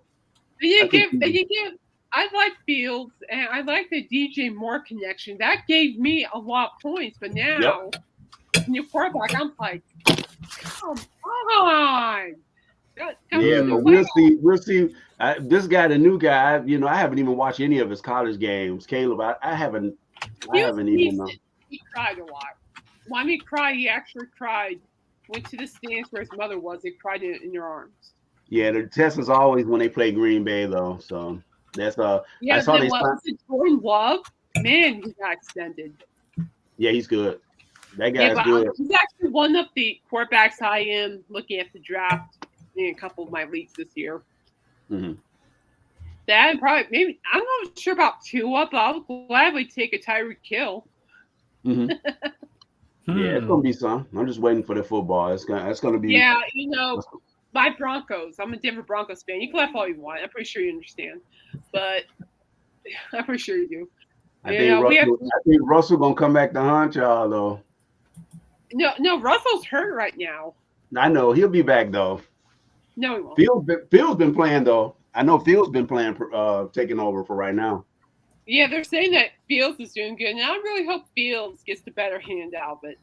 Yeah, he deserves it because he played great. It's like a very mobile, and all my teams, most of them, look to be consistent of a mobile quarterback. So, like Stroud, just I would go pocket passer, but that can also be dangerous because I would prefer a running back like Lamar Jackson. And I could draft Derrick Henry. Like, oh, that'd be good. Oh yeah, Lamar Jackson. Ravens, and there's no doubt he's going to crush those people. So yeah, football definitely going to be interesting. There's a lot of different teams. Yeah, it's going to be a really interesting year. I like Bo Nix as a Bronco. I just do not see him starting yet. I see him go with cut Zach Wilson, which I have no idea why we even picked him up. And like, what on earth are you doing? We need a general manager who actually knows what he's doing. Oh yeah. But I like our coach. Sean Payne almost got us to the wild card for once. He's good. He's a good coach. Yeah, he's a good coach. Our former coach is our defense football former head coach, and the defense has been looking good. Yeah, our defense is decent. Our defense has been good. I'm not disappointed. But it's just where does the quarterback go? Because we just re-signed Cortland Sutton. Thank gosh, too. And so we're seeing him as somebody else. Granted, there's rumors, and I pray that this happens. If Brandon Ayuk, if he from the Niners gets traded, he's going to us. If we get Brandon Ayuk, right there. Yeah. I'm happy. We just need some good receivers. Jerry Judy's in Cleveland, so. Wow. Well, did you play football in high school? No. I just like football. I used to I used to play. I played basketball in high school. I tried out for baseball, and I actually made the team, but I never took it serious. And I kind of mad. I wish I would have took it serious. I had made the team, but I was like, I'll focus on basketball. I was worried about my buddies, what they think. I play baseball. I wish I would have did it. Because I like baseball. I used to go to games. My grandma used to take me to the games when I was a kid. I seen Pete Rose play, and I saw a lot of players. Mattingly, Tony Gwynn. I saw all those guys play, man, when I was a kid. Nice. I saw all those players. I think the only good thing I have excited about baseball is that my hometown team, the Padres, are in second place. The Colorado Rockies are in last. Apparently, they didn't get the memo again. Oh yeah. Do you remember that guy, Bo Knows? Yeah, Bo knows baseball. Bo knows basketball. He used to be with the White Sox. He was a hell of a football player. I think he was a better football player, just as good as baseball. He was really good. I mean, look at Patrick Mahomes. He's also a multi-athlete. Yeah, he's a good player too. He played basketball. He played baseball during the off season. I don't know how that works. But Yeah, that sounds like just like old boy that used to play for the Celtics a long time ago, Danny Ainge. You know, Danny Ainge could have been a baseball player too. He was really good. The Toronto wanted him. Who else is it? Oh, Kyler Murray from the Arizona Cardinals. He was a baseball player. Yeah. Wow. And so was Russell Wilson. And Russell Wilson actually got drafted. Tom Brady. Can't forget about Deion either. Oh, Deion Sanders. I have his cards. Yeah, stuff was worth. He was a great player. He's a coach now. Tom Brady got drafted. Wilson got drafted. Yeah. So they're really good multi-talented athletes. One retired, but all the other ones are up and up and running. Oh yeah. I don't know. I'm just waiting for my Sundays because I watch NFL Red Zone. That's how I keep track of all my 12 teams. Yeah, I watch the ESPN stuff. I'll be checking out that stuff. But I'm looking for. I think the Eagles will be okay, but I think big difference will be with Kelsey gone. Yeah. That's the big thing. Because he retired. Yeah, you talking about boy from the Eagles, right? Yeah. Yeah, Jason Kelsey retired, so I'm like, well, hopefully, that team is something going on with the front office. They like cuckoo. There's some crazy stuff going on over there. I don't know I think the Chargers actually might be a scared team this year. Yeah, the Bears stole somebody from them though. Jim Harbaugh's kind of pissed. I forgot who they got from him. They got somebody. I want Justin Herbert to be Justin Herbert. I've been locked out almost every fantasy season, so I'm like really hoping that it'll be some surprise. I think it's gonna be some surprises though, but it'll be interesting. I think there's gonna be a lot of surprises. I think Vegas might even be good at this point. Yeah.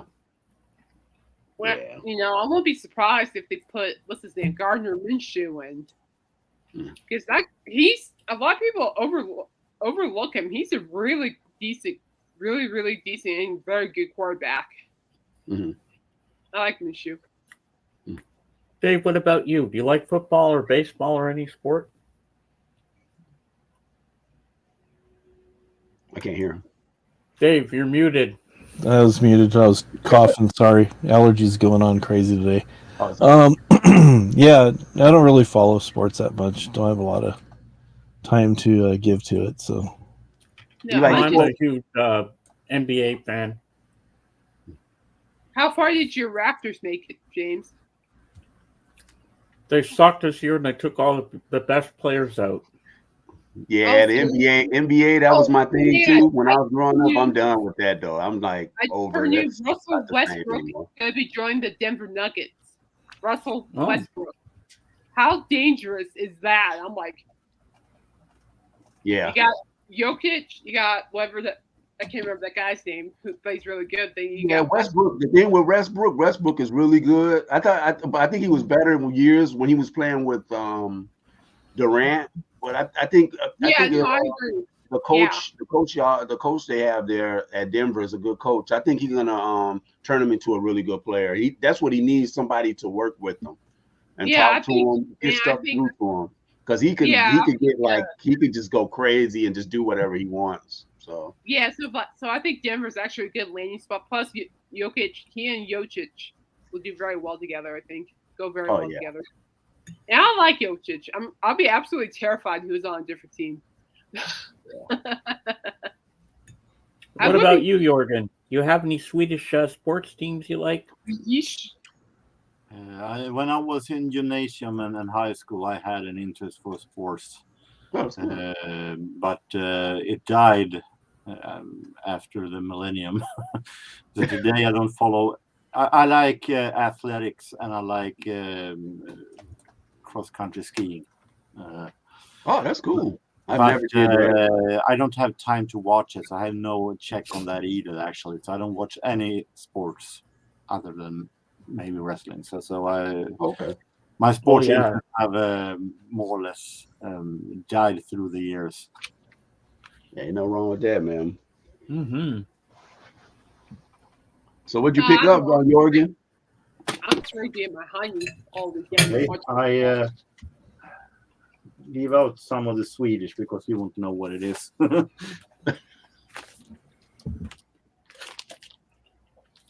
Oh man, Art Blakey. Oh yeah. Yeah, but the interesting thing is, I think it's interesting. First of all, I think it's interesting that the king of drums, and you're having Art Blakey and his orchestra. But Art Blakey, first of all, you're making an album with you got the best of the various kind of drummers. But Yeah. Lionel Hampton is okay. He has played drums, but he is not a famous drummer.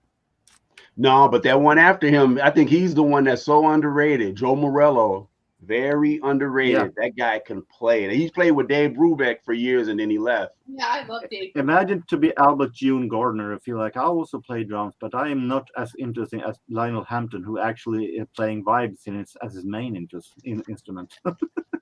Wow. But I bought it anyway for $2. Speaking of vibraphonists.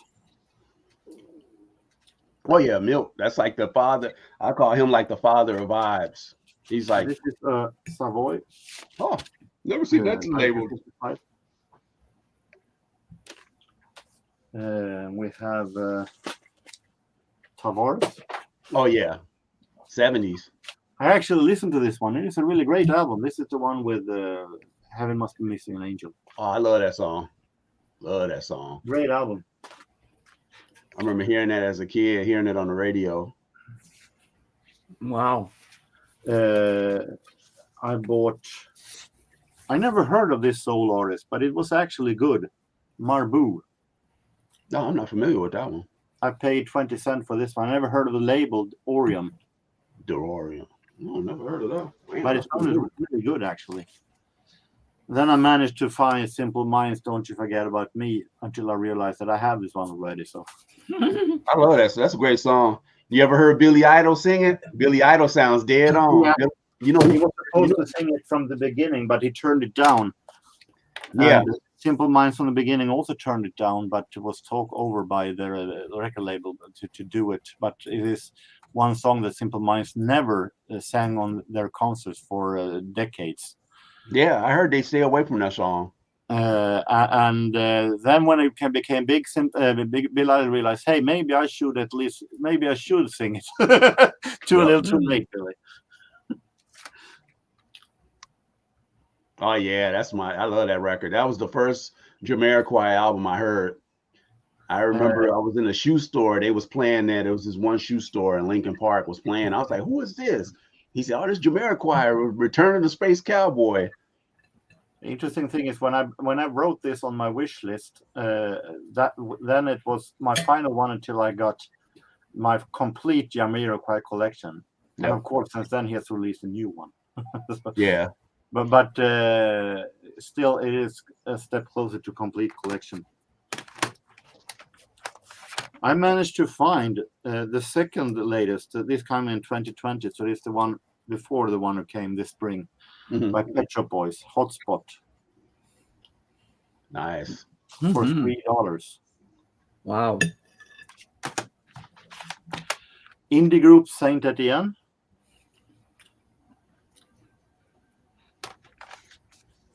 And we have a Jerry Mulligan. Immortal Concerts. Does this city ring a bell these days? Oh yeah. Bob Brookmeyer. Still one. And Louis Russell. This is early jazz.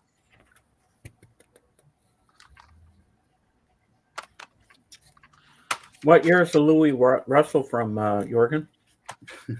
The record is released in 2002, but the recordings are between 1926 and 1930. Wow. And as I'm in a phase where I'm trying to discover early jazz as much as possible, I mean, a live album by Swedish artist Mikael Rickfors.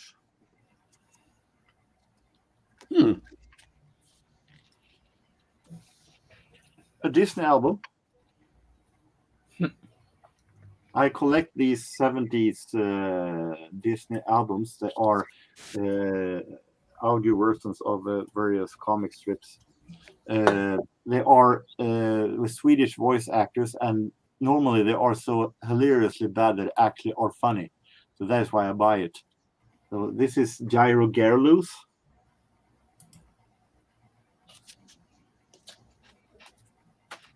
And some comedy albums. Interesting thing is that in this spring I saw this one for $4. Wow.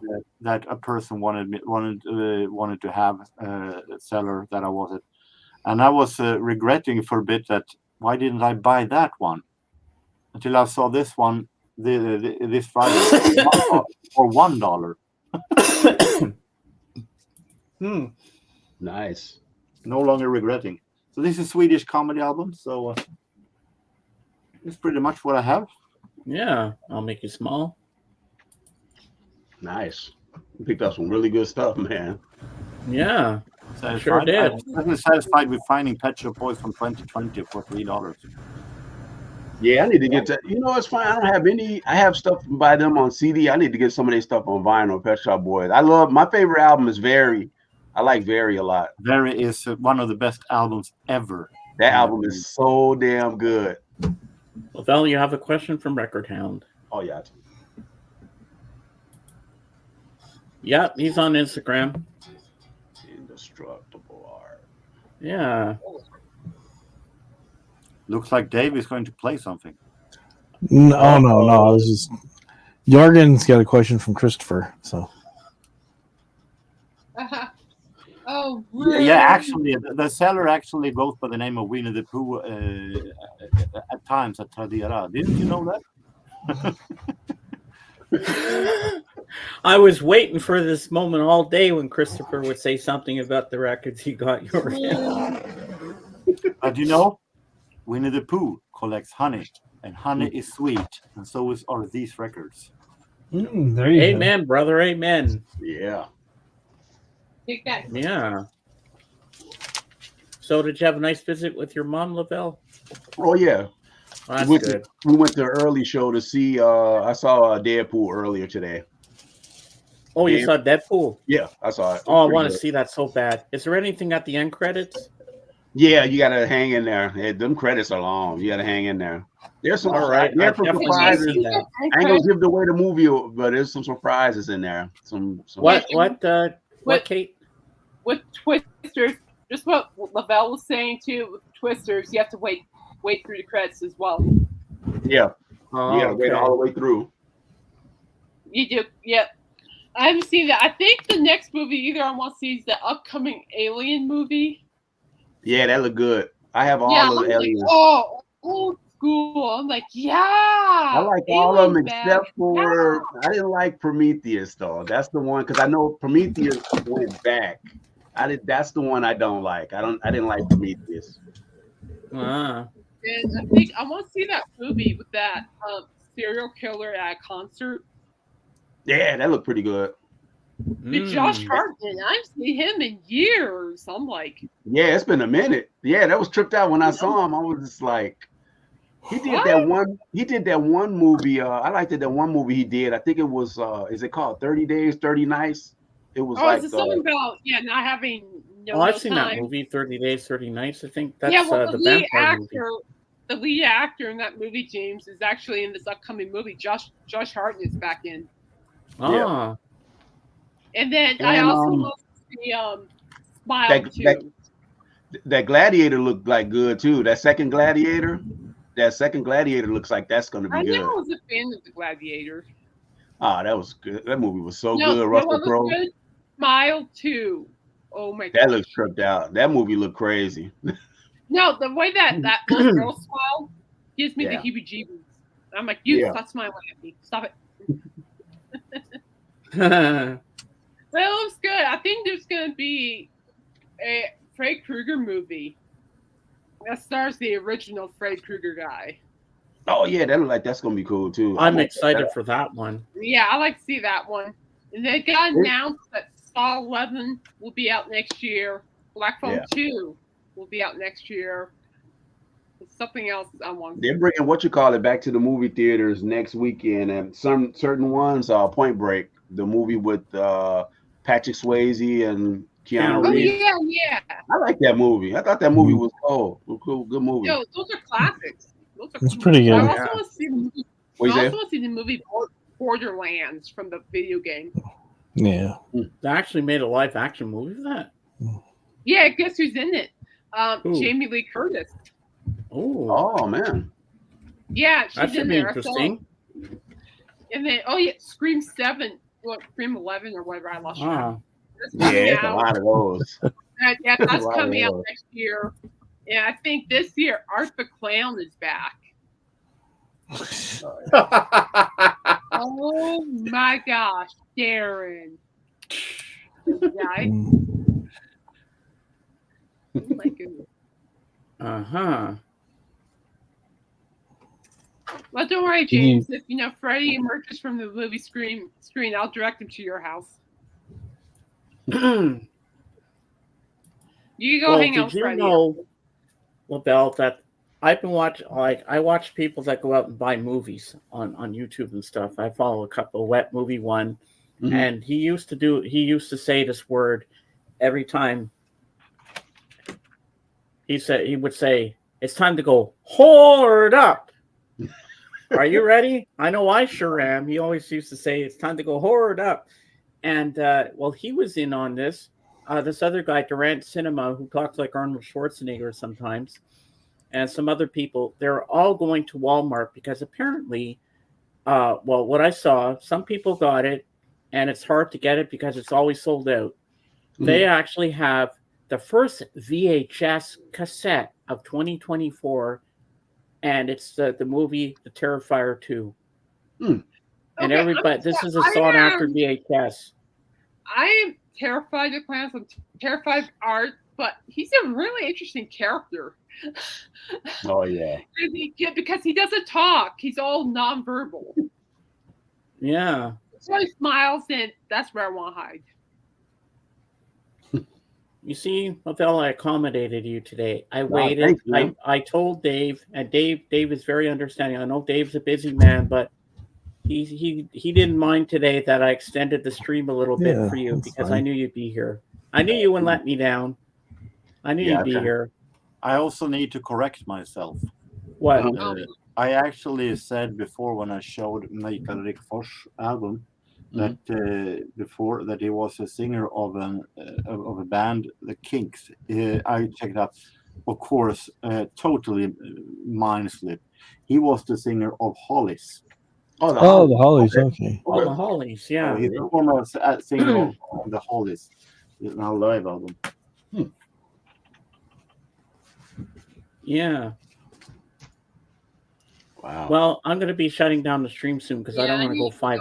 I don't want to go 5 hours. Okay. I've done that once, but I made it to 4 hours and 32 minutes. This is my longest stream to date, but it's good. I was on a George Borden stream one time. That was the first time I met him. It was a Friday. It was a Friday. I had came home from work, and dude, we was on there till like 4 a.m. because I got on there when I got home the guy from the Jazz Bums was there, Chris. Man, we was talking like all the way in the morning. Man, it was just like sports. It was everything. It was crazy. I bet it was amazing. Yeah. And I looked out the window and the light. It was getting light outside. Like, dude, we've been on this thing. I gotta go to bed. Yeah, he does some marathon streams. George does. Yeah, I can't do that. I'm not equipped.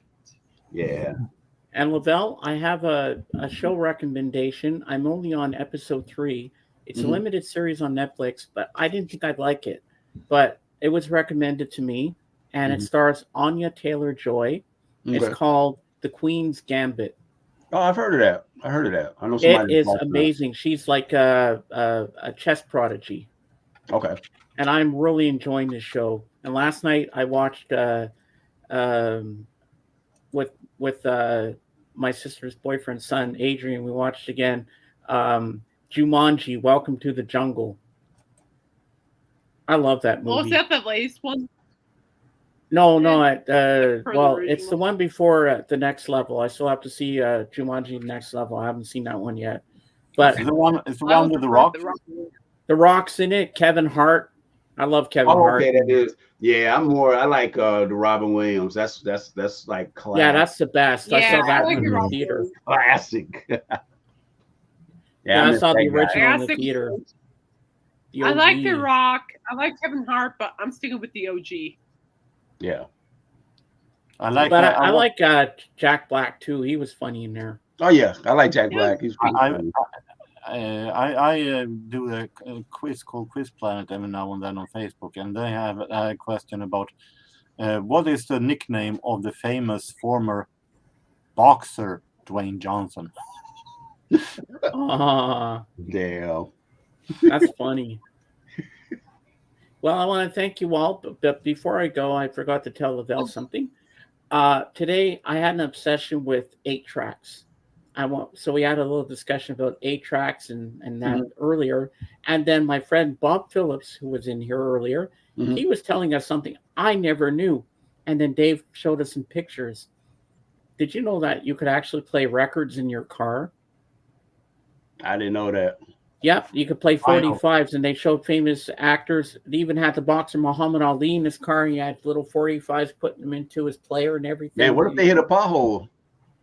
Well, that was how I also said. It must be one of the worst inventions out of traffic security. Yeah. I mean, first of all, you have to change. If you have 45s, you have to change every third minute. Coming to a bump, the record will be the record and the record needle will be broken, maybe. Yeah. Or if you're not careful, you might slip off the road. Oh yeah, and hit a tree or something, or smash into a pole. Invention. Yeah.